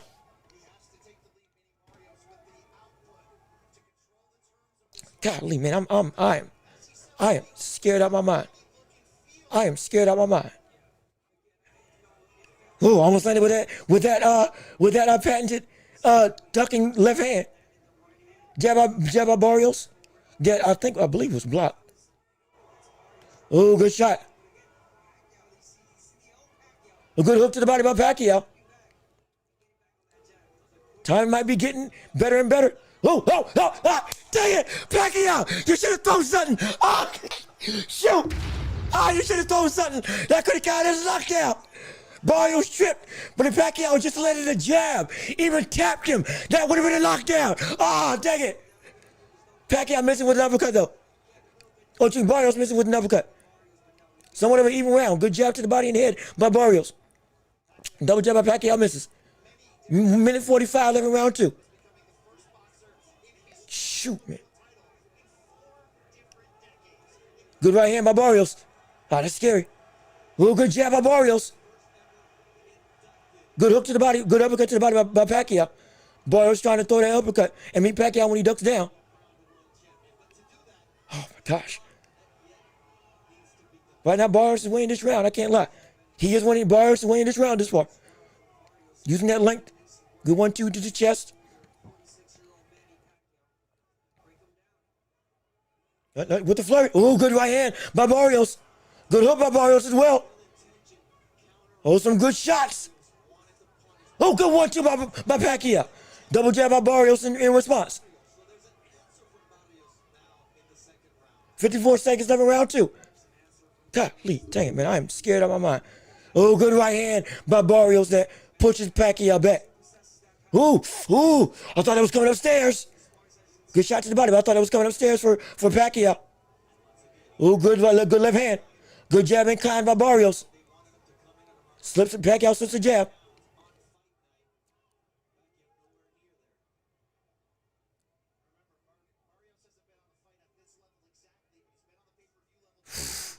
"21 seconds left in round two. Ooh, good jab by Pacquiao. Barrios tried to respond with the jab of his own. Now, hey, I'll say this after the round. 10 seconds left in round two. 10 seconds left in round two. Big right hand missing for Barrios. Good jab by Barrios lands. Another jab by Barrios lands. And the round is over. All right. So Barrios won that round. Yes, he did. Absolutely. Barrios won that round. Now, here's the thing. Pacquiao or Barrios is looking to counter with multiple jabs every time he gets caught. Every time Barrios gets caught, he is looking to land with a big flurry of his own. He definitely is. Because of that, if Pacquiao can pick up on that read and counter that counter and anticipate what punch is coming to start that flurry or be prepared for that flurry. Oh, that was a big parry. Pacquiao parried that shot into throwing the 1-2. That's experience. That's what he used to do back in the day. But if Pacquiao can read and pick up on Barrios amping up every time he gets caught and trying to land with multiple jabs of his own, he can potentially lull Barrios into a bigger counter that potentially stifles that forward momentum as we're going into round 3 of this fight. It's tied 1-1 right now.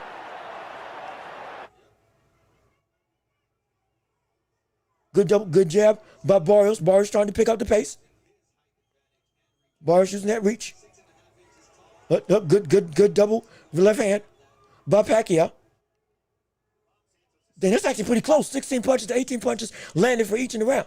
Or for the fight, 18 to 16. I think that was a shot that landed for Pacquiao to the body. Good hook to the head by Pacquiao. Dang it, man. Both in the center of the ring. Oh, good right hand by Barrios. Good jab by Barrios as well. Good jab to the body. And see, just like that, Barrios tries to come up with a flirt.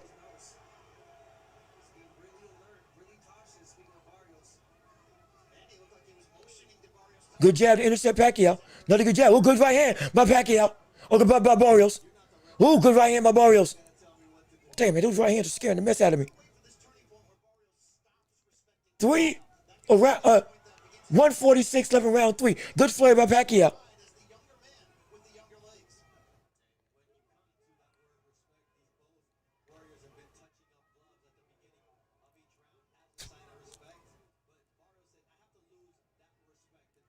Pacquiao blocks it right. Barrios lands a shot to the body. Pacquiao lands a shot to the head. Pacquiao with a jab. Pacquiao with a 1-2. It's blocked. Jab by Pacquiao's blocked. Barrios lands a jab of his own.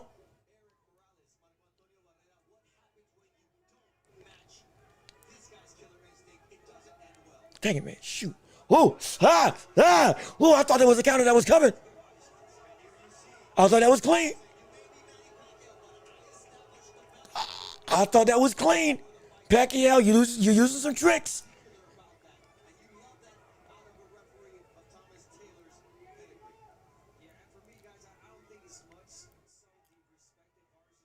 Pacquiao trying to run the flurry. Pacquiao with the jab. Good right hand. Good left hand by Pacquiao, excuse me. Barrios still winning this round. 45 seconds left in round 3.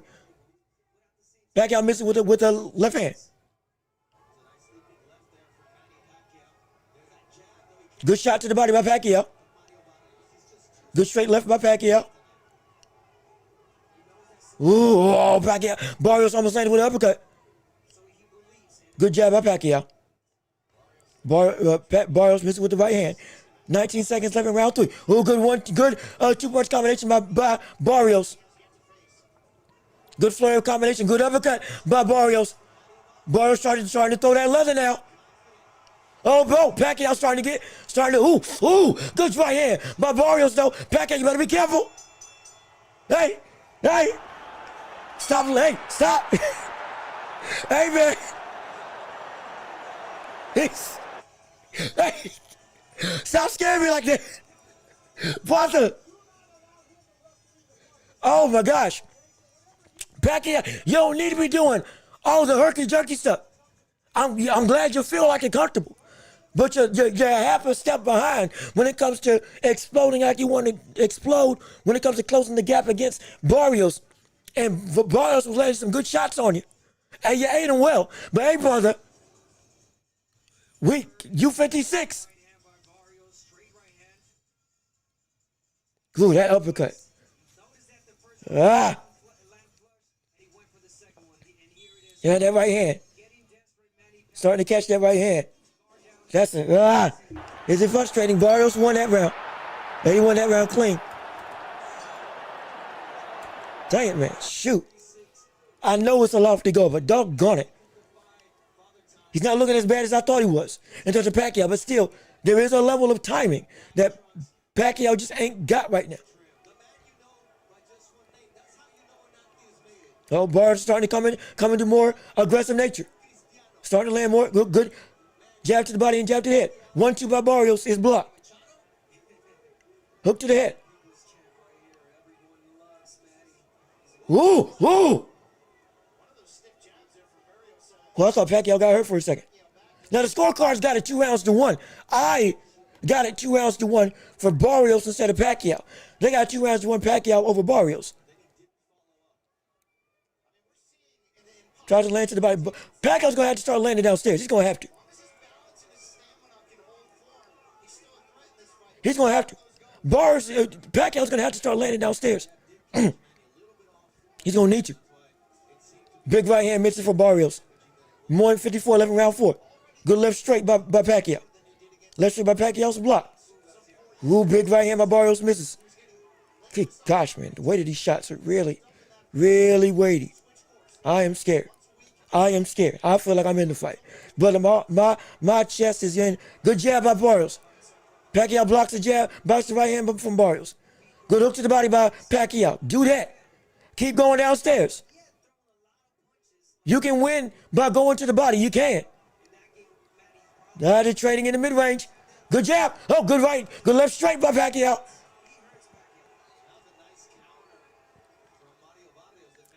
Barrios is still landing. Good uppercut. Dang it, man. I am very much scared. Good right hand by Barrios.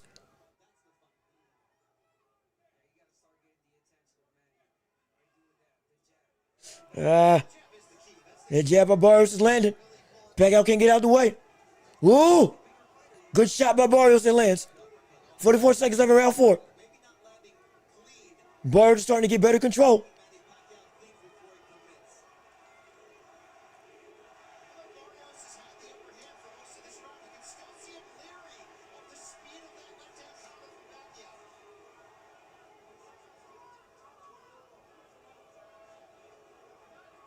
As 20 seconds left in the round, we got at least call time on the round at least. Shoot, man.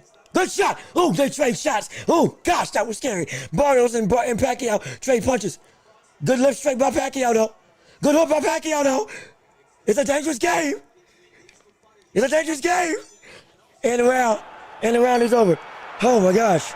Yo, LW, what's good with you, my man? How you doing? Good to see you. Brother, we're sitting on pins and needles calling Pacquiao versus Barrios right now. Barrios won that round. I got Barrios for 3 rounds to 1 right now. Pacquiao can still come back. He can. Now we're getting ready to get into the meat and potatoes of closer to the middle stages of this fight. Pacquiao's going to have to adapt and adjust now. Pacquiao needs to stop jabbing upstairs because it's not working. He's got to. If he's going to close that distance, he's got to go and jab downstairs to the body. He's got to go attack that basement just to score in some consistency. Because if he doesn't, it can be a long night. It can end in an early night. But if he's able to make it, it's going to be insane. As we're starting round, golly, man, shoot, I'm telling you. I am scared out my mind. It is round 5 of this fight thus far. Both of them trade left and rights against each other. Barrios is up 3 rounds to 1 on my scorecard. Pacquiao jabbing. Barrios with stiff jab by Barrios that rocks Pacquiao. Good 3-punch combination by Pacquiao. Now when Pacquiao gets him on the ropes, he's got to be willing to throw a little more. Larry has his card, unofficial scorecard, got it tied up 2 rounds to 2.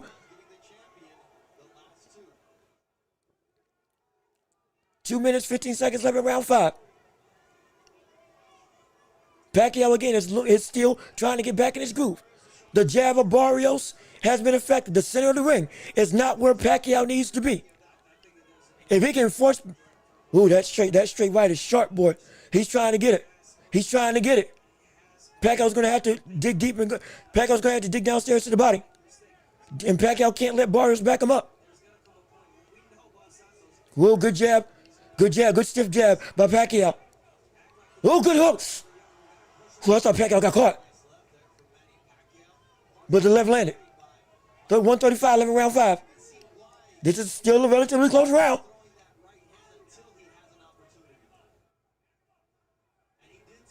Good jab. Good straight left, but misses by Pacquiao. Barrios with another jab.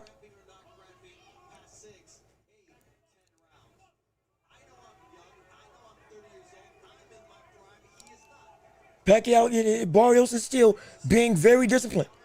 Good head movement by Barrios. Good jab by Barrios. Another jab by Barrios. That length is starting to help a lot. Good shot by Barrios, but Pacquiao lands with right hand of his own. Good jab by Barrios. 55 seconds. Yeah, Pacquiao right now, it's just Barrios is gaining more and more control every single fight. or every single round for excuse me. Good right hand by Barrios that lands.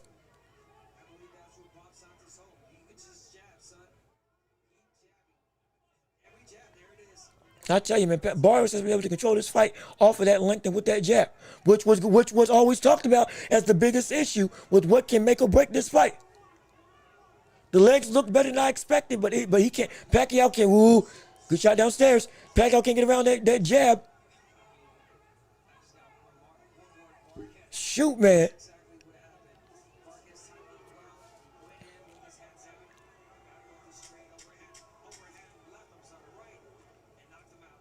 Ten seconds left in round 5. Oh, good shot by Pacquiao. Good left hand by Pacquiao. Hey, all right. Hey, all right. He still lost the round.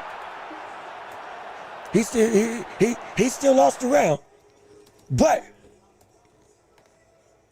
he's landing that straight left. And see, when Pacquiao is able to get Barrios to the ropes, that's where he can really shine. When Barrios has room, he's able to throw that jab. He's able to react and counter more easily. But if Barrios has to go to that mid-range level, yes, he's got the uppercut, absolutely. But if that fails, he gets turned around or he gets caught. And that can be a potential situation. So Pacquiao's got to, in this round, because now we're at the midway point. It's round 6. Now we got to see Pacquiao close the distance and be more deliberate with moving forward. With moving forward in order to go in and close that and more deliberately force Barrios on that back foot. It might just have to be that you walk forward to some degree. But as round 6 starts right now, I am nervous as can be. I'm nervous as can be. I'm nervous as can be. I'm so scared. Again, Barrios now pushing, is still using that length, still taking control of this fight. Good jab. Good hook to the body and flurries to the head. That's a great combination by Pacquiao. And another one. He needs to do that more and more.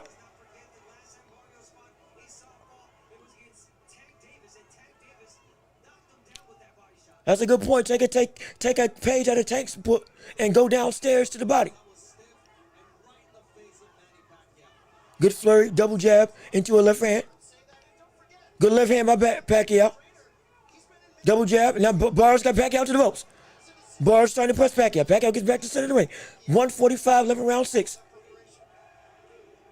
And again, if you're liking the stream, please leave a like on it and share the show with everybody you can. Ooh, good jab. Ooh, good shot. Ooh, good combination by Barrios. Big hook that misses by Pacquiao.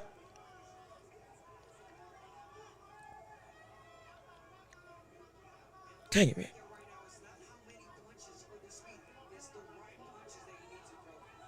This is, I don't like this. I don't like stress. Good, another jab. Jabs are just landing at will. Good shot, good flurries. Pacquiao, I'm sorry, you have to do that. You have to. Good jab, that one caught him. Oh, Barrios wiping his nose a little bit. That one might have done some damage. Barrios with another good sweeping right hand. Good shot to body by Pacquiao. You're not even fighting.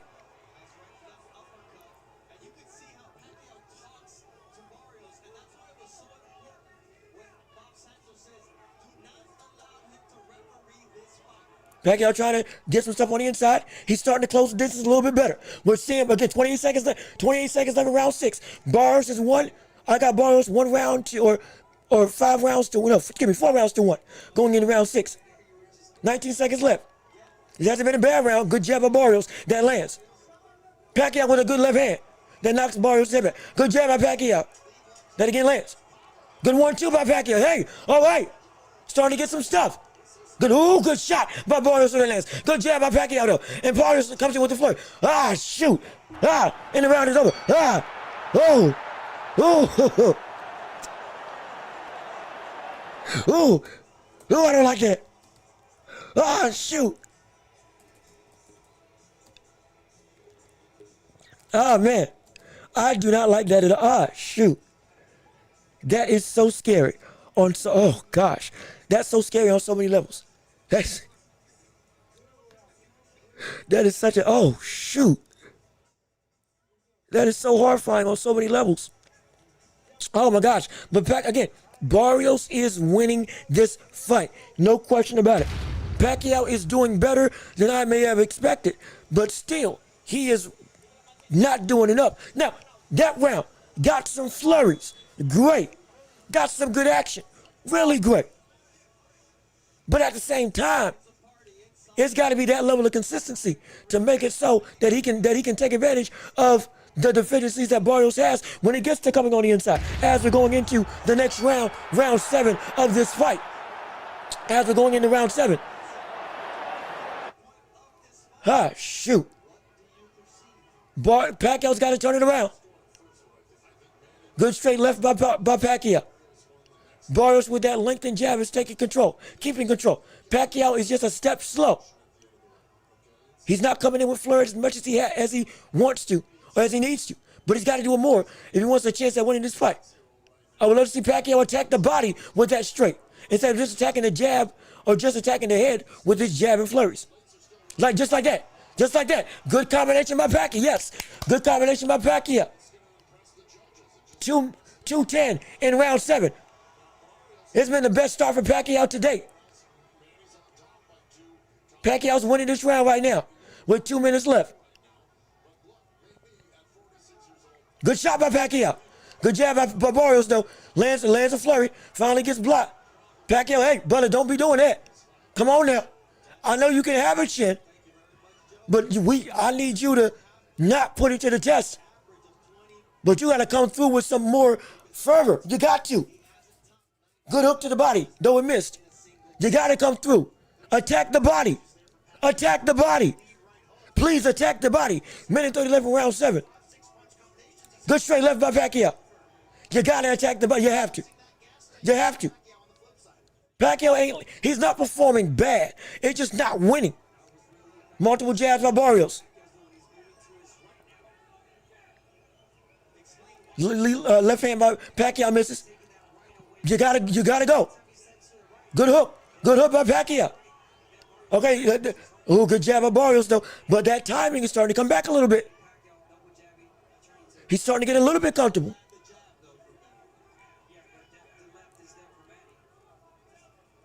Many boxer jab. Back to the center of the ring. Good jab into a left hand. Right now, Pacquiao's winning this round. Oh, good shot by Pacquiao, by Barrios. But Pacquiao lands a double leg of his own. Hey, Pacquiao's taking shots better than I expected.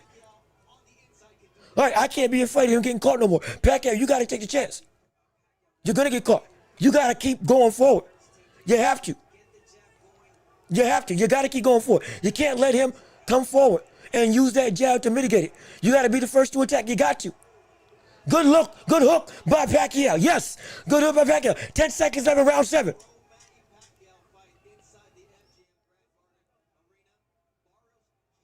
All right, now run. You won the round, back up. You won the round, now back up. Good.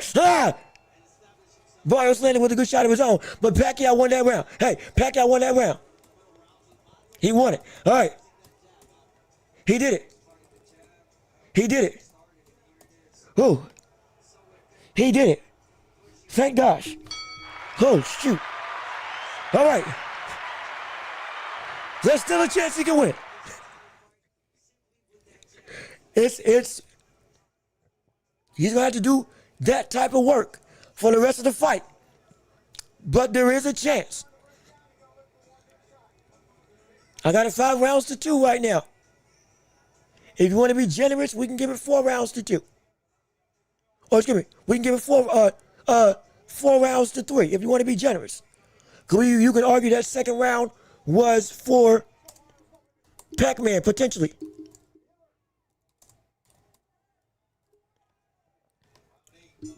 Good gosh, round 8. We're in round 8. We're in round 8 of this fight. Damn. Pacquiao's got some momentum. Round 8 of this WBC Welterweight title fight. Jab to the head by Pacquiao. Pacquiao, you have to attack first. You have to. You have to. You can't wait. Good counter left by Pacquiao. You got to attack first, Pacquiao. You have to. Good double jab. He's blocked by Barrios. Pacquiao gets out the way. Pacquiao, you can't let him do that. Good jab by Barrios. Good gosh. They got Pacquiao up. Wait. They got Pacquiao up. For the sake of my fandom, I'm not mad at it. I'm happy, but also I don't think that's the right decision. Ooh, that's a big shot by Barrios that nearly lands.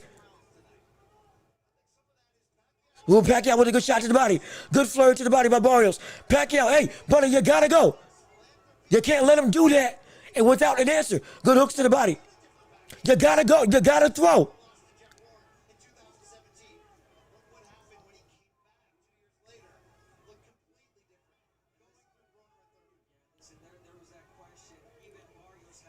Well, good counter jab by Pacquiao. Left straight misses by Pacquiao, but he's pushing Barrios back. That's good. Minute 29, 11 round 8. Right now it's roughly a 50-50 round. Jabs are blocked by Barrios. Good straight left by Pacquiao. Another straight left by Pacquiao that grazes Barrios. Minute 15, 11 round 1. Or round 8. Round 8. 1-2 misses by Barrios. Jab lands for Barrios. Good gosh, but I feel like I'm cramping up. This is insane. Whoa, almost, okay. Barrios doesn't really land a whole bunch.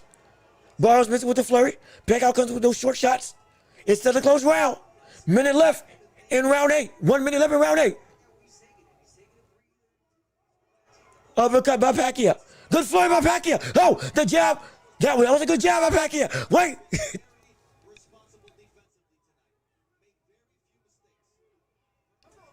Good hook to, oh, good combination. Good flurry by Pacquiao. Body and head and landed. You got to do that. Yes, yes, yes. This is what we need. Oh, good shot by Barrios though.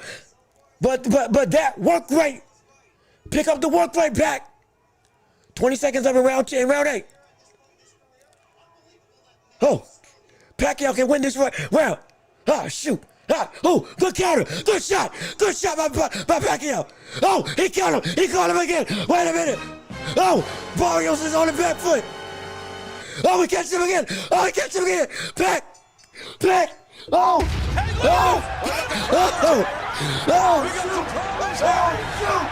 Oh, shoot. Oh, shoot. Oh, my gosh. Oh.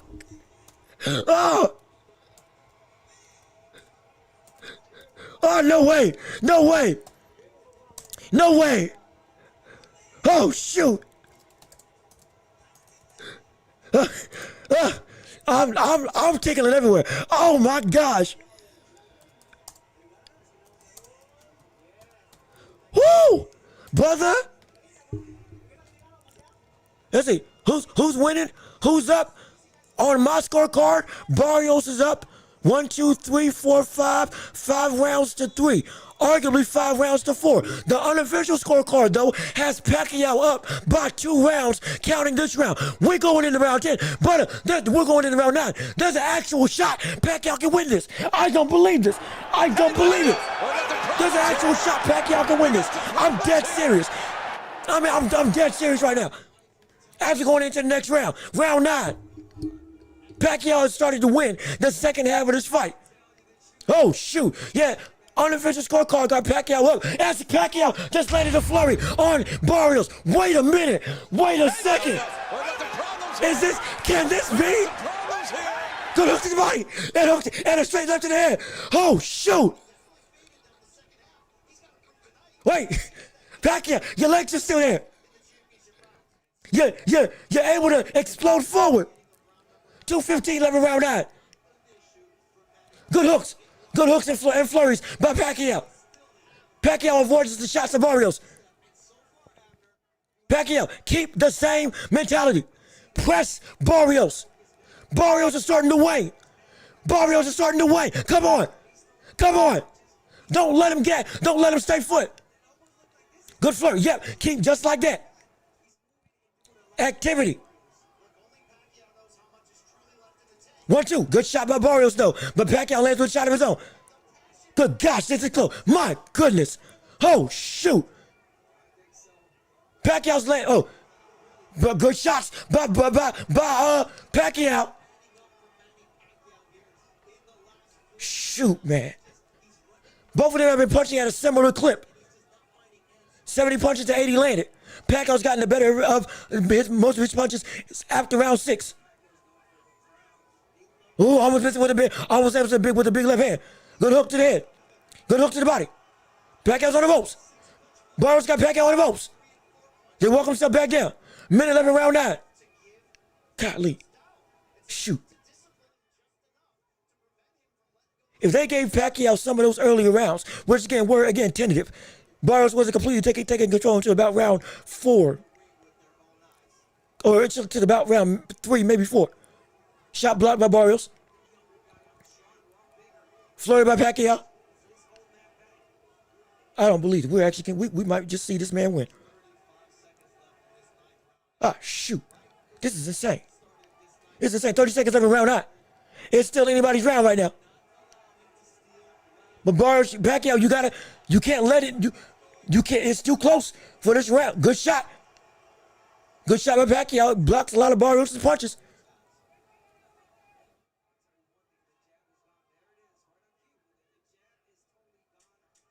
Pacquiao, come on. 10 seconds left in the round.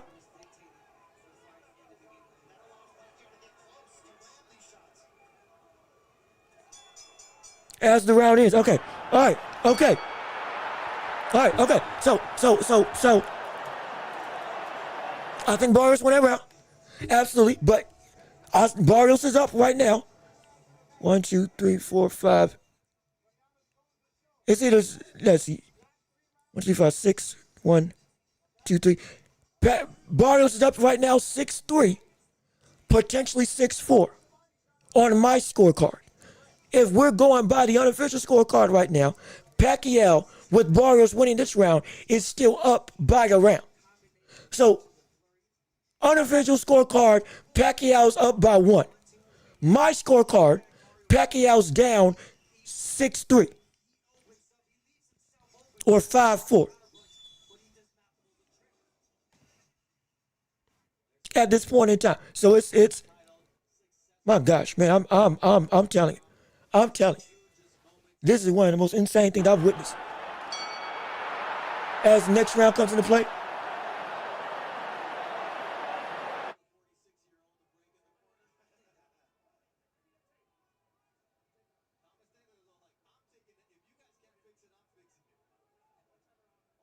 They waiting. Pacquiao's got some tape issues going on.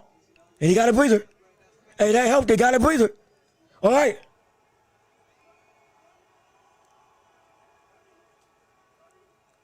All right, here we go. Round 10 starts. We're getting close to the championship rounds now. There's a real opportunity that Pacquiao could take this fight. Good flurry by Barrios.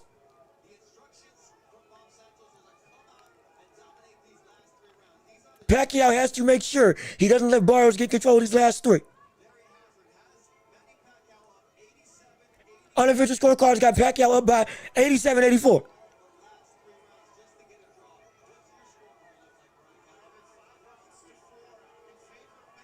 And the other one's got it 5 rounds to 4 for Pacquiao. My goodness, there's a real opportunity that Pacquiao can win this fight. Good straight left by Pacquiao. There's an act. We got multiple people saying Pacquiao, oh, good shot to the body by Barrios. Leather starting to fly a little bit more. 2 minutes left in round 10. Double jab by Pacquiao. Oh, good uppercut combination by Barrios. Pacquiao taking these punches well. Minute 55 left in round 10.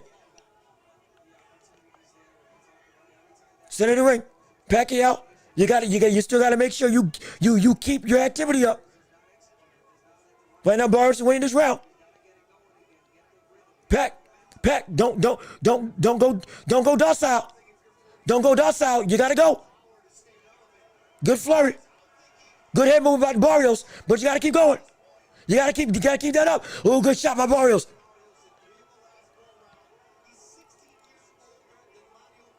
Come on, Pac. 120. Good hook by Pacquiao. Good jab by Barrios. Pac, you gotta go. You gotta go. Good straight right by Barrios. Good flurry by Pacquiao though. Barrios still winning the round. Now Pacquiao's starting to go to work. Now Barrios is starting to throw back. Now the legs starting to fly. Good hook. Good 1-2. Oh, that hurt him. That really caught Barrios. But Barrios again goes back to the jab. Good gosh, man. It's a good fight. Pacquiao trying to find an opening. Both of them in the center of the ring. 40 seconds left in round 10. Right now, Barrios is winning this round. Hook to the body by Pacquiao. Back to the center of the ring. Ooh, almost got caught with the right hand. Was Pacquiao. Back. You got to keep going through. You got to keep. Ooh, good jabs by Barrios. 20 seconds left in round 10. Back, Barrios is being more active. Back, you can't let Barrios outwork you. You can't let him outwork you. 10 seconds left in the round. Good flurry. No good shots by Pacquiao. That's what needs to happen. That's what needs to happen. Again, Barrios still won that round. Barrios still won that round.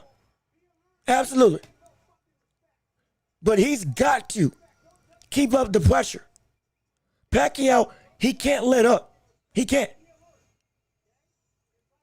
Pacquiao, he can't let up. Again, my scorecard and scorecard on TV, two different things. I got Barrios 1, 2, 3. 7 rounds to 3. If not, 6 rounds to 4. It's either 7-3 or 6-4 right now for me. But they got it. Pacquiao's either up by 3 rounds, or this fight now was a draw. Or now after this round, Pacquiao's up by 2 rounds, or Pacquiao's in a draw at this point in time. If we're going by the scorecards on TV.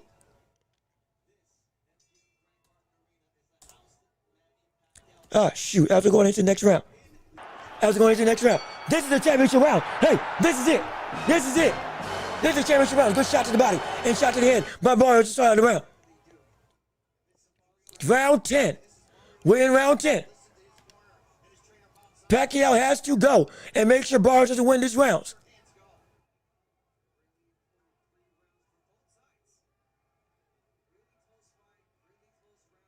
It's round 10 right now.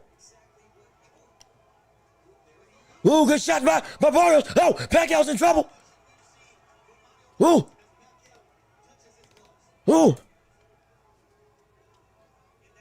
Pacquiao, you got to fight back. Yeah, you have to throw. Oh, excuse me. We're 1 round away from championship rounds. We got 3 rounds left. Again, sticking him with the jab. Good hook by Barrios. Good shot and flurries. Pacquiao's trying, but that jab is disorienting him.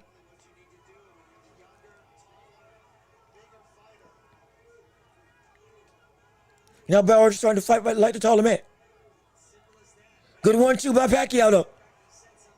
Good straight left by Pacquiao. Or good straight right, excuse me. Pacquiao, you got 3 rounds. You got to make something happen. Big hook lands for Pacquiao. Oh, good shot for Barrios. Oh, shoot.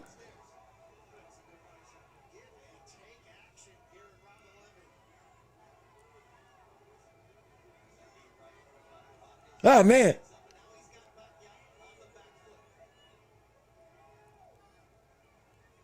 Double jab, 115, 11, round 11. Oh, I'm sorry, this is round 11. Yeah, this is round 11. It's not round 10, it's round 11. My apologies. Big swing and a missed combination, so it is the championship rounds. A good shot. Pacquiao, you got to do something. If Pacquiao on the unofficial scorecard, if Pacquiao wins one of these rounds, he may just have this fight in the bag. On the unofficial scorecard, if Pacquiao wins 1 round in these last 2, he's got a good shot by Pacquiao. 37 seconds left in round 11.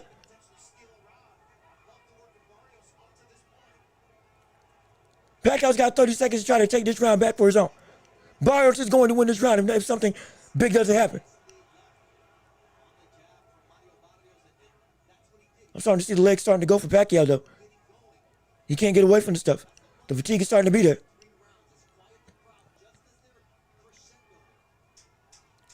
Oh, good shot by Pacquiao, though. Good shot by Pacquiao again. Oh, good 1-2 by Pacquiao. All right. Hi. Hi. Hey. Hey. Hey. Hey. We're here. We're round 12. The last stages of what can potentially be one of the most insane moments in boxing history. Again, for me right now, Barrios is winning this fight. Absolutely. On the individual scorecard, it's either a draw or Pacquiao's up by, I think Pacquiao's up by 1 round. On one of these individual scorecards, Pacquiao's up by a round. My scorecard, Pacquiao's losing. Pacquiao's going to get knockout on mine. But on these scorecards, I'm pitching with the judges. If Pacquiao wins this last round, we can see this man make history. I'm so serious. Here we go. Round 12 of this championship fight. Pacquiao versus Barrios. It's happening. It's here. It's here. It's here. It's here. Oh, shoot. Here we go. Barrios coming out with a strong start. Barrios is going to try to use all of it, everything he can to win this round. Come out like a house on fire with those multiple combinations. Pacquiao with a double jab. Pacquiao, you got it. You can't let him win this round. You can't. I'm going full fanboy. You can't. You have to win this round. For a potential upset, you have to win this round. You got to. Ah, shoot. Pacquiao's landing more power punches through 11 rounds. Hey, through 11 rounds, Pacquiao's landing more power punches in this fight. He has. The weight of your shots are on Pacquiao's side. That can sway the judges. 2 minutes left in round 12. Pat, come on, Pat. Come on, Pat. Come on, Pat. Come on, Pat.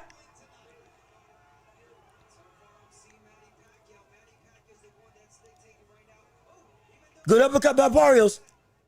Shoot, man. Good right hand by Barrios. Yeah, Barrios. Hey.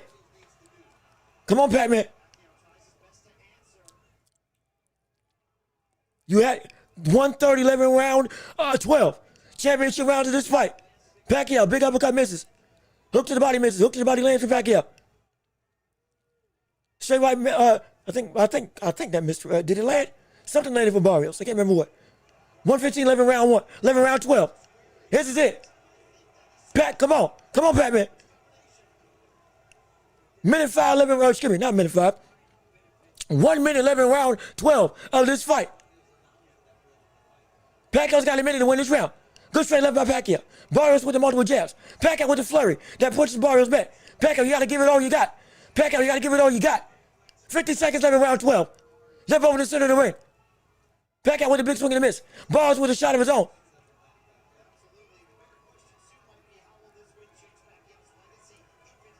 If this win happens, this would be insane. 36 seconds left in round 12. Oh, good shots by Barrios, though. Pacquiao. Left hand by Pacquiao. 30 seconds left in round 12. Big hooks by Barrios. Oh, Pacquiao's getting caught. Pacquiao's getting put on the ropes. Pacquiao better be careful. Ah, shoot. 15 seconds left in round 12. Can it happen? Barrios is going after Pacquiao. 10 seconds left in this round. This is it. This is it. Both me and Henry one more time. And that's it. My gosh, this fight's over. Pacquiao went the distance. My gosh. Pacquiao went the distance. I can't believe it. He went the distance. Now, again, full disclosure. On my card, he lost this fight. On my card, he lost this fight. On the judges' scorecards, with Pacquiao landing more power punches in this fight, and potentially Pacquiao being seen as doing the more damaging work outside that 12th round, maybe he goes swings his way. Judges' scorecards, I think either one has them as Pacquiao lost. One has it as, I think Pacquiao won. And one has it as a draw.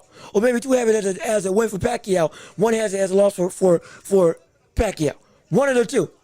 But because I don't know how these judges are seeing this fight. I got Barrios winning. Lord knows I hope I'm wrong. Hey, I don't care. I'm all for favoritism and fairness. But in this case scenario, brother, I hope he wins. I hope so. But I'm going to tell you this. If Pacquiao fought this type of fight today at 46, Pacquiao would have knocked out Barrios when he was 42. He would have. Pacquiao would have knocked out Barrios during that stint of, yeah, see, total Pacquiao, Barrios outlanded Pacquiao by 19 punches, but Pacquiao outlanded Barrios in power punches.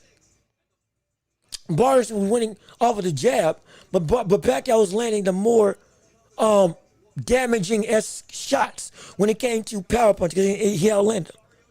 And it was incredibly close. And those swing rounds, and again, where it was anybody's round, I don't know how the judges have gave it. I have Barrios winning this fight, but I don't know how the judges saw this. I don't. Pacquiao would have knocked out Barrios if this was Pacquiao that fought Keith Thurman. If this was the Pacquiao that fought Adrian Broner. If this was the Pacquiao that fought anybody before retirement.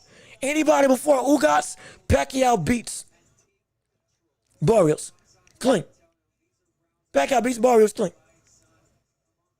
Anybody before Ugas, Pacquiao beats. Or any version of Pacquiao before Ugas, Pacquiao knocks out Barrios. After what I saw with this fight. Oh, absolutely. No question. No question.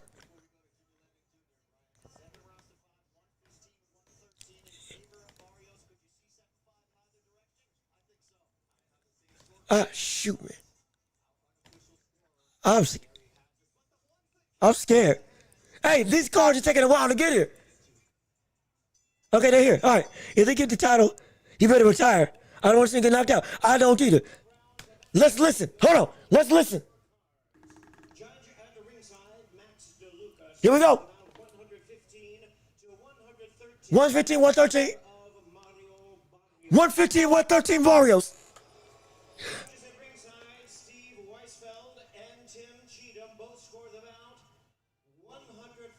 114. 114. Oh, shoot. It's a draw. What?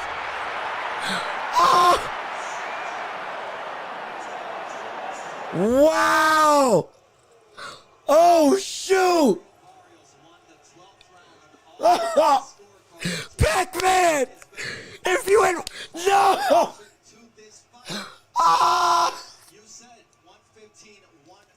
Oh, shoot. Brother.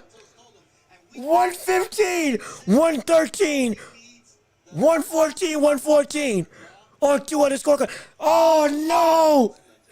Pac needed one. Oh, no. Dang it. No.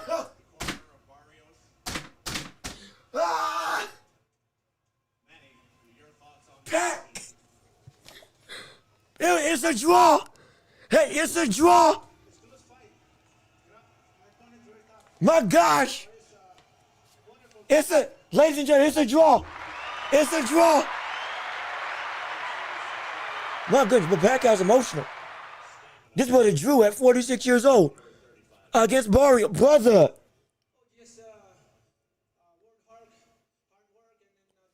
Shoot. This man was a round away.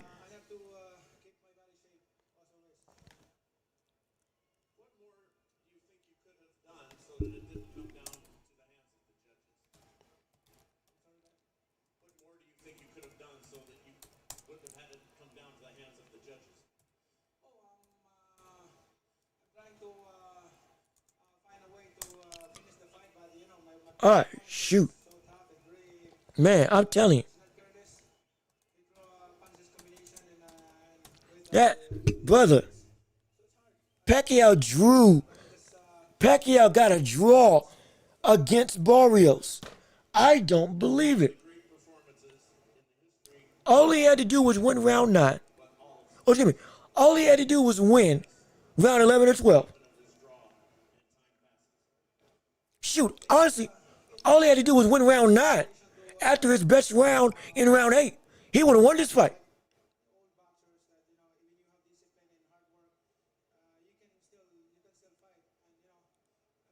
Hey,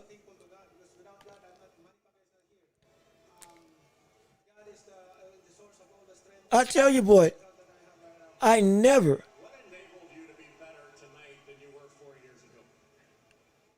Tonight, I'm more experienced. I'm more tactical fighter than compared before. Shoot, man, but I can't believe. I'm in shock. I'm sorry, I'm in shock. I'm in shock.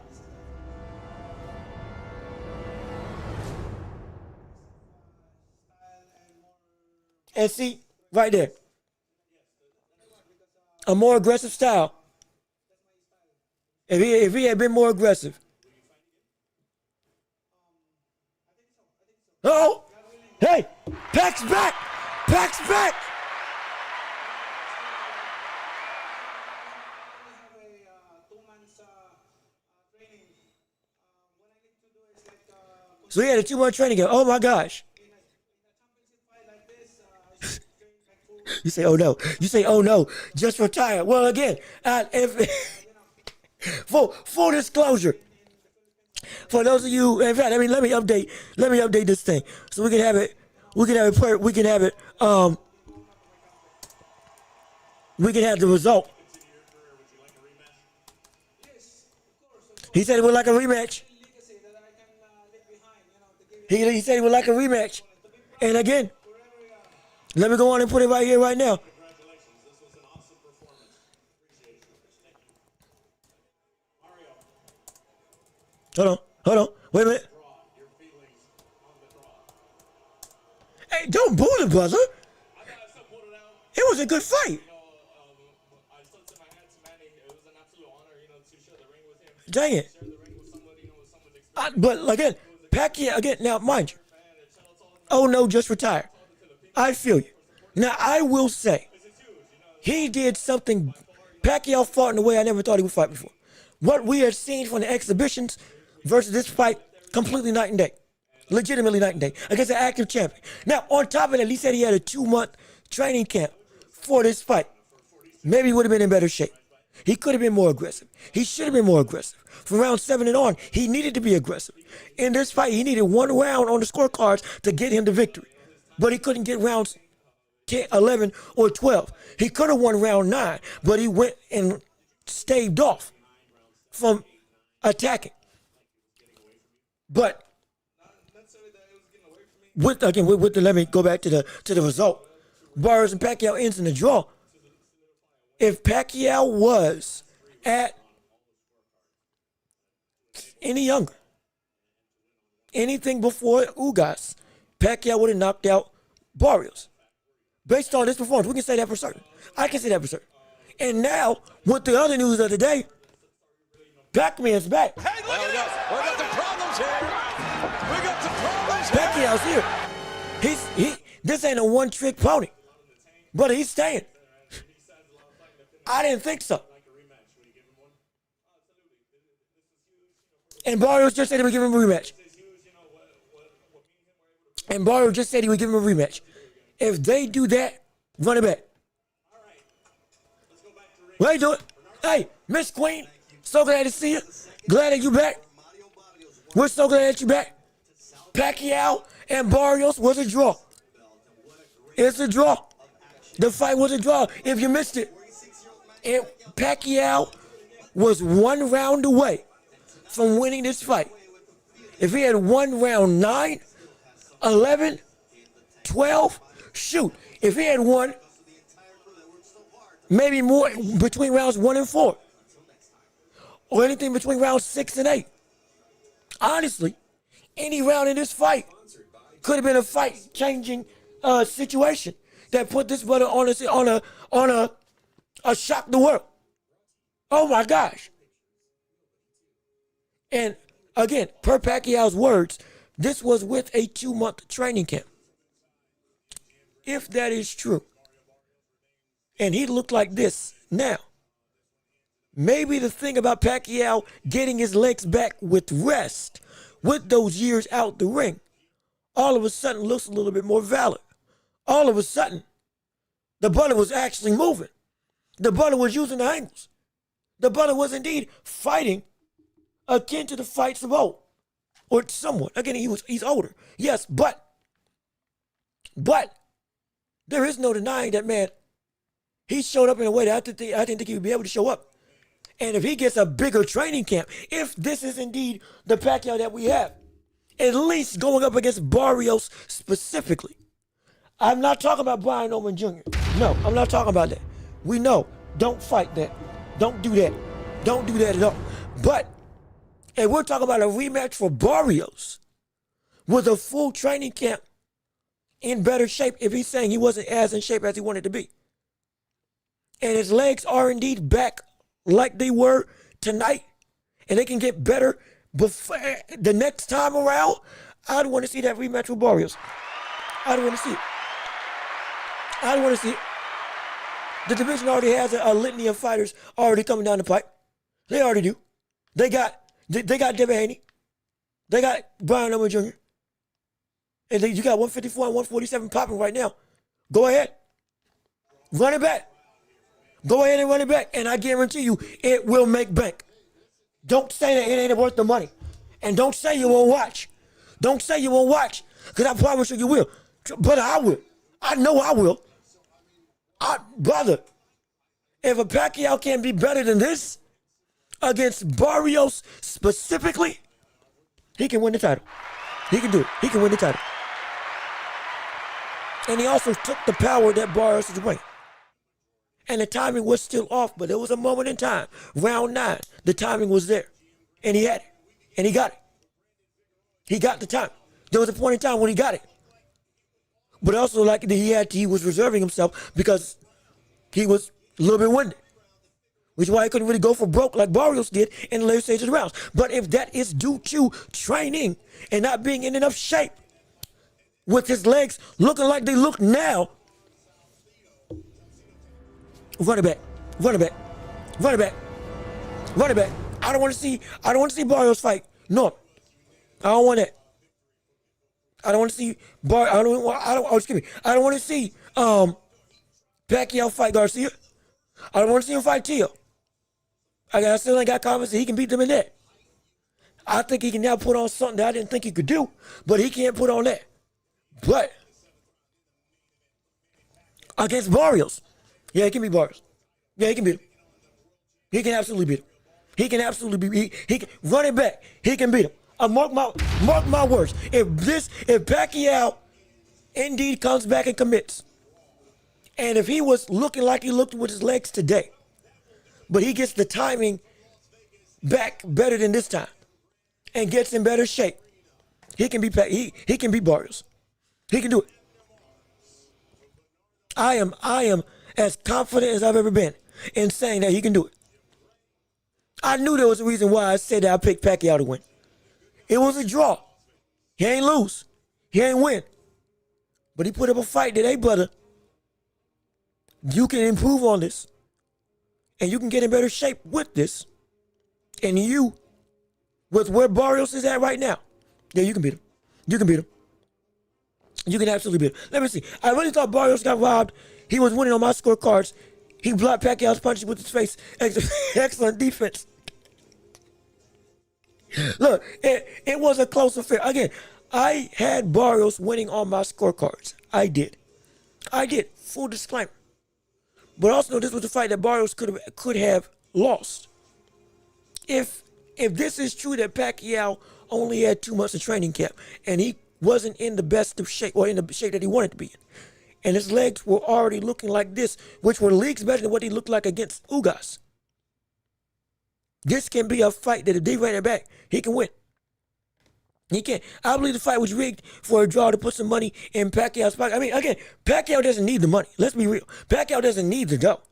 And like him losing, he ain't never fought in a situation where it's like, yeah, give him the win. Because if he lost, he lost. Like, he's had rivalries before. He's had rivalries where he shouldn't have lost, like with Timothy Bradley, like with Jeff Horn. We could have Jeff Horn versus Pacquiao, or Jeff Horn versus Spence. Though the Spence fight diluted for different reasons, but we could have had that. But Jeff Horn robbed the victory of that. So it's like, I don't think I think, now again, I had Barrios winning, no question. The fact that this was a draw surprised me to Kingdom Come. I wasn't seeing what the judges were seeing. But what I am saying is this. If that's what they saw, that means that there's some room that Pacquiao can grow. And if Pacquiao performed like this, and he's saying he can get better, and he's saying he had 2 months of training camp, and we all have to sit back and say, hey, we didn't expect Pacquiao to fight this well, this good, and make a fight this competitive. And if we're saying that a Pacquiao back in the day would have killed him, which, again, he would have. What I've been saying about Pacquiao is that if his legs are able to recover with rest from when they fell out from under him against Ugas, there's a chance that he can do some damage in this fight with Barrios. And lo and behold, his legs held up. They were actually able to move. It wasn't the same movement. It wasn't that. Let's be clear. It wasn't like Pacquiao was turning back to 2002, to 2005. It wasn't that. But what it was a point of emphasis that has us saying, okay, all is not lost. All is not lost in the physique and the ability of Manny Pacquiao. And since that exists as a real reality, guess what that means? Brother, there's some room that he can grow. I can't believe I'm saying this. He can get back to form more than this if he has a legitimate training camp. I'm not saying he can beat anybody else. I'm not saying he can beat Devin Haney. I'm not saying he can beat Ryan Garcia. I'm not saying he can beat Rolly, though that Rolly fight might be interesting. I'm not saying he can beat Teofimo Lopez. I'm not saying he can beat Brian Oman Jr. Lord knows, not that. But Barrios, of the contenders up here, he can't beat him. He can't beat him. He can't. He can't. He can't. I'm not, again, this isn't me trying to be a fanboy.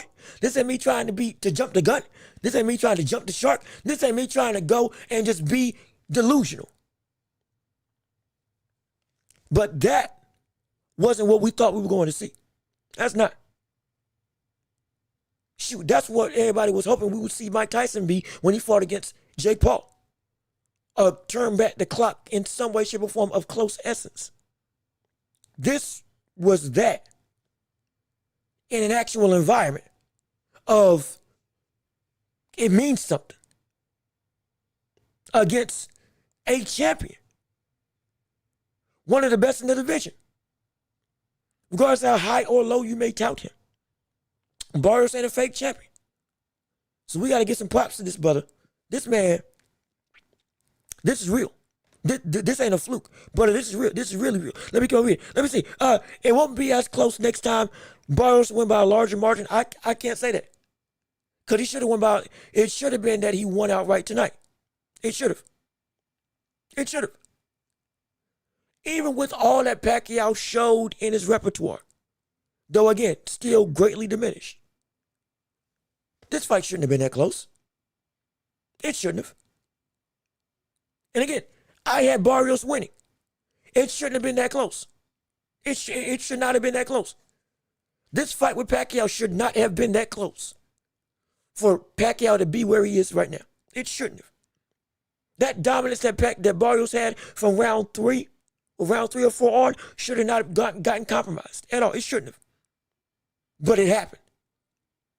That speaks to where Pacquiao is. Hold on, wait a minute. Are my glasses straight? Are they crooked? Hold on now. Wait a second now. I got the Malcolm X's. I want to make sure I look good. But he should have won tonight. And it shouldn't have been this much of a close competitive thing. I can still feel that Barrios should have won because on my scorecard he did, but it shouldn't have been that close of a fight, period. But if Pacquiao, a couple of those rounds, but if Pacquiao was just more aggressive, he could have stolen them. He could have won them. And if we see him move on later, and if he's continuing in the sport like he said that he is, because again, if you didn't know, Pac is back. Pacquiao's back. He's here. He's coming to fight again. Barrios said he would give him a rematch. And I guarantee you they better make that first and foremost because that's going to sell a boatload of money. That's going to go into Madison Square Garden. I promise you. I promise you. You thought MGM Grand was going to hold that venue. But if Pacquiao was one round away from greatness, and people are saying, are believing, yo, he can win next time, it's going to be one of the biggest events of the year.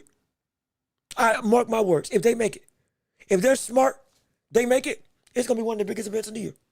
I promise you. I promise you. Whether or not Pacquiao wins to that degree is irrelevant. I think he can next time out based on what Barrios showed tonight and based on if indeed he can be better than tonight, which he might actually be able to be. He can beat him. But that's irrelevant. The fight should be made. The fight should be made. Especially if it's a draw. You can feel that Barrios should have won largely. That's fine. The fact this is a draw, run it back. Dominate him from round 1 to round 12 and show that first fight, the judges' scorecards didn't know what they were talking about. Prove it. I'm absolutely fine with it. Prove it. But don't let this opportunity go to waste. Don't let it go to waste. Don't let this great event, this great fight, goosebumps abound.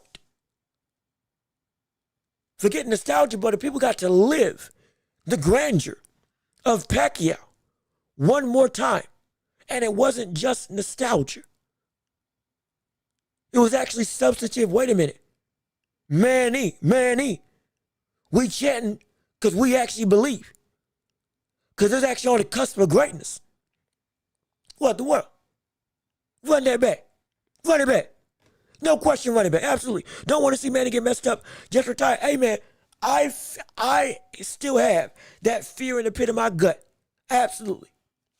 That Pacquiao's going to get messed up.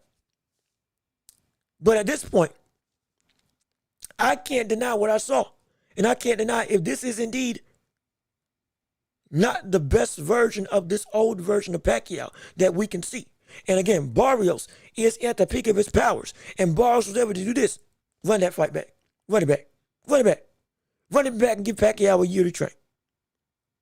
Run it back and give him a year to train. I don't want to see Pacquiao fight anybody else because I don't think Pacquiao can beat anybody else. But he can beat Barrios. And Barrios and Pacquiao is a good fight, as you just saw. That's a good fight. You can't say that they're just leaps and bounds away from each other.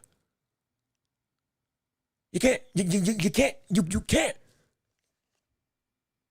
And now with the draw, no matter what aisle of the controversial, no matter what controversial aisle you fall in, whether or not you feel Pacquiao was robbed, whether or not you feel Barrios was robbed and it should have been a clean decision, or whether you feel that the draw should have been a draw, everybody wants to see that fight ran back. Because now there is inconclusive evidence. Who's really better? Because officially, nobody's better. And the fact that Pacquiao is on Barrios' level at this stage in his career is insane. And if he can get better than that, y'all better watch out, brother. Y'all better watch out, brother. Pac-Man Mania is about to run through the world one more time. We thought this was a spectacle, but now that we know that this is real, that you look, y'all thought how do I say this? The grandeur around Mike Tyson fighting against Roy Jones Jr. and Jake Paul was because of the spectacle, but also it's because it's Tyson. I want you to imagine if Mike Tyson at 54, 50, we'll say 50. We'll push it. We'll say 50. If Mike Tyson at 50 came back after the Roy Jones Jr. fight and went through and actually competed against one of the heavyweight champions in the world, we'll say Hergovich. For the sake of argument, we'll say Philip Hergovich. He came back and fought against Philip Hergovich. And he fought Philip Hergovich to a draw. And hypothetically, Philip Hergovich was a champion. At that point, brother, if you thought the spectacle of Roy Jones and Jake Paul was insane, brother, Mike Tyson would have been the hottest name. Boxing would have been back. Boxing would have been the number one sport in the world. Immediately. Strictly by Tyson being there, and all of a sudden, it's not a joke that he's actually competing and potentially was almost one round away from beating a heavyweight for a title.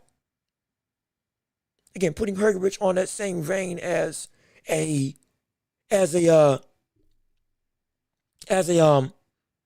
Barrios from a somewhat talent standpoint. That's the best thing I can think of. If that happened, brother, you wouldn't hear the end of it. Pacquiao is that. But this is reality. Yes, he didn't win. But brother, he almost did. He didn't win, but he didn't lose. And people are going to all of a sudden walk the streets and say, hey, man, did you see Pacquiao fight Barrios? Did you see Pacquiao go and, to some people, get robbed by Barrios? Because that's how some people are going to feel. By not getting a victory. And he performed great in that fight. Mark my words. Mark my words. You're about to see Pacquiao on First Take. You about to see Pacquiao. You about to see Pacquiao on First Take, Fox, NBC Sports. You about to see him on All the Smoke, Club Shay Shay, Stephen A. Smith Show. Name it. He's walking there on it. And it's about to be a press conclave to drum up interest for that fight, to get the rematch for the title.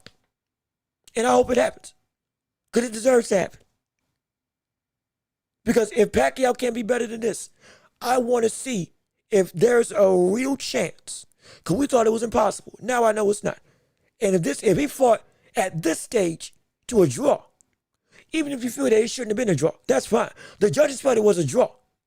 If he, in their eyes, fought to a draw, oh my gosh, yeah, you doggone right. I want to see this brother fight again. You doggone right. Against Barrios. I want to see him fight again. I'm fine with that. I'm perfectly fine with that. I am perfectly fine with that. Absolutely, no question about it. But let me see. Barrios don't deserve to retain the belt for not being a 46-year-old legend. Man deserves to make. Hey, look, prove it. Prove it. Fight him again. Prove it and fight him again. Give Pacquiao a year. Fight him again. Fight him again. Let it go. Fight him again. Make it happen. Pacquiao made more than a believer. He showed reality. Ain't too far-fetched. This ain't the story of this is no longer the story of an old man defying Father Time. This ain't the story of an up-and-comer or an old man giving a great shot at one last swipe at the brass ring. This is now the story of a legendary fighter who almost won the title and didn't lose the fight. The champ couldn't beat him. That's the story. Barrios couldn't beat him.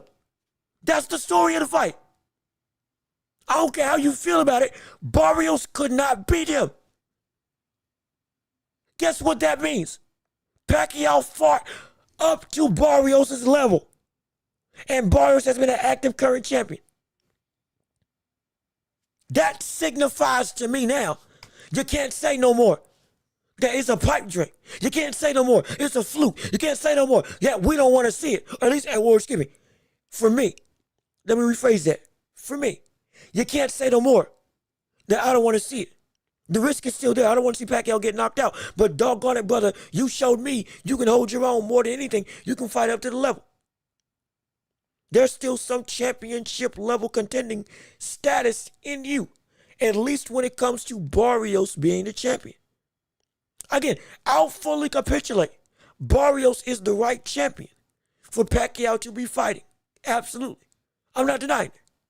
Tommy Morrison, when he was coming around, came around at the right time. Mercer coming up from light heavyweight to heavyweight, winning the championship and becoming heavyweight champion.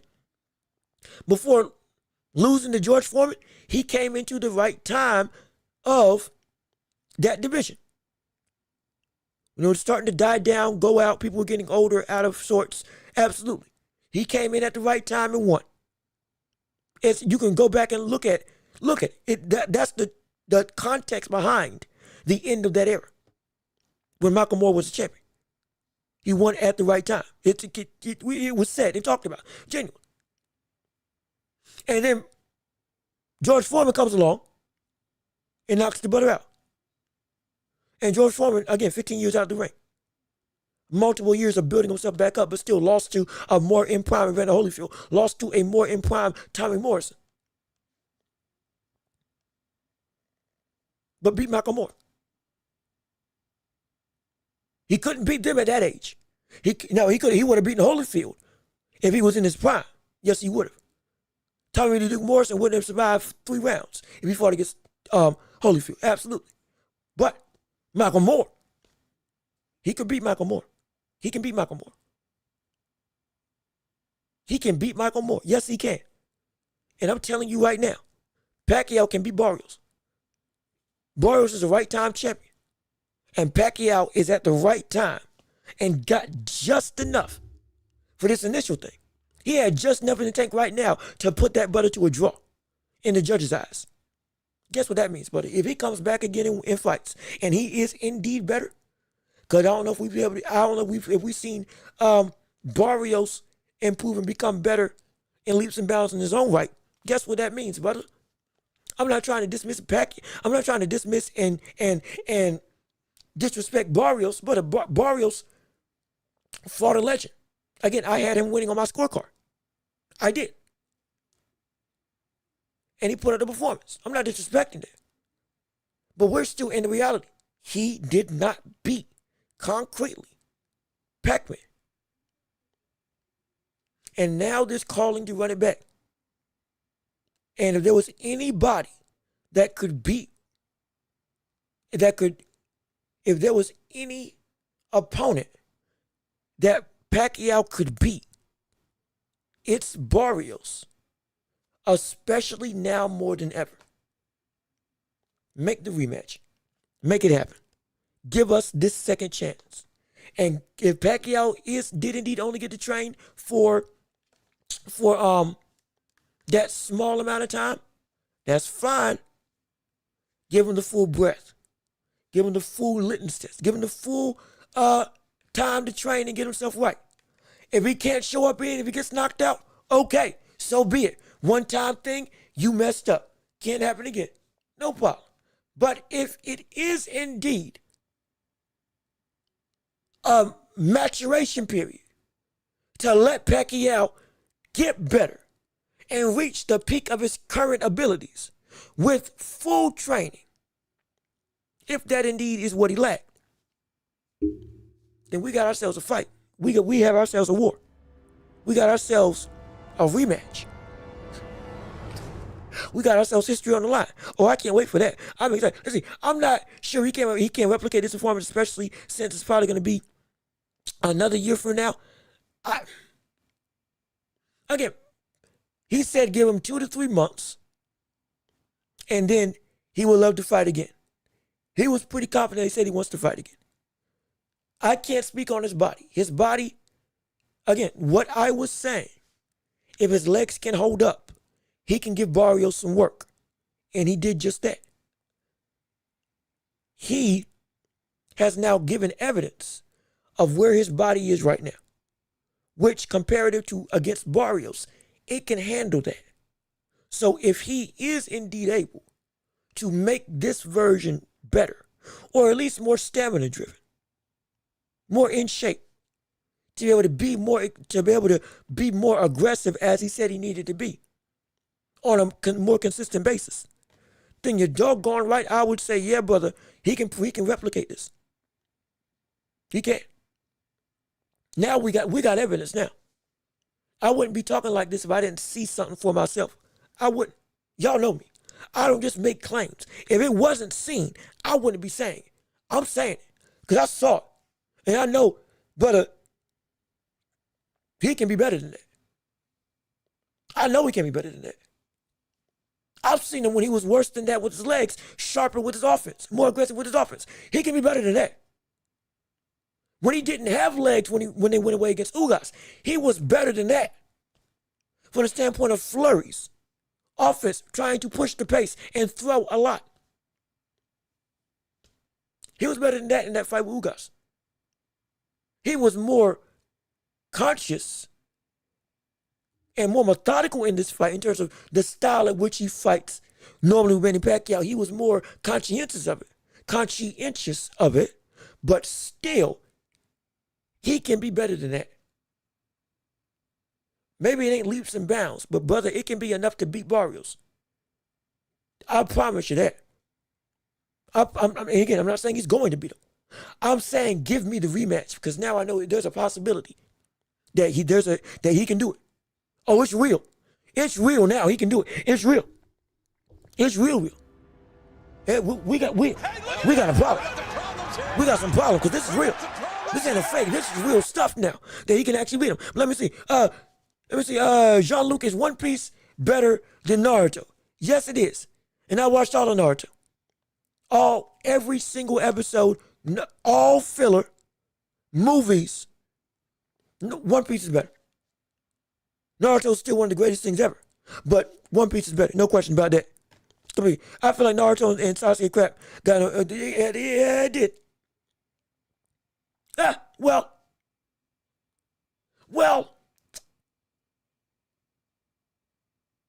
it got annoying, but then I grew to love it.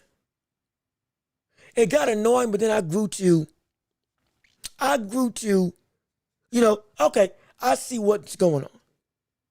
And that final fight, boy, was insane. Absolutely. But again, I think we're going to pack it up and send it home. Again, the story of the night is, in fact, Pacquiao and Barrios, they fought to a knockdown, drag-out brawl. And Pacquiao completely shocked the world. And showing that he is not done. There's still more in the tank, at least for Barrios specifically, that he can potentially bring to the table. Oh, it's real. It's true. You're doggone right, it's true. It's more than, this isn't a fluke no more. This is what we hoped we would see with Mike Tyson. But doggone it, it's here in an actual great, large, legitimately career-defining setting. I can't believe it. I can't believe what I saw. But what I can believe is that on Tuesday, we're going to be back to talk about this and discuss it even more. So, with all that being said, good gosh, we got 41. Time out. We got 45 people here? Shoot. We got 48 people here? My gosh. Well, how you doing? I didn't even look at the numbers. Good, great to see you. So glad that you're here. Does anybody want to have any questions, debates, concerns that you want to put in the chat about what you saw with Pacquiao? Do you think I'm insane? Do you think that I'm out of my mind? Do you feel that this is something that, hey, we witnessed a real potential opportunity for Pacquiao to improve and get a win? I want to hear from you. No question about it. And also, since we got 44 people, 46 people here, I would love it if y'all put likes in the chat if you love this whole live stream. Again, we did this for all three cards on the night. It was a great night of action. Usyk KOs Dubois in dominating fashion, better than the last time. We got to see Okoli fight abysmally in his fight with Figueroa. We got to see Pacquiao come back and win, or not win, fight to a draw against Barrios and give everybody hope that, hey, brother, we want a rematch because there's something that can actually happen. History can potentially still be made. And this fight is no longer just a pipe dream. It ain't just a spectacle. Brother, it's real. at least against Barrios, it's real. And we got to see Ben Rodriguez go and knock out Cafu in his unification fight at flyweight. We're going to talk about all this on Tuesday for the podcast and show. Please go ahead and like the stream before we get out of here. But we get ready to go. We got to leave. We got stuff to do. And I would love to stick around with you. But my word, we have to sleep. We have been up all day, all night. And we got to wake up in the morning. I got to get up in the morning. I got church. I got stuff to do. I need to make sure I'm able to go out. So we're going to be back. But with all that being said, this has been another episode of The Watcher. But with me, y'all, Jean-Luc Watch. Thank you all 46 of you, for tuning in for the live stream commentary of Pacquiao and Barrios, Ben Rodriguez versus Cafu, and Usyk versus Dubois that we had all throughout the afternoon going into today. Again, be sure to come back here on Tuesday where we have episodes. Tuesday, Thursday, and Fridays.